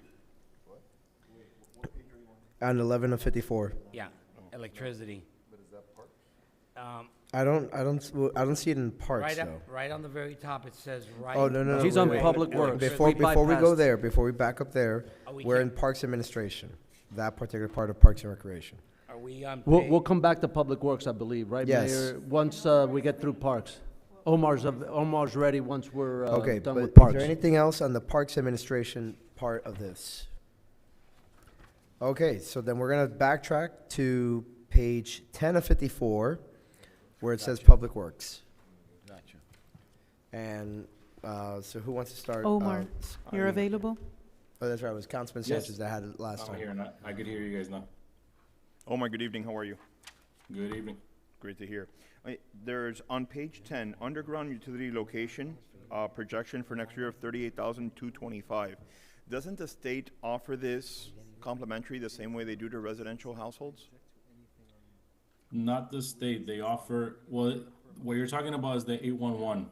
Yes. What they call 811. So the state, that's the Sunshine State One Call Service. That's the $2,200 charge. So we pay that for them to administer our calls, and then High Tech Engineering is the current vendor who actually fields the calls for our part of the utilities, being street lighting that we own, irrigation that we own, and the other underground infrastructure. So they'll field those calls and they'll put in the ticket if they were able to clear, or if for some reason they couldn't clear it, and they have to contact us directly. So there's no chance that the state would pay for this, so same way they, like, for residential, they would? I don't know. What the state does is they're the ones that manage the overall. I would have to check that. I don't think the state would pay for our services. And with high tech, is it a contract or is it a per use charge? It's a per call. Per call. Okay. Yes. All right. Thank you, Omar. You're welcome. Who else on this particular section? Public Works. 1054. From page 1054. It's entirely encapsulated there. Did you have an item, Councilman Cuadra-Garcia? If not, then I have one. Okay, Mr. Vice Mayor, go ahead. Quick and simple, reducing operating supplies from 3,000 to 2,000. That's it. It's more in line with past years, and it's something that I think Any our staff objection has to that? control of. Omar, what do you use that line for? Well, the 3,000, we put that there because that all depends on what materials are expended. So we use our field paint that we use for marking our sidewalks. For repairs, we use that. From there, hammers that we may need, stakes that we may need, caution tape. So 1 year, if we have a very, very slow year, yes, we won't purchase as much. The reason is also lower, Vice Mayor, is we usually make a lot of our purchase, or we restock at the end of the year. So now in September is when we take most of the inventory, see what has been depleted the most, and we go ahead and replace them. Okay, anything else? All right. Oh, one more. Okay, go ahead. Mr. Manager, row holiday decorations for $10,000. If I'm not mistaken, in years past, we've had sponsorship for that, correct? We have limited sponsorships, and we tried last year to get sponsorships because we didn't have any money in the budget last year, and we were unable to get any sponsorships. Okay. Do you know who was the biggest sponsor for that? JP, I know you handled that. Oh, you will. Automall? Hold on, guys. Yeah. Again, just for the purposes of this meeting and to be as efficient as possible, please ask them separately because Vice Mayor Morera has made a a standing objection to any proposed reduction in this. Yeah. So just so that we can, again, I hate to cut anybody off, but again, No, that's fine. yeah. Councilman Fernandez. I'm sorry. Just as much as I love celebrating the holidays, I'm one that says that if we're going to do something, we're going to do it right, and I don't think that those lights have ever wowed me. So But again, I would have cut it. I he- know he yeah. preempted me. It's. I'll discuss that with Can I No, interject you real can't quick, discuss it Mr. Mayor? but, yes. Okay, Councilman Cuadra Garcia. Real quick. Yeah, let's start, let's get this holiday decoration. Let's reach out to somebody, see if they can donate it. Let's ask for donation. Excellent. Okay. Anything else in this section? Yeah, data plan for iPads, 0. Where are you? Still on Public Works, data plan for iPads, Any objection to that line item for $950? should be 0. Is there any objection to that cut? All right, seeing none, staff can use that as one of the proposed cuts to be to be considered at the budget hearing. Anything else on Public Works? All right, so with that, let's go on down to the following page, page 1154, Public Works Green Space. Anything in this section? Yes. I heard the Vice Mayor just slightly edge out Councilman Sanchez, so we're going to start with the Vice Mayor and then go to Councilman Sanchez. So I think Councilman Sanchez and I probably are on the same page on this. One of the major differences on this is when it was a 2.63, this was like a $400,000 line item. Now it's a $200,000 line item because we are getting money from other sources. This is $200,000 coming for this item from general fund, but then on top of that, we have $150,000 coming from the tree fund trust, and then an additional $82,500 coming from the FPL franchise fee surplus.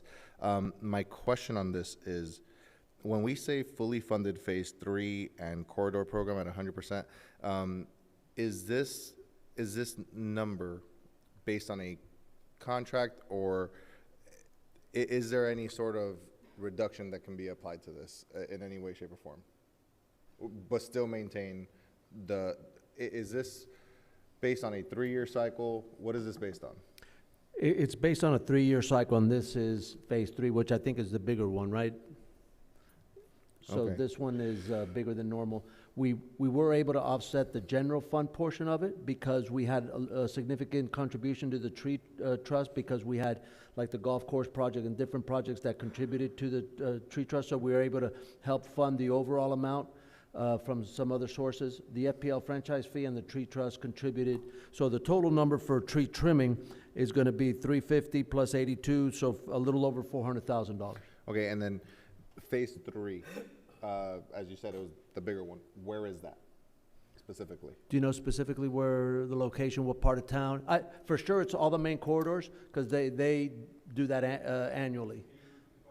Where is phase this talks about fully funding phase 3. Tree trimming. For tree trimming. What is phase 3? Where? Phase 3 is the area by Royal Oaks, Sevilla Estates. Okay. Down through Royal Oaks. Turn the mic on.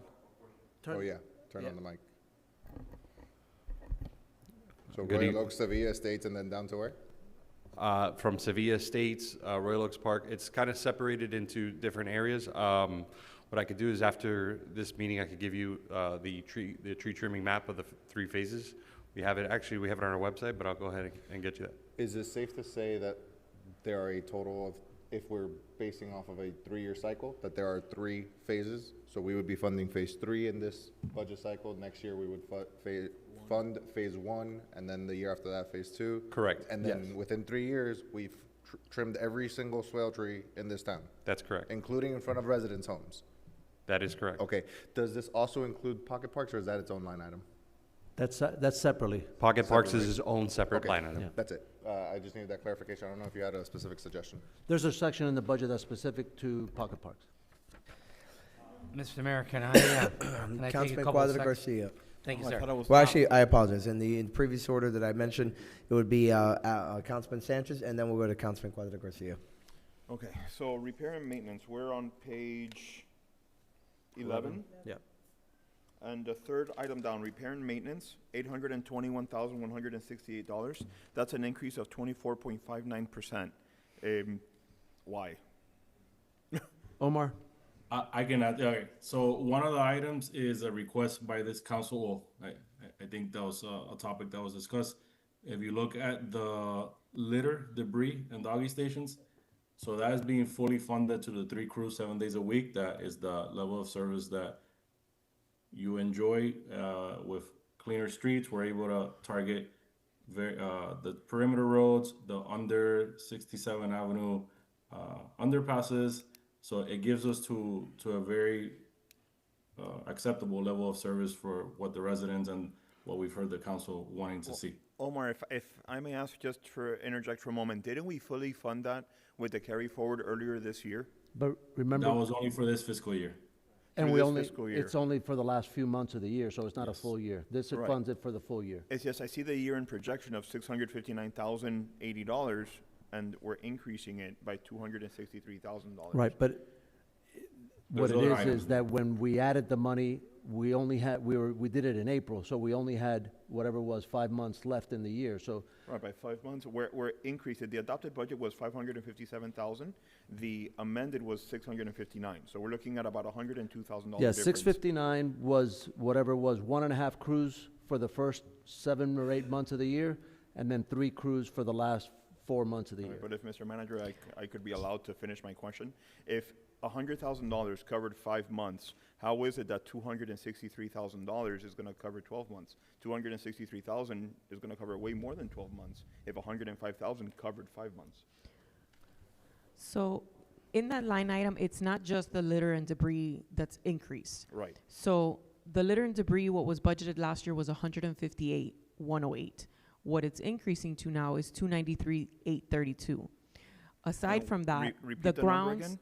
You want me to repeat the amount? The original, yeah, the one, The original amount was 158,108.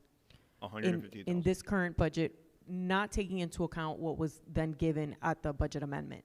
Uh-huh. And how many litter team or crews did 158,000 give us? I think That it was got like, us one crew for 4 days and the other for 5, and that resulted in 3 days of the week, we only had one crew. Okay. And So what we added incremented it by a third. no, It doubled. by almost half. Double, right? Yeah, double. Yeah, because we remember, had essentially since 1.5 we want crews, coverage 7 we days a went week. from 1.5 That's- to 3. Okay. Yeah. So we want coverage 7 days a week. What we had to do, since we didn't have enough to get one crew 7 days a week, we staggered them. Okay.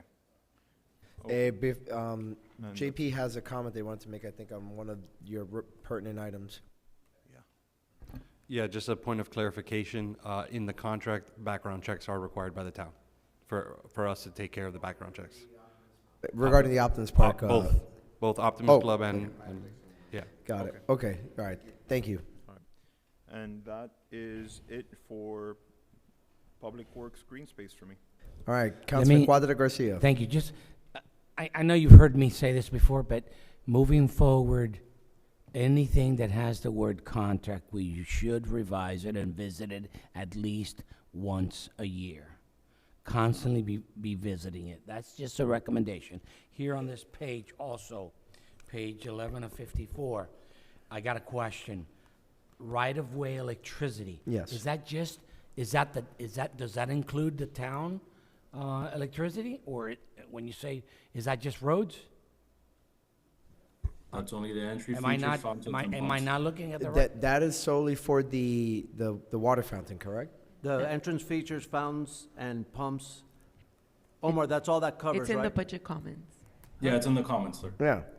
So that's what I was saying, electricity for entrance features. So, we only have one fountain, to my knowledge, left as far as our entrance features. So that would be the one in 154. Where's the second one? Mr. Manager. 87th Avenue? Okay, got it. Okay. Mr. Mayor, I'm not talking about water, I'm talking about electricity. Yes, but this is the electricity for the water fountains, for the entrance features. Pumps. Okay, so we spend $12,000 a month in electricity? A year. Oh, a year. A year. And if I may add, and I don't know if Yes, you're recognized. Excuse me. I think also the pumps it's also referencing the irrigation pumps. But it's all for those, and I think that was the confusion, But yeah, it's for the power for those water fountains and the pumps, yes. But it's- But the irrigation That's a lot pumps of money. too. The irrigation pumps for the sprinkler systems and the medians. I amended my response later. But with that, what else do you have, Councilman Cuadra Garcia? Those numbers. Okay. Well, don't- wait. Councilman Hertzberg has been waiting to speak. Thank you, Mayor. So one, just generally, this is a problem with this line item, having these large items, because it's 821,000 that's broken up. It's hard to break it down. That's why I want more. I would rather have more line items on here, right? Broken up, regardless. For example, I guess I want to bring these things forward a little bit now because I'm going to bring them forward next week. Within that contract, this is $101,000. Part of it says flowers. The flowers cost us $35,000 a year, right? So, I mean, it's hard to make a motion to cut that when it's not made there. That should be a line item. But in my opinion, we don't need to change the flowers 4 times a year for $35,000. We just had residents here coming saying, we want the tax, we don't want a millage rate increase, we're okay with the services. Well, flowers is a need, and we can put sod, we can put something else. It doesn't have to be manicured and changed all the time, something native. And then with the litter crew, I mean, it's good, it's a lot, but that's somewhere we can get big savings. For example, do 2 litter crews full-time instead of 3, right? I don't know if anyone has any objection to that, but those are the type of, if we want to get this millage rate down, these are the cuts we need to make. Can you say that briefly, one more time? The proposal? One, get rid of flowers, $35,000 a year. There would be a one-time cost because we have to put sod or something, but long-term it'll save us money. I could do better than that. Flowers. Let's look at an option where we can do flower beds that don't need water and they last, a whole year. No, think about it. I mean, there are. I have an announcement, which is that Councilman Fernandez has indicated he would object to that, so I guess we'll have to wait for the budget hearing to. The other thing would be the litter crews go down to 2 full crews, 7 days a week instead of 3. I object to that. Okay, next. Anything else? I do have a brief one. Okay, Mr. Vice Mayor, and I think I saw Councilman Garcia's hand go up. Just a quick question on public work entry maintenance. Is there an increase in service going from the current fiscal year into the upcoming fiscal year, going from 3,500 budgeted to now 5,000? Is there an increase in service, or is that just an increase in price? Is that additional pressure washings, additional maintenance and painting, or is it the same level of service? Omar?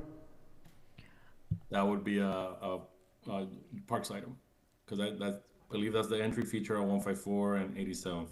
Yes, since we're in the It green space wasn't part, including. it may not be specifically in the, his. In the prior year, it wasn't including pressure washing.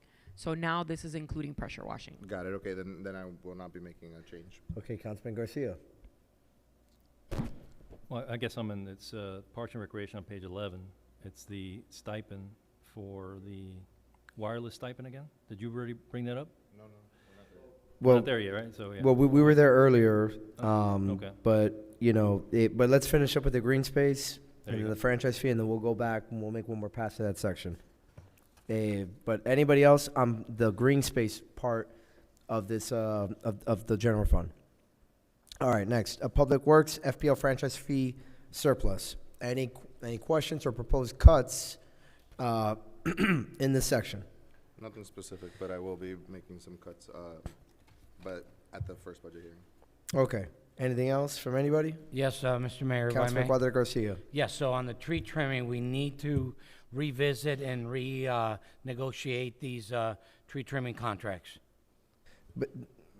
Got it. Okay, so now we're back on Parks and Recreation. Councilman Garcia, because you wanted to address I believe it was the wireless stipend. Yeah, the wireless stipend, is that, again, is that just used for their, what is it used? Just their Use of phones? their personal cell phones to conduct town business. Oh, okay. Again, if it's absolutely necessary, I think we cut that in half. I think it should be cut completely. Well, I'm sorry, just about everyone has an unlimited, this isn't the 90s where you had unlimited nights and weekends. Like, if we're talking about phone calls on your personal number, like, it's not causing an imposition on the employee. That's my 2 cents on it. I don't know if a member of the staff wants to tell me something that maybe I'm missing here. Again, these are little perks that they get, that in the grand scheme of things are very small. But to our residents, it looks not like perks, but rather like sneaky ways of increasing compensation. Well, that's how the residents see it. Okay, but that's where it's our job to go ahead and let them know as well that we already have staff that, compared to other similarly sized cities, tend to be underpaid. So these are the small little things that doesn't exactly move the needle too much, but it at least helps them with their cost of living. Because remember, They are also, which includes many residents from the town of Miami Lakes, Danny, Melissa, you go down, Alexis, you name it, Gladys, you know, they live in the town too, and they're feeling the same price pressures as well. This is where I feel like Councilman Cuadra Garcia and I would agree on saying that these budgets are hard enough to read. Why complicate our lives? If that's what we want to do, increase regular salaries. Call a spade a spade. That's my 2 cents. That one's going to generate more backlash. You know, I can say exactly. Yeah. It should generate more backlash. Okay. Just to call the question, I wouldn't support getting rid of the wireless stipend. Yeah. Thank yeah. you. Okay. So next, on this area, Parks Administration and Parks and Recreation. Oh, we were discussing the wireless stipend within Parks and Recreation, Parks Administration, right? So we're still there. So moving on to 12, or page 12, if nobody has anything further, we're on Royal Oaks Park. So I just want to make a comment. Councilman Herzberg. So again, if we're going to move the needle, this is where the needle gets moved, right? But one thing I noted Agreed. today was the labor. So this Royal Oaks Park, the biggest line item, what I've been told is that the labor doesn't change. Regardless if we do less mowing, more mowing, the labor is the same. And that's the biggest line item in those contracts. So we can talk about it more next week. But that was my biggest concern. But again, we gotta, if we're gonna move it, these are the big line items. Yeah, no, I agree with you that there are big line items here, and then those are the ones we should be focusing on, because otherwise we're gonna just be, you know, just nibbling, and we're never gonna really close the gap. But again, I agree with you that some of these may get more controversial, so maybe it might be better just to wait for the motions to come at the first budget hearing. But does anybody have something that they think would not reach an objection in this particular line item, the Royal Oaks Park? I do. Councilman Sanchez. Repair and maintenance of grounds, we see an increase of 45.28% year over year. I would bring it down from 60,000 to 50,000. Oh, okay, grounds, right? Yes, grounds, not contractor facility, grounds. And you wanted to reduce it where again? From 60, the year over year is a 45.28% increase in costs. I would bring it down from 60,000 to 50,000. Well, before I decide whether I wanted to object to it, Mr. Manager, what's the source of the increase here specifically? Why is it now so significant? Yeah, JP, are you familiar with this line? Yeah, it looks like it's the 41,300 from the amended budget and the current budget, but also now electrical and plumbing and field equipment. So I can speak a little bit. The average for the last 5 years is 56,000. Since fiscal year 20, the actuals was 57,000. 21 was 31,000. 22 was 50. 23, 72, and 24, 81. Yeah, this could be the item that Councilmember Garcia brought to the table, which were the rust stains. And I think this is implementing the equipment, the rust removal. He brought that up with regards to MLOP. No, it was MLOP. Yeah, MLOP, not Royal Oak. But it exists in several facilities. And this was to implement the rust prevention equipment in all of the irrigation systems in the major parks. Yeah, Just I would be fine with. Question, just go ahead.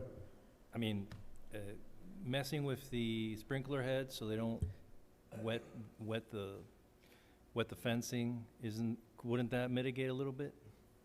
The wind. I believe that the way that the irrigation system was put in, and then some of the fields were put in, I believe that this is, Okay. but even sidewalks, and, you know, this is to prevent rust stains in the entire facility. Not only fencing, but it also, you know, sidewalks and any other equipment or trees or what have you that may be out there.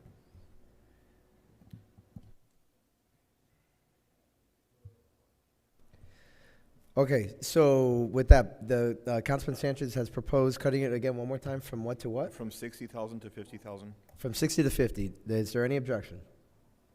No objection? Okay, so there's no objection to bringing that as a cut to the next meeting. Anything else in Royal Oaks? One more thing, the non-capital outlay, we're allocating $5,000 for replacement of benches and receptacles. How many benches and receptacles will 5,000 cover? Is that part of the, to the manager really quick, is that part of my item on the? No, because this is Royal Oaks Park specific. Okay, because mine was specific to the To mini the parks. pocket parks. Okay, gotcha. Mr. Mayor? Hold on. JP, councilman- do you know how yeah. much each trash receptacle Yeah. and each bench costs? Yeah, we're waiting on a response to Councilman Sanchez's questions. Do and we know we'll how move that many one. benches are in Royal Oaks Park? Do they have ID numbers or anything like that? My Navy side is coming out. Yes, where every sir. screw and bolt has a serial number. Good evening, Tony He's Lopez. falling back on his prior experience. Deputy Town Manager. Typically, this line item is for things that are old or like field benches that get put out for the soccer players. And if we need repairs to replace slats and just full replacements, these are just wear and tear items over time. Okay. So on average, one of those field benches probably can run you about $500 in today's cost. Receptacles, depending on the nature and type, I'd probably be at $250, $500, and I'm just making general assumptions. So this allows us the opportunity to replace a series of those and bring them up to date. Considering that this year there was no money allocated to that, if something needed to be replaced, how was it replaced, or was it not replaced? It wasn't. Okay.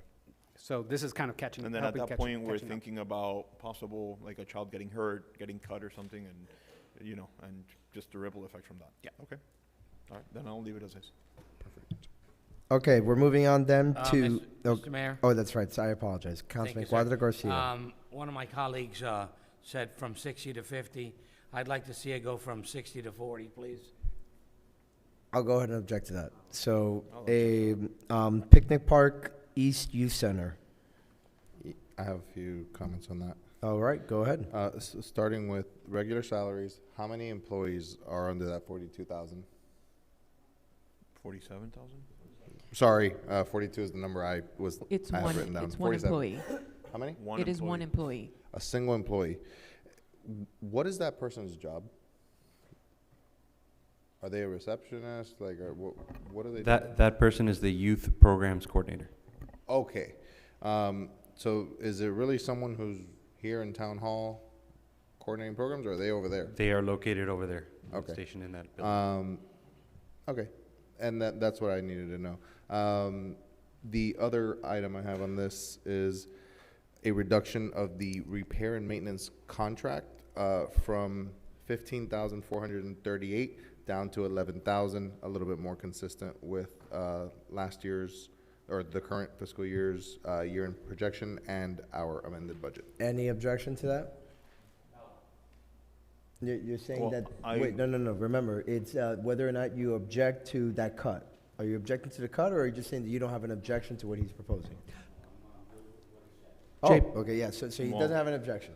Do you have an objection? I just have a question. Why the 50% increase?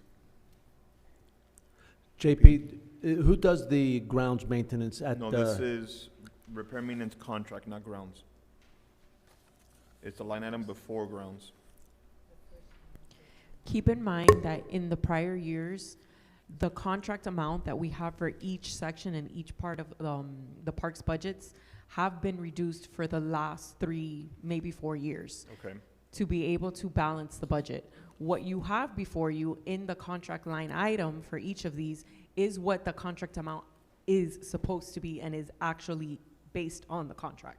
Is this a brand new contract and the contract price is 15,000? I believe the contract, then it was a new contract like maybe 2 or 3 years Yeah, I ago. think I'm like sure 2 years JP ago. can, JP?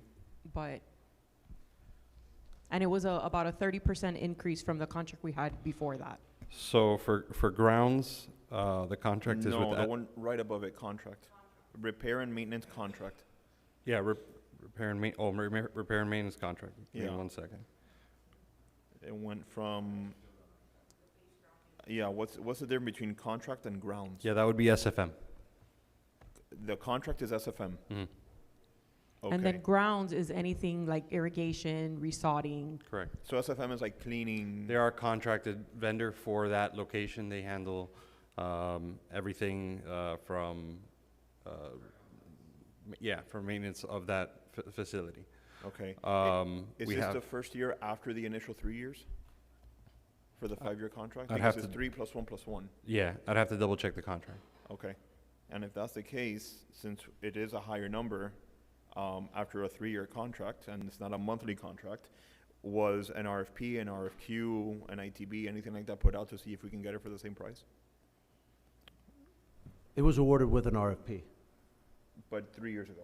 Yes. I'm talking about after the 3 year, that now we're in the plus 1 plus 1. If you want, we can put it out, but remember that, huh? Just to clarify, it was awarded as an ITB. ITB. Yeah. Okay. But that was 3 years ago. Yes. Right. And So now that ITB is the initial awarded- 3 year is over. That's what I'm trying to get at. After now the 3 years over, to avoid the 50% increase, why not put out an ITB or an RFP or an RFQ to see if we can get a different vendor for a lower cost? I understand your question. We'd have to look at the contract to confirm. Okay.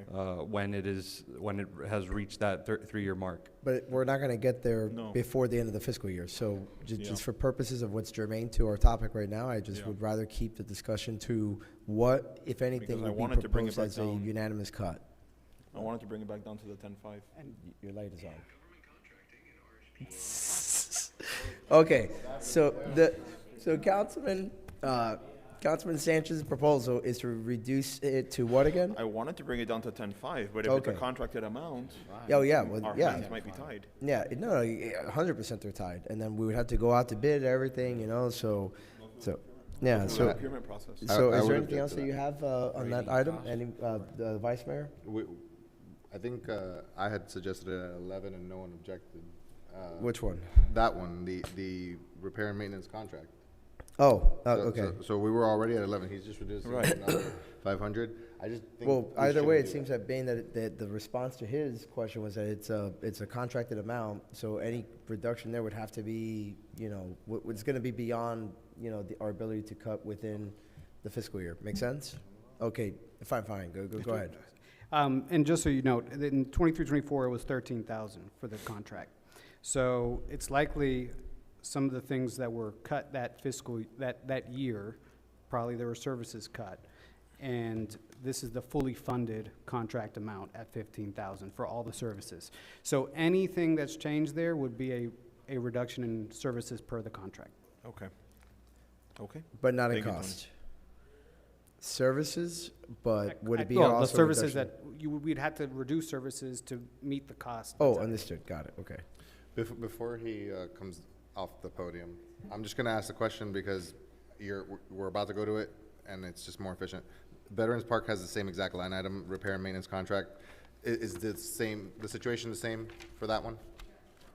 For all of those? Okay, that way I just don't have to ask the same, and me and Councilman Sanchez don't have to ask the same thing on each one. Mr. Mayor, Councilman Cuadra Garcia. is this doable to bring it from 15 to 10 Which item?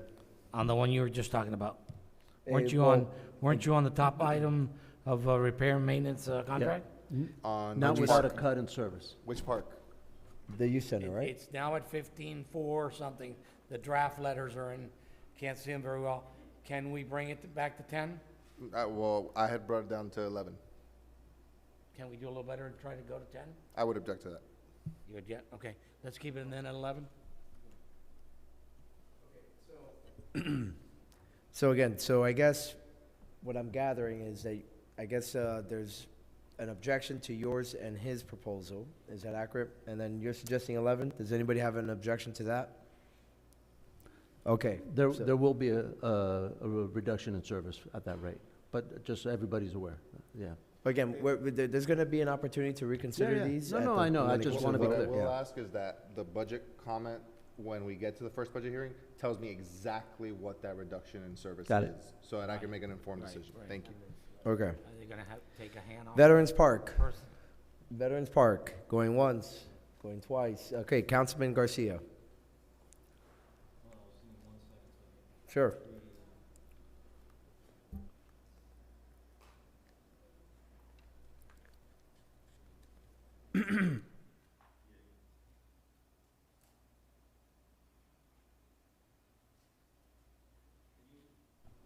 Parks improvement operating. Oh, back up to administration? Yeah, in Veterans Park, on page 13. It's been zero, now it's 10,000, says new capital equipment and replacement. Is that the workout equipment? Workout benches and receptacles. Yes. Yeah, I mean, I've seen them, I've never used them, and I guess you guys can tell by my incredible physique. But, Obviously.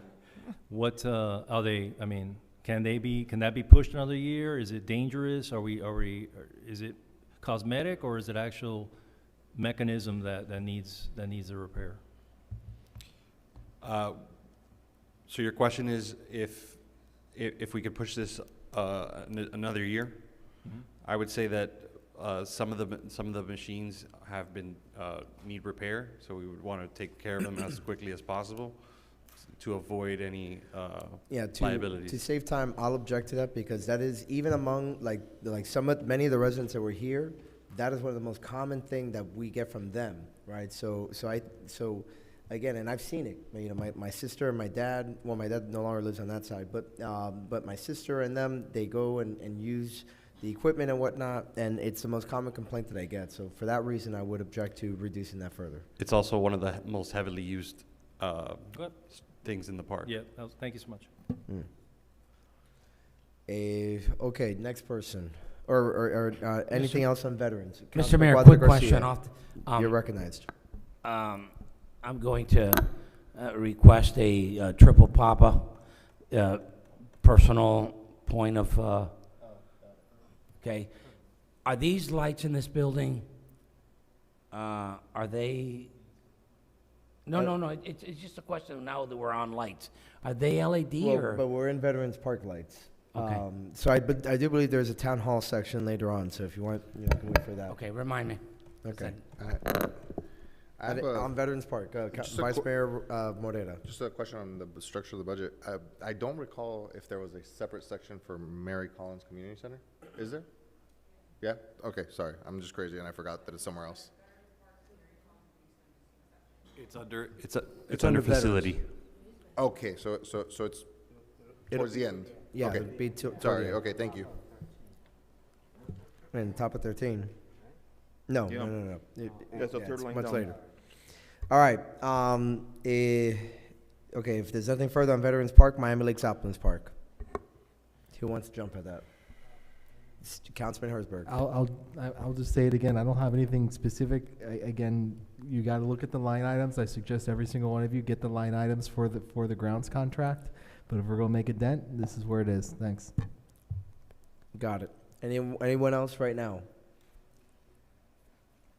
Okay. Go ahead, Councilman Sanchez. I'm just wondering why the grounds contract for Miami Lakes Optimist only increased by 4% and all the other parks increased by double digits. Like Royal Oaks Veterans Park increased by 26%. You know, why is it that Optimist raised 4% and everybody else is so much higher? Percentage-wise. That is, for Royal Oaks Park, as an example, that is to bring it up to the level of service, the full level of service for that park. We've cut the budget for Royal Oaks Park for the maintenance of the fields. And we haven't for Optimist. And so Optimist, I'd have to follow up on that. We've maintained the same level of service at all times at Optimist. We've never cut any services. We at may not Optimist. have cut as much in previous years where we've had to, find from different places to be able to balance the budget. Yeah. So we may not have cut as much from because of demand and the current condition. Maybe it needed more more maintenance than some of the other parks that at that time were in better shape. Okay. Because Veterans Park went up by 26.5% and Optimist 4%. Yeah. So not singling out Optimist, just why. I believe, But if we're maintaining Optimist. and JP can correct me if I'm wrong, that is a different vendor than Royal Oaks Park. But remember, though, that, again, are you proposing a cut with respect to this particular park? No, I just want to, if we could go back to Veterans to propose a cut and maybe even use the same vendor that we have at Optimist at Veterans Park to save us money there. Keep in mind that it's based on the contract. Right. Make the explanation as briefly as possible, please. Juniper is the vendor for Royal Oaks Park. Miami Lakes Optimist Park is run by Brightview. Is who? Brightview. Okay. Yep, okay. That was sweet. But I see the deputy manager wants to add additional context. Please And, do. Also, one is an athletic maintenance contract, and the other is a ground maintenance contract. So Royal Oaks and Optimus. All right, deputy manager. Well, But, sorry. just Yeah, to clarify that and further. just, so Councilman, the bid structure of Royal Oaks Park is different than the bid structure, what the proposers bid, how they bid, is different than Optimus Park. So certain tasks, they may have bid certain tasks in their contract higher or lower, and if we made service changes, that would make different impacts. So if mowing is $5 by one bidder and $10 in the other, you'd see the bigger impact in the Royal Oaks Park versus the $5 Optimus Park. Right. So they front-loaded a lot of their costs to labor Okay, in Optimus Park versus spreading it out across all the line items. understood. All right, thank you. Okay, so moving on to mini parks, the pocket parks. Are there any proposed cuts here? Which one? Mini parks, pocket parks. 1 second. It's primarily a concern. I'm seeing it go from a year-end projection of 134,149 on the repair and maintenance contract, and it's jumping to $400,000. I have not updated my year-end projection for that, just for the record. Oh, okay. So is your Sorry year-end to projection a interrupt little you, bit sir. more? No, it's fine. But is your year-end projection, I guess, a little bit more consistent with maybe the 23-24 year-end projection? I haven't updated it, so I couldn't even tell you at the Okay. moment. So then I'll just defer until the first budget hearing. Yeah, I'm just gonna have a standing objection to any of the line items here. Again, because this is one of my priorities. Yeah, no, I know, but I'm just saying, No, I'm just stating for the record, out there for those that are watching. Okay, the Barbara Goldman, that's $4,000, which is the bare minimum on that one. Does anyone really have any proposal there? Okay. Recreation services.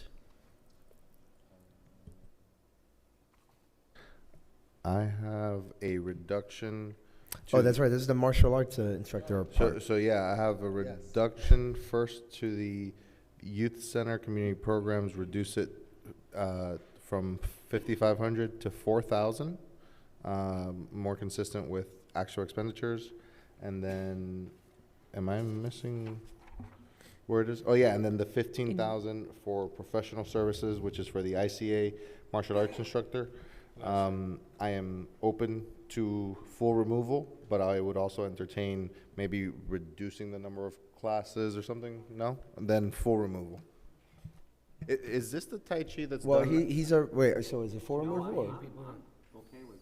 Okay. Is this the Tai Chi or whatever that's done at the end of your recital? I doubt Or is it. this something else? Because the Tai Chi is funded by the school board, is it not? Like, or through money we receive through the school board? Oh, they fund that, Yeah, but no. not AP Yeah, so classes? this is something else. Oh, we're not there yet, though, on the AP classes, but, That is correct. They are part of the dance, of the recital, the end of year recital. So if I cut this, I am cutting that program that the seniors are in. No. This is recreation, okay, this is Tai Chi. This is youth martial arts. Is it any special needs kids use it, or any other? And it's open to any child. Okay, so I will recommend a full cut. Are there any objections to that recommendation? Okay, with that said, would anyone object to removing $1,000 from town community programs, which represents a cut to the end of year program ceremony? I mean, it's a ceremony just commemorating the end of programs. I mean, Sorry, which one are you on? the very last line item, town community programs, is $1,000 for a year-end ceremony. I don't understand the need for that. Is what I'm trying to say. Unless somebody Mayor, has what- a Mr. justification. Mayor, what page are you on? I'm on 15 of 54, the last line item within the same committee budget or recreational programs item that we've been in.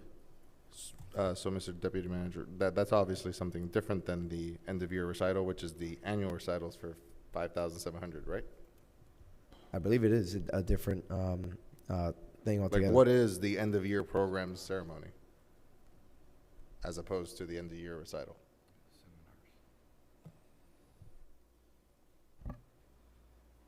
So some of our programs have a fall season, a spring season. So at the end of each of those programs, they'll have a recital. We also have an end-of-year recital, which is a larger program that we'll have at usually at Barbara Goldman, where we'll have our ballet, our martial arts programs all together in as one end-of-year recital. But that specific one, if you look, it's the very last parentheses there under town community programs. Do you know what that specifically corresponds to, end-of-year program ceremony? $1,000. Yeah. The $1,000 for the end-of-year programs? Yeah. Like, which one is that in particular? Yeah, that's A party for the end of the season for all the. Okay, well, how about this? How about you guys So come back to that us? covers like awards or things of that nature. But, never mind.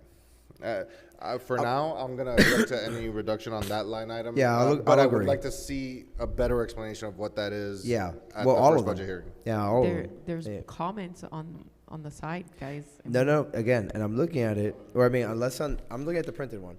So I see there, but it says there, $16,667 is the total. At the very end of the explanation, there's an end-of-year program ceremony for $1,000. But it doesn't specify for which program, the seniors, the youth, the Our end-of-year- question is, what is that? Yeah. So that is all for youth recreations. That is the ceremonies that we have at the end. At Barbara Goldman. No, that's Okay. the end of year recital. So that is once a year, we'll have a recital that is held at Barbara Goldman, where we'll have all of our programs, youth programs, held together. And that's within the first item. It says Correct. annual recitals 5767. The end of year programs are for the end of each program year. So fall, spring, winter, whatever the program Well, is. I'm kind of with the vice mayor that, we'll at least I'll circle back to that at a later time, actually. But for now, I'll just forget it. Is there anything else on the recreational programs? Okay. Yes, Mr. Mayor. Yes, Councilman Cuadra Garcia. Hold up for a second on page, hold up, you, give me It's either 14 or There 15 is- under recreational programs. The page 15 of 5.4, under seminars, I'd like to go back. Where you, hold on. I'm Where on- are the seminars? Seminars on page 15 of 54. Economic development, he's on Yeah, committees. you're jumping ahead. We're still under the recreations, recreation programs. On 14 of 14 of 54? Yes, but it also goes into 15 to 54, and you jumped ahead a few spaces. We didn't even cover public safety or the neighborhood improvement committee. So, do you have anything specific though to where we're at now, which is the recreation programs? No, I have not done any homework on this. No worries, and we'll have an opportunity to again revisit this at the first budget hearing. The public safety committee. As for me, again, it still shows up here as the appreciation breakfast, but that's already been reclassified as, okay. And this is supposed to be cost neutral, or they brought it down to 1,200, right? Yes, and they're getting sponsorships that are going to cover that. Okay, well, So for it's the just purposes of technically it's- balancing. It's a loan. No, well, again, like, it's 4,000 here, they're saying it's gonna be 1,200. So my suggested cut would be to reduce that line item to 1,200. Which one, I'm sorry? The appreciation breakfast, which has now been reclassified as the car show. Mayor, they had reclassified their entire budget, had put, the same, I think, total, and then had redone it into different line items that the council approved. Okay, how with about the we just last drop report. their budget, just make it easier? My proposal would be to drop it down to 1,200. The To cover the cost of their. entire budget? The entire budget. What else are they gonna do? Reduce their budget from 4,800 to 36? 1,200? To 1,200, which is what the. Oh, to 1,200 total?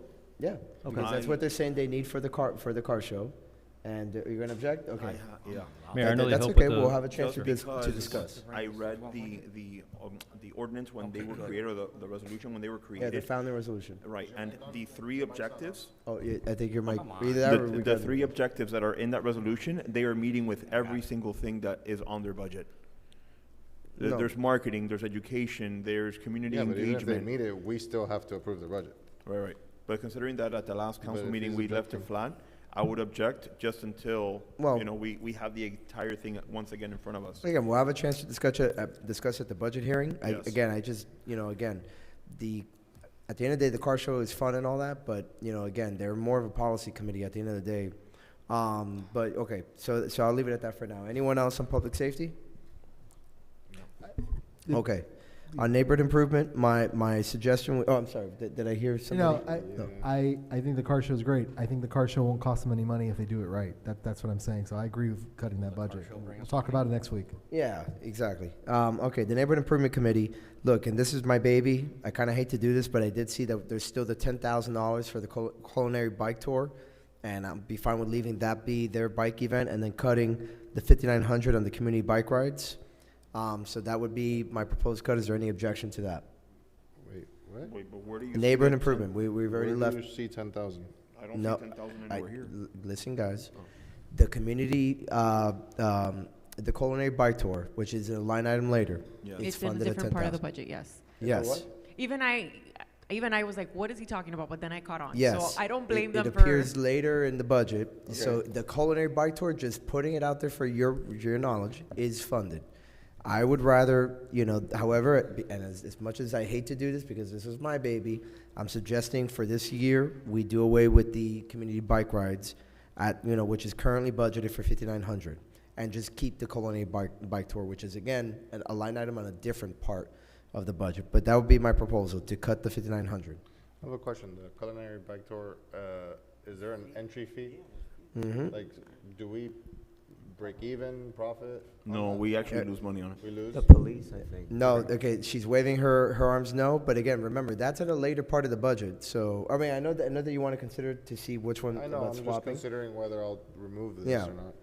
But, and if you want, you can always object for now, and we come back to it, in. I'd like to know their schedule of bike rides for the first budget hearing to make an informed decision, so I'm just going to temporarily object. That's all good. Okay, I mean, unless anybody has anything else there, which I doubt it, let's go on to economic development. So I had a question here. Why is there $12,000 for marketing materials? Like, what do they use their budget on in terms of the marketing materials? Are these pamphlets, directories? What kind of things are they including in $12,000 for marketing materials? Ready? So- well, she's taking a little side note there, but I yes. can answer part of this. So that line item for marketing materials was for software that they had called Local Intel, and that was about $10,000. From what I'm aware of, they're doing away with that. They're not going to utilize that anymore. But that's what the 12,000 was for. But they wanted to keep the 10,000. They wanted Yes. to keep the 10,000, but also keep in mind that the request by the council was to keep the committee budgets flat. Well, So the here we are. proposal to come back flat, which you guys did, and then, that's to your credit. But I just wanted, at least, I just want to be clear on what the proposal was. I would just like to say I did try to call the chair of the committee today, didn't get an answer. So we can punt. any changes I'd object to at the moment because I'd like to be a little bit more informed specifically on that. Agreed. But this, for me, that 12,000 is actually on the chopping block as well. Does anyone have anything else on EDC? Yes, yeah, Mr. Mayor. Councilman Quadra Garcia. On the materials, marketing materials, I'd like to see it go from 12,000 to 9,000.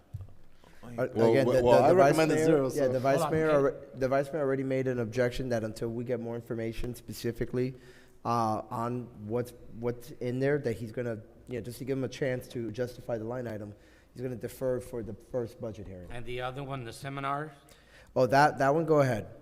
that one I'd like to go from 2,000 to 1,000.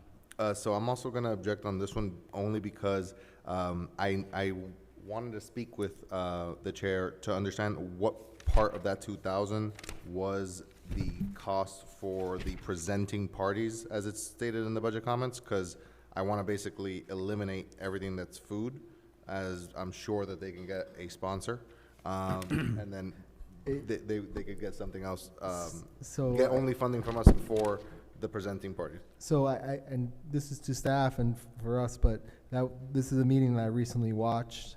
For example, $1,400 for quote unquote swag bags. $1,000 was to Chella's for the boot camp after party.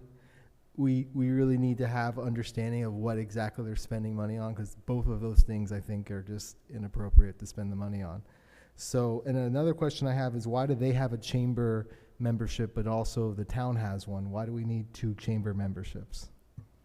No, so one is for the Greater Miami Chamber of Commerce, which we've Oh, used. okay, never mind. I read Yeah. that wrong. Never mind. Yeah.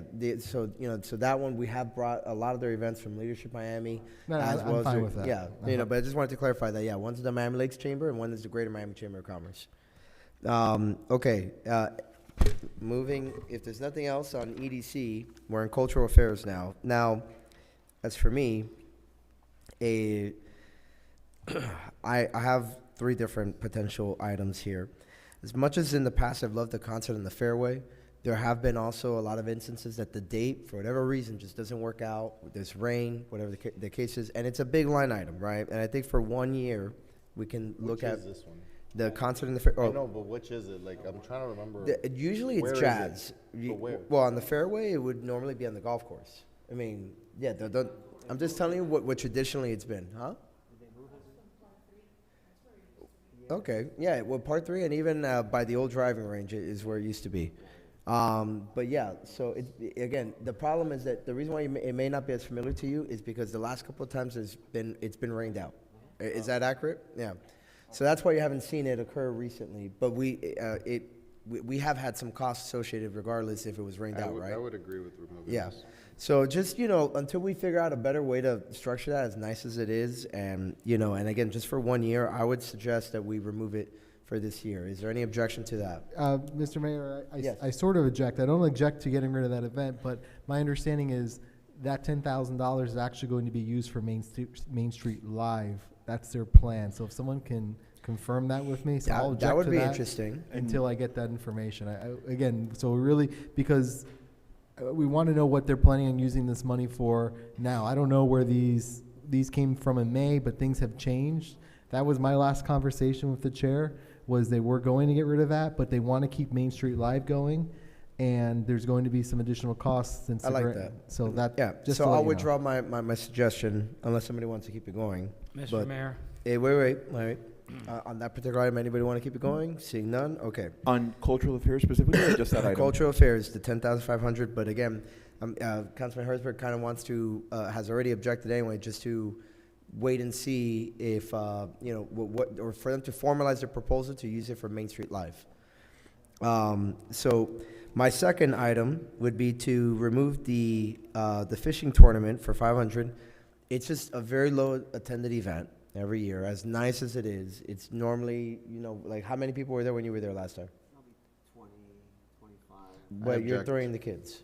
I object to this. Yeah, okay. So do I. Again, I'm just trying to figure out like what's actually gonna make financial sense. Now, for the Juneteenth Heritage, for $1,000, is there any objection to removing that? Okay. So I guess that can go on the list, the Juneteenth event for $1,000. All right, I don't have anything further on this. I don't know who else wants to. I do. Okay, go ahead. The concerts line item for $5,000, which has the comment annual Summerfest classical music concert. I believe that just passed, and Claricel's still here. Good. What was the attendance? It was packed. Packed. I was there with my mom. Amazing event. Then I will be quiet. I just have a comment to make, and I brought this up at the last meeting specifically about the Veterans Committee. Everything here, all we see is expenditures, but we don't see what comes in on sponsorship money on these pages. Most of these committees have sponsorships. The thing is that we have to go all the way back to revenues to see the sponsorships that are coming in that offset these costs. So for example, Veterans Committee is the most expensive committee, but they have a net zero with the town because of all the sponsorship money that comes in.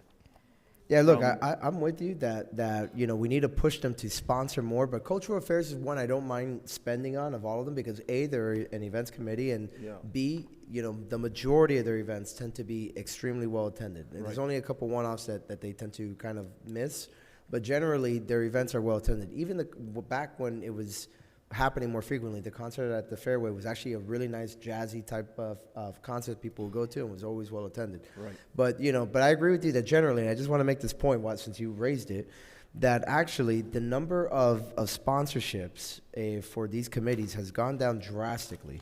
Just got to figure out where exactly it was here when I made a records request on this. But Councilman Sanchez, while I look for that, if you want to continue, but I'm going to back up your point. Yeah, it's just, I want to remind that we might be cutting, but we also might be cutting programs that are already sponsored through other sources.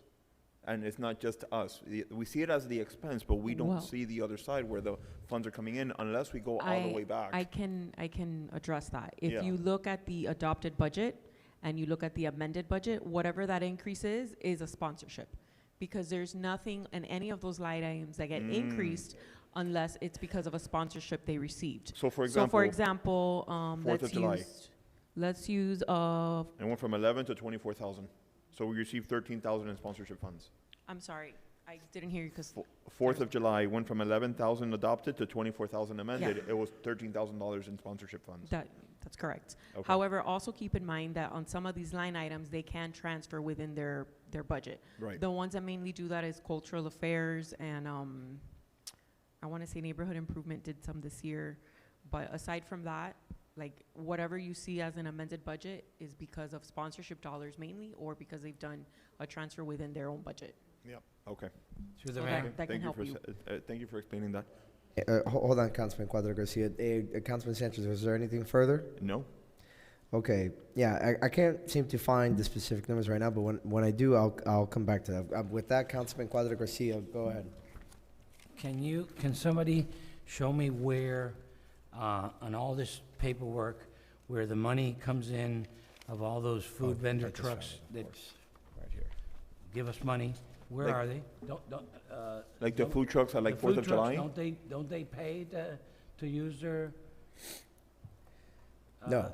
To use our services? No, Don't no. They, to my knowledge, no, because we just give them the spot to offer a service for free, but obviously they benefit from that. But, I mean, but to my knowledge, they're not paying like a rental Claricel. fee. Yeah. Claricel. Right? Claricel? Claricel. Did you say they're giving food free away? The food trucks, when they're participating in an event, normally we don't charge them a fee. We allow them to enhance the event and have them as participants, and then their only thing, we give them the space, and then they benefit from the sales. Typically, we charge them a fee. The fee increases depending on the projected number of participants. So 4th of July being our largest event is the event where we charge the most. And So So there is a fee. Cuadra Garcia's Yes. question. So where's the money? Where is that revenue reflected? That's shown as that? in goes the right amended to budget. the committee and into that same line Michelle, item for it that It covers event. their cost. So where's the beef? It's What do you mean? Okay, Mexican. no. Okay, again. do you Revenue have from the charges to the food trucks. How do we reflect that? The same as donations, right? It's in the amended budget. Yeah, 'cause it's money Right. that it generates back, from that. Okay, but see, so I was wrong, and I think we're all happy about this, that actually they do charge a fee to help defray our costs. Why don't we put it on a line item? Are we putting it in? It's similar, it's reflected similar to like when somebody just makes an outright Also, donation. we're no longer on the It revenue just side of goes the in equation, if I amended may. budget for that event. I understand, Mr. Manager, but Councilman Cuadra Garcia, remember that what you're talking about would be a way that it reflects on the ledger as revenue. We've moved past revenue right now, and we're focusing on the expense side of the ledger. The one thing, though, I will say, because it relates to the cost of these events, between last year and this year, 2025, in terms of committee donations and contributions, there was a $73,000, almost $74,000 difference. The committees, in my opinion, and like I said, if you can please let them know they got to step it up with some of these donations, because what I'm seeing is that they're starting to rely on us to come in and pick up the budgetary slack.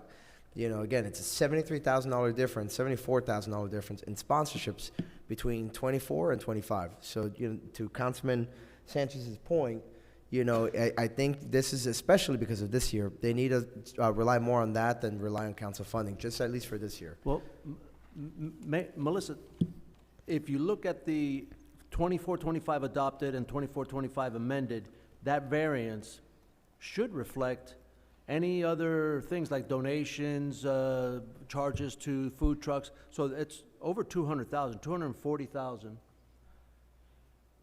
If you look at page 18 of 54 at the end of total committees, maybe am I interpreting that correctly?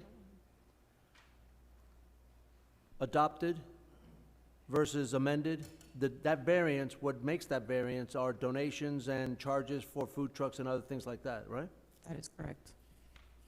So 245,000. Yeah, 244,000.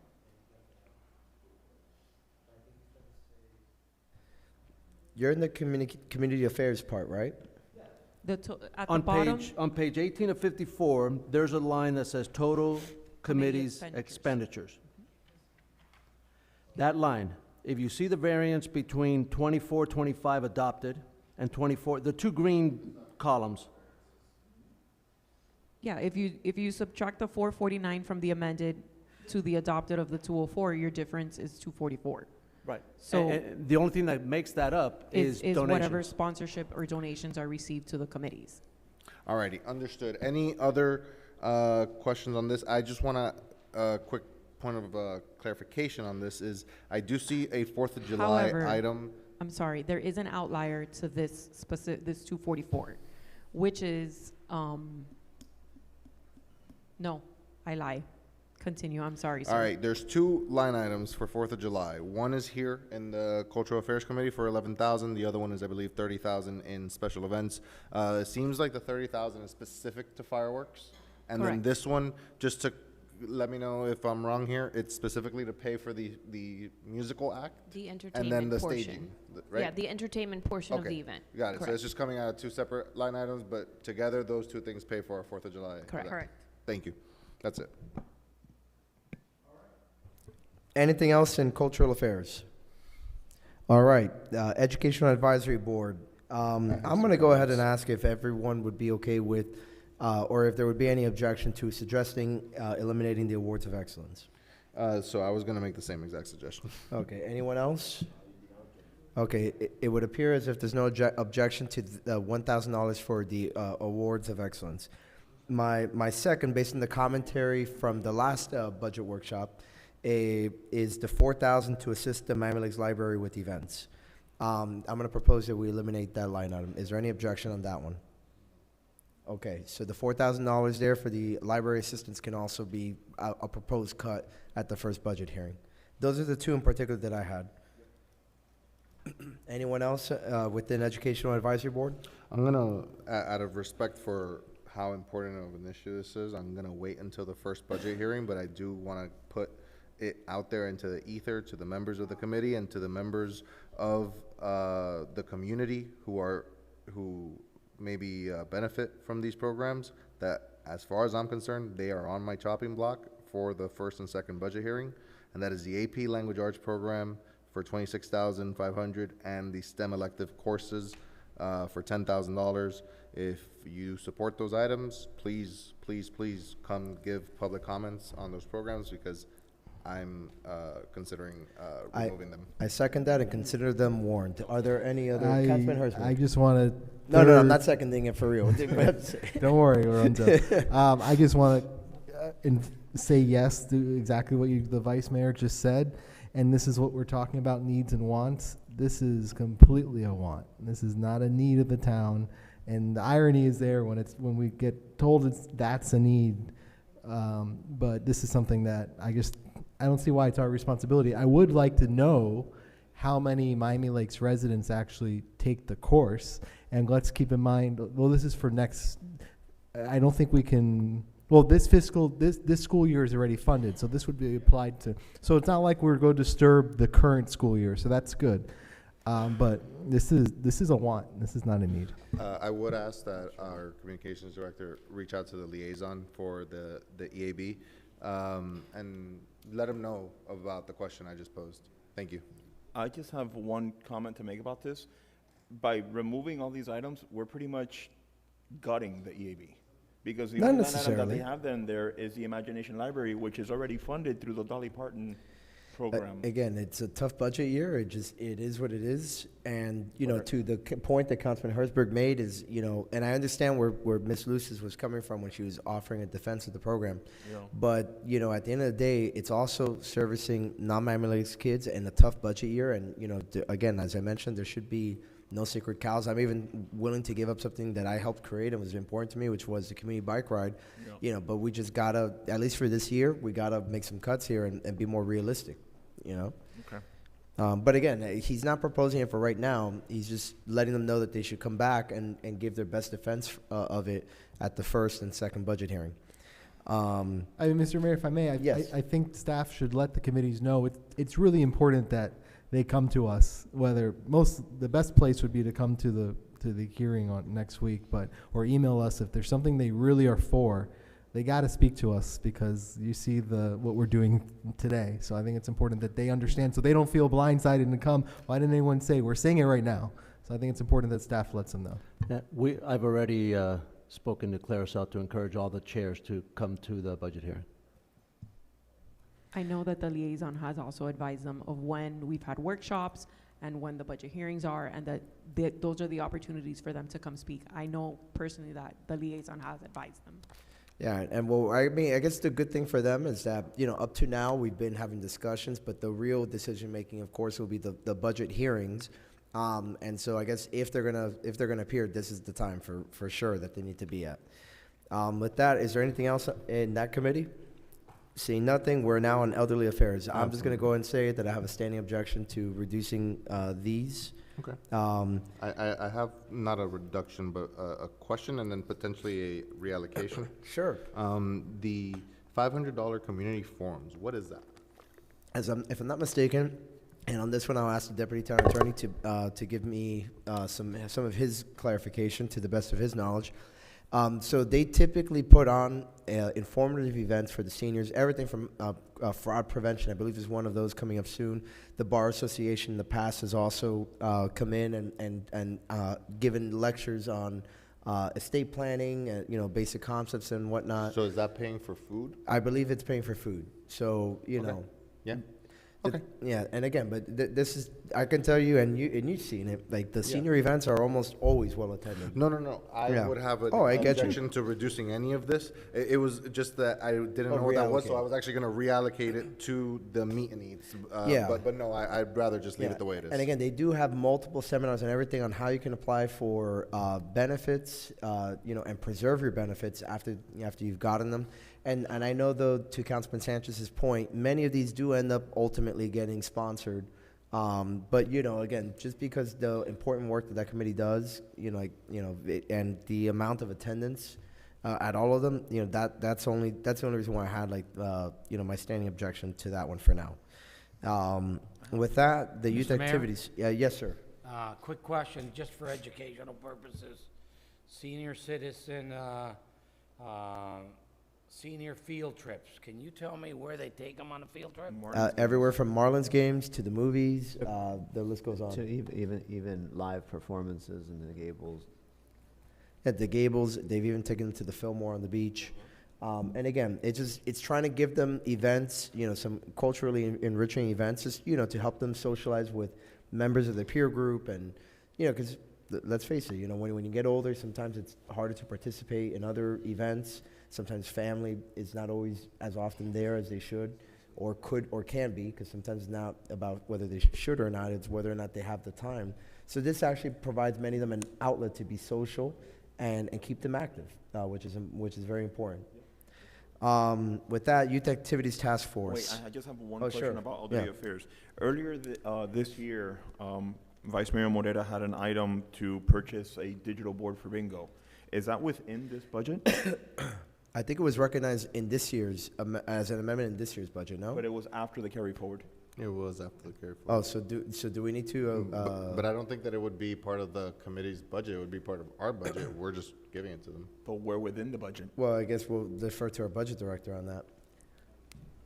Can you ask your question again, please? I'm Sure. sorry. Earlier this year, Vice Mayor Morera had an item which we approved to purchase a digital bingo board for the Elderly Affairs Committee for their bingo lunches.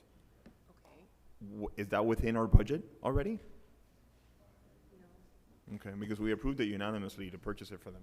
Did you have a specific price on that item? I don't remember. May I say something? Yes. The item was to bring back options.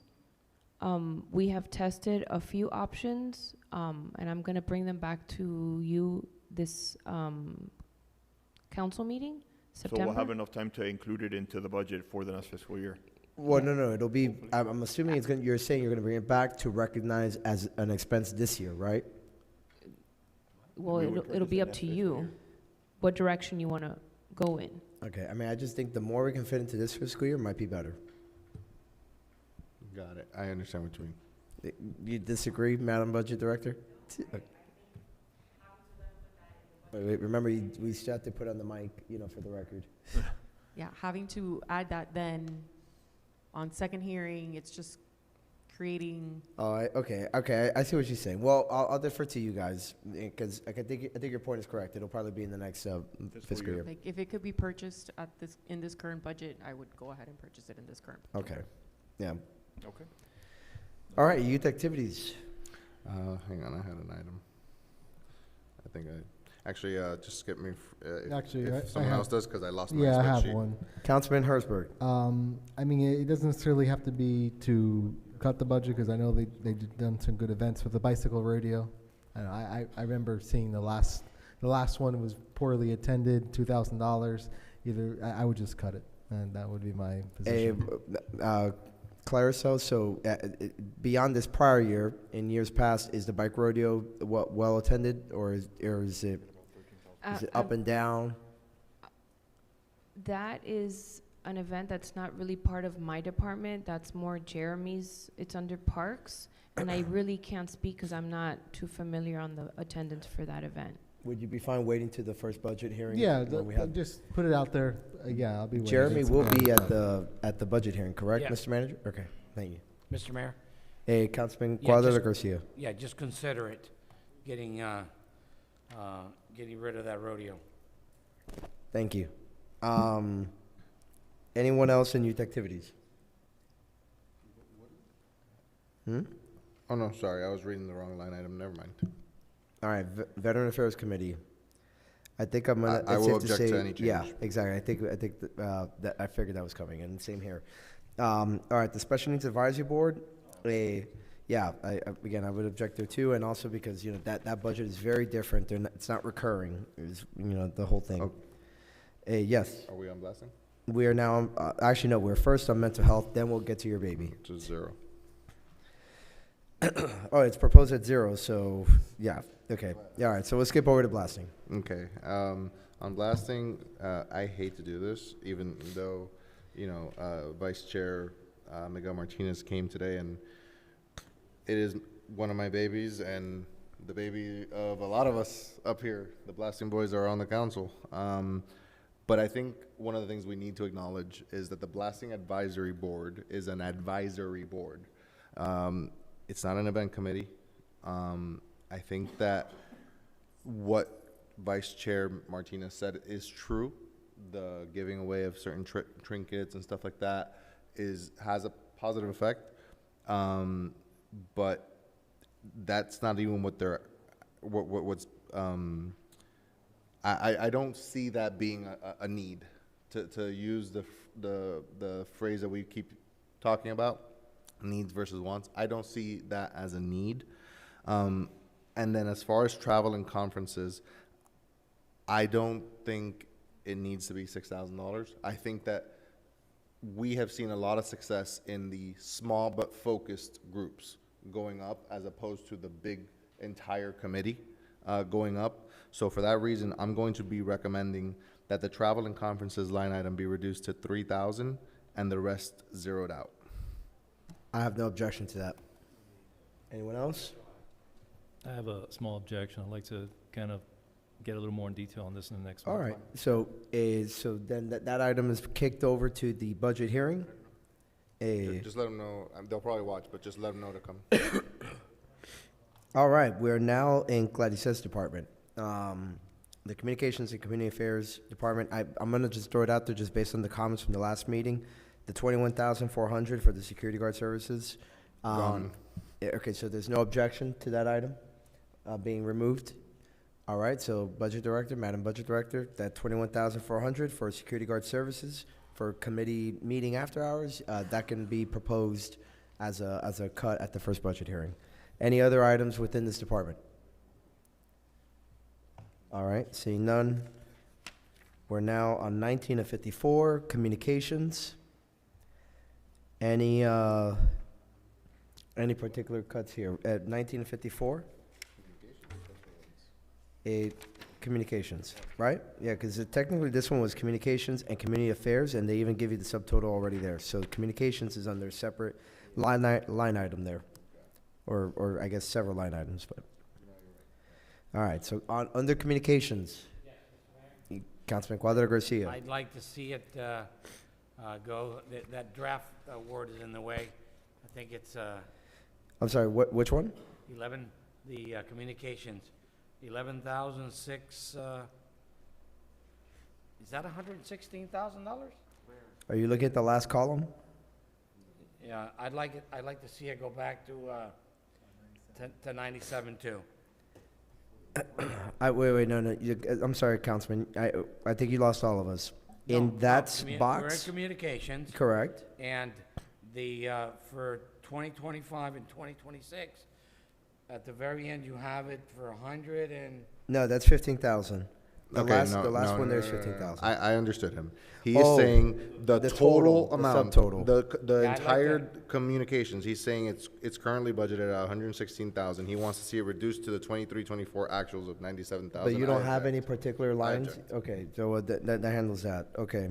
Do you have any other specific cuts? Not on this one. Okay. Just a inquiry from me. Sure. The 15,000. Is that part of like I guess a plan that we pay to like a third party for social media marketing? Like what is that? Where does that 15 come from? So that 15,000 covers our social media scheduling software. It helps us manage all of our social media channels, whether it's Instagram, YouTube. It creates efficiency within the department so that our digital and marketing services specialist can handle all of the posting on one platform. Okay. And then I will say that this is actually one of the very select few where I don't agree with completely cutting the wireless stipend, because literally the person's job is on their phone. Wow, look at that. On that I note, can be reasonable. On that note, well, on that note, if there's nothing further under communications, under special events, just as a point of information, being that you were all asking me, if you look down, second to last line item, other events, the 10,000 for the culinary bike tour and other pop-up events is there. So the culinary bike tour, because that's funded there, that's why I was fine, for this year, getting rid of the other community bike rides for the time being, especially since the attendance for the time being has been dwindling. So I think We had rain this year. well, it wasn't just rain. It was just, there was maybe, I think, an oversaturation, and even trying to make some of them more themed did not do enough to boost attendance. So it's like you would have sometimes like 15 riders and 4 squad cars, if not more. So it just was a very big expense for, compared to the ridership that you had. But Mr. Mayor, if I may, I Yeah. participated in the one last year where the 3 bike bars were completely sold out, and there were hundreds. I'm talking about the culinary bike community. No, I'm talking about the community bike rides that I. Oh, yeah. I thought you were talking about the culinary bike tour. Yeah, no. So I was just pointing out the difference of why, especially because we're keeping the culinary bike tour, which is a clearly well-attended event and always very popular. So far, has seen no drop-off that I'm aware of. I'm willing to kill my own darlings, and. But this year, we didn't do it this year. It would have happened in September. It didn't. It would have happened. This year, we didn't do it. We did it last year. Yeah. But not this year. But it'll be fun then next year. Yeah. So, yeah. Just in time for the elections. Okay. Wow. It's a joke, guys. Wow. Okay. That's probably for the best. Through the chair? Yes, sir. I know we're coming up our 25-year anniversary. It's an incredible milestone. But I think that showing that we're willing on the 25 anniversary to do everything we can to bring it in under budget would be a good, good anniversary gift to the residents. Can we try to get that down to maybe 20 grand? I want to wait for the first budget hearing. I'm not necessarily disagreeing, but I was listening to their last meeting in my office earlier today, and it looks as if there may be an opportunity to cut a few things there, but I know that they do want to include a fireworks show as part of that, and they do want to include, they were even actively talking about bringing in Mario Ramil, who probably will have some kind of cost associated with him, even though he lives here. Okay. So I just want to get more information on where they're at right now with their run of show, and then, frankly, just like I mentioned with the other committees, push them to get the sponsorships, which should be, easier for this event than for other events. So How that we about don't have asking to- participation from all the committees to participate in this, and all of them give up a little bit of certain budgets to help subsidize Can you it? ask him? Oh, wait, Clay, go ahead. Because it benefits everybody. The ad hoc committee had their last meeting yesterday, and they will be presenting the run of show and their proposed event to you all at the next council meeting here in September. Okay, but not enough time before the first budget hearing. No. Okay, so just let's keep that in mind then, to at least give them a chance to present. Hey, Councilman Cuadra Garcia. Yeah, Mr. Although I Mayor, agree with remember, you, for the record. I love this, I think it's gonna be a great event, the 25th anniversary, but remember, let's not leave the Grahams out. They're gonna get jealous, they want to be involved. We're not going to leave them out, but also the committee needs to be the one to pursue getting those sponsorships. I can't be everywhere at once, and neither can all of you. So we need them to go ahead and start making those requests to the Grahams. But yes, the Grahams have been very generous in the past with supporting town events, and I don't see, especially for our 25th anniversary, why they wouldn't want to be a part of that. I agree with you. Anything else within special events?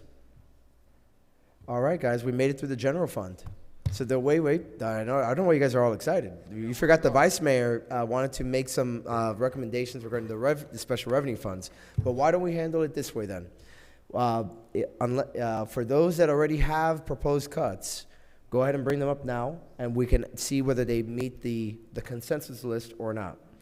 So, Mr. Vice Mayor, you're recognized. So I will admit that on this side of the budget, the special revenue side, I see a lot of opportunity, but the specifics are not there yet. I will give you the specifics that I have as of now, but then the problem is because each one of these special revenue funds is almost an enterprise, or some of them are enterprise funds that are truly their own revenue and their own expenses, I have a reduction, but then nothing to do with it. So it causes the revenues and the expenses to not be reconciled. So just fair warning when I start presenting stuff. Just quickly on the PTP 80, I do think that travel and per diem should be reduced to 0.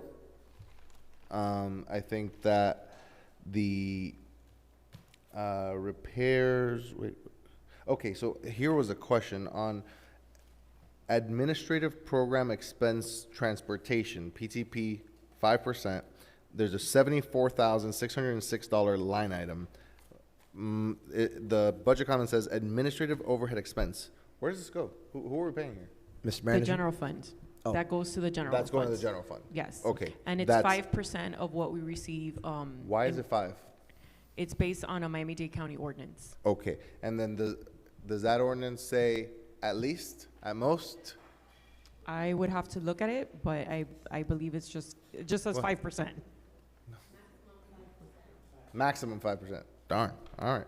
So, and if it's not obvious to you yet, that's going to be the tune of my life for the next week or so until we get to the first budget hearing, is finding the places here where I can twist words enough to get special revenue funds out of the special revenue funds in certain locations. You cannot take. No, I disagree with you. I 100%. You keep saying that, but there are certain locations where I feel that more money can be coming out of these special revenue funds for their specific purposes. Yes, it has to be, if it's a transportation fund, it has to be for transportation. But I think more money can come out for transportation from these special revenue funds. That's all I'm trying to say. Well, why don't we ask legal to go and look into that for, So, you know, aside and from give that- them some specific examples. Yeah, I'm not gonna right now. But I also wanted to get into the PTP 20. Wait, sorry. In the PTP 80, I also wanted to reduce the education and training to 500. I don't know if you want to ask for objections on those three that I brought up. One more time, what? Okay, PTP 80 is reducing travel and per diem to 0. Okay. Yeah, so before I agree to that, Mr. Manager, that was a reduction to pay, or rather, that is to pay for what? For whose travel? For staff development. That would be our transportation manager and the transportation, I'm not sure exactly what his title is. Would you happen, here's the only thing I would say about that, Mr. Vice Mayor, is that, again, the manager is going to get back to us with any, if any, certifications or trips that are required for something that they have to do, and then come back with any trips that are required, again, for those that are required, if any trips that they have to go on. Would you like to wait on that one? Then, yeah, just apply the same thing to the education and Yeah, training. item. so we won't make any cuts in the budget you'll see as a starting point next week. Yeah. We'll just give you that laundry list and give you an explanation. Of required Right. and then and concomitant travel, I guess the way to put it, or, you know. Also, just to state on the record, we get audited for our PTP funds. Pardon me? I'm sorry. That we get audited for our PTP funds. Look, I don't want to put anybody in a bad situation. But again, it's just, we're just trying to get more information. Again, I think the Vice Yeah. Mayor is willing to wait. I think you're mistaking me trying to find solutions for trying to skirt requirements. I do law for a living. You know, like I figure this stuff out. It's what I do. That's all I'm trying to say is I'm going to find the places here because there's, in my opinion, and I could be wrong because like I said, I haven't fully digested the special revenue funds, but it looks to me like there's a lot of extra money in here that needs to be coming out. And you're going to be working with the town attorney as well, That is giving correct. specific examples on, okay, yeah, to try to see what those other, you know, permissible areas are, if any. So, if any. I have a bone to pick on the PTP 20, which is, I thought I could have sworn over a year ago, Mr. Manager, we had an item to figure out how to get rid of those mover buses. Why is this still a thing? They are being auctioned. Tony, exactly when is it that we have the auction? Yeah, we already have an auction house. It's been a challenge to get the final approval from the federal highway, the one who gave us the grant. We finally got that, and then we have been working. We put out a bid. We got the auction, the one that we were going to use, and we've been negotiating the agreement with them over the last few weeks. Two things. Number one, aren't these buses so old that they'd be beyond their useful life expectancy, even if they had good ridership? That's why we got the finally, that was what sold the federal government, allowing us to sell them. So the then proceeds what are we from- waiting on then? If they already gave us permission to sell it, what are we waiting on? We finally, we had to find an auction company to do it, and now we have one, and we're negotiating the final terms of the agreement with the auction house, so we can finally put it out on the. Do we have an estimated value that this thing's gonna go for? When we did an appraisal, but now it's probably about 5 years old. That appraisal appraised each one in the neighborhood of about $98,000 each one. Okay. $98,000 each one, but that was okay, about no, 5 years ago. Send it out to auction. No, I thought that those things were worth like maybe $1,000. Never mind.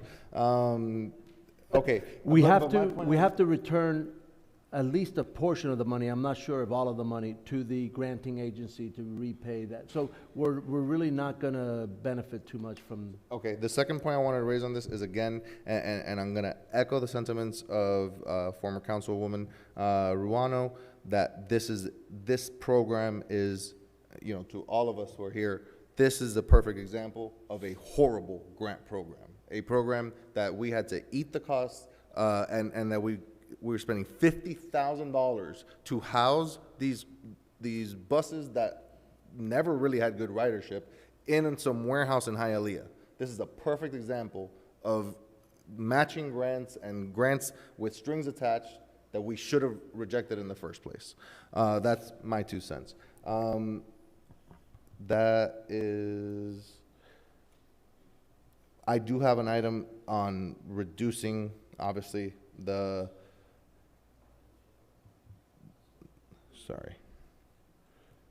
okay, yeah, transit studies, my favorite word, studies. What is this for? Is this for the speed bumps, or is this for something else? $50,000. Are you still in PTP 80 or 20? 20. You're in 20, yeah, because it's 20. transit related, okay. Yeah, 20. The comment says transit studies as needed.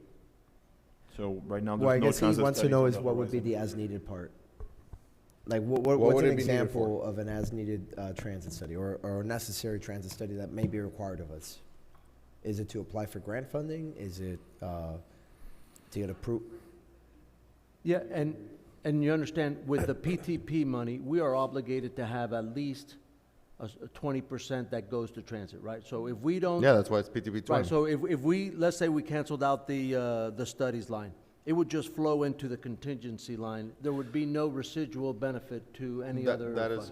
That's what I said at the beginning, that I have cuts, I don't have what to do with them after. Got it. Because I haven't fully gotten there yet. So we're saving them for the budget hearing? Yeah. Okay. If you want, I can just shut up and save it for the budget hearing. Yeah, I think we all want to learn more first before we proceed Also, on that. I don't know if this is required, but a point of order, I'll move to extend the meeting time to Oh, allow us to go actually, he's not beyond wrong. midnight. Yes. Well, I mean, are you almost done, or how much more do I'm you pretty have? much done, but, All right, but I mean, well, we are just going be beyond. procedurally correct, so Wait, how about we this? can't take motions. No, we're not allowed to vote, remember? Oh, yeah, that's right, it's a workshop. Yeah. No, Sorry, so- point of habit. No, actually, no, point of order to the attorney. That meeting requirement, is that only for special calls and for regular council meetings, or does it apply to workshops as well? That's the way it reads in the charter. It's for regular meetings and special call meetings. And not for workshops? Oh, okay, so then we're fine, yeah. Man, you should have jumped up like Raul did earlier. I just have one item within the transit, the PTP 20. And in regards to the 2 line items in revenues and expenses for the freebie expansion grant. So for the freebie, we received $250,000, but it costs us $469,000. Or I'm sorry, $461,000. So we're paying $210,000 out of pocket for the freebie service? No. Or is the freebie service We completely get a covered? grant and we pay for our portion from the PTP money. Okay, those freebies, they Right, have Melissa? sponsorship signs on them. Companies that pay to display their logos. Where do those funds go? If you look at the advertising in the revenue section of that budget, there's a line item called contributions, donations, freebie advertising. That Yeah. is where it goes. It's $7,000? Okay. Okay, and that offsets, so it's 257,000 that comes in to pay for 461,000, correct? Okay. Keep in mind that the transit budget can only be utilized for transit purposes, which is what freebie is. Okay. Okay, that's all I wanted to know. Thank you. You're welcome.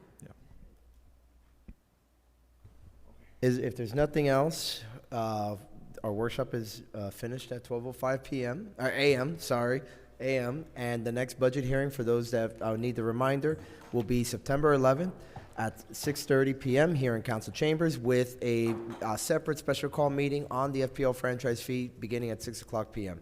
Thank you all. Actually, yes, for all my colleagues, these are actual formal meetings, so please wear your suits. That would be the meeting to wear your suits to. Again, dress for the job you want. Wait, I do have a question. Are we going to receive a formal budget prior to that first budget hearing? We'll make the adjustments that we believe there was consensus on. Or at least, well, yeah, okay, sorry. go Yeah, ahead. and then we'll make those adjustments and provide that budget. When can we expect it? It has to be, we have to publish it by Friday, right? Like the day after tomorrow? I believe by Florida statute, it has to be published 3 days before the actual budget hearing. So 3 business you days? are giving me basically today and tomorrow to put all of this together, and I Perfect. still haven't completed all the other funds. So, or not today, Thursday, no, tomorrow. Today is Thursday, yeah. It is now. I have tomorrow. Yeah, Today. today is Thursday. You have It's today. so it's midnight, guys. Melissa, All I right. want to Thank you. recognize you for your hard work. Thank you. All of you, sincerely. Well, Champagne is her drink of choice. oh, so it's mine too.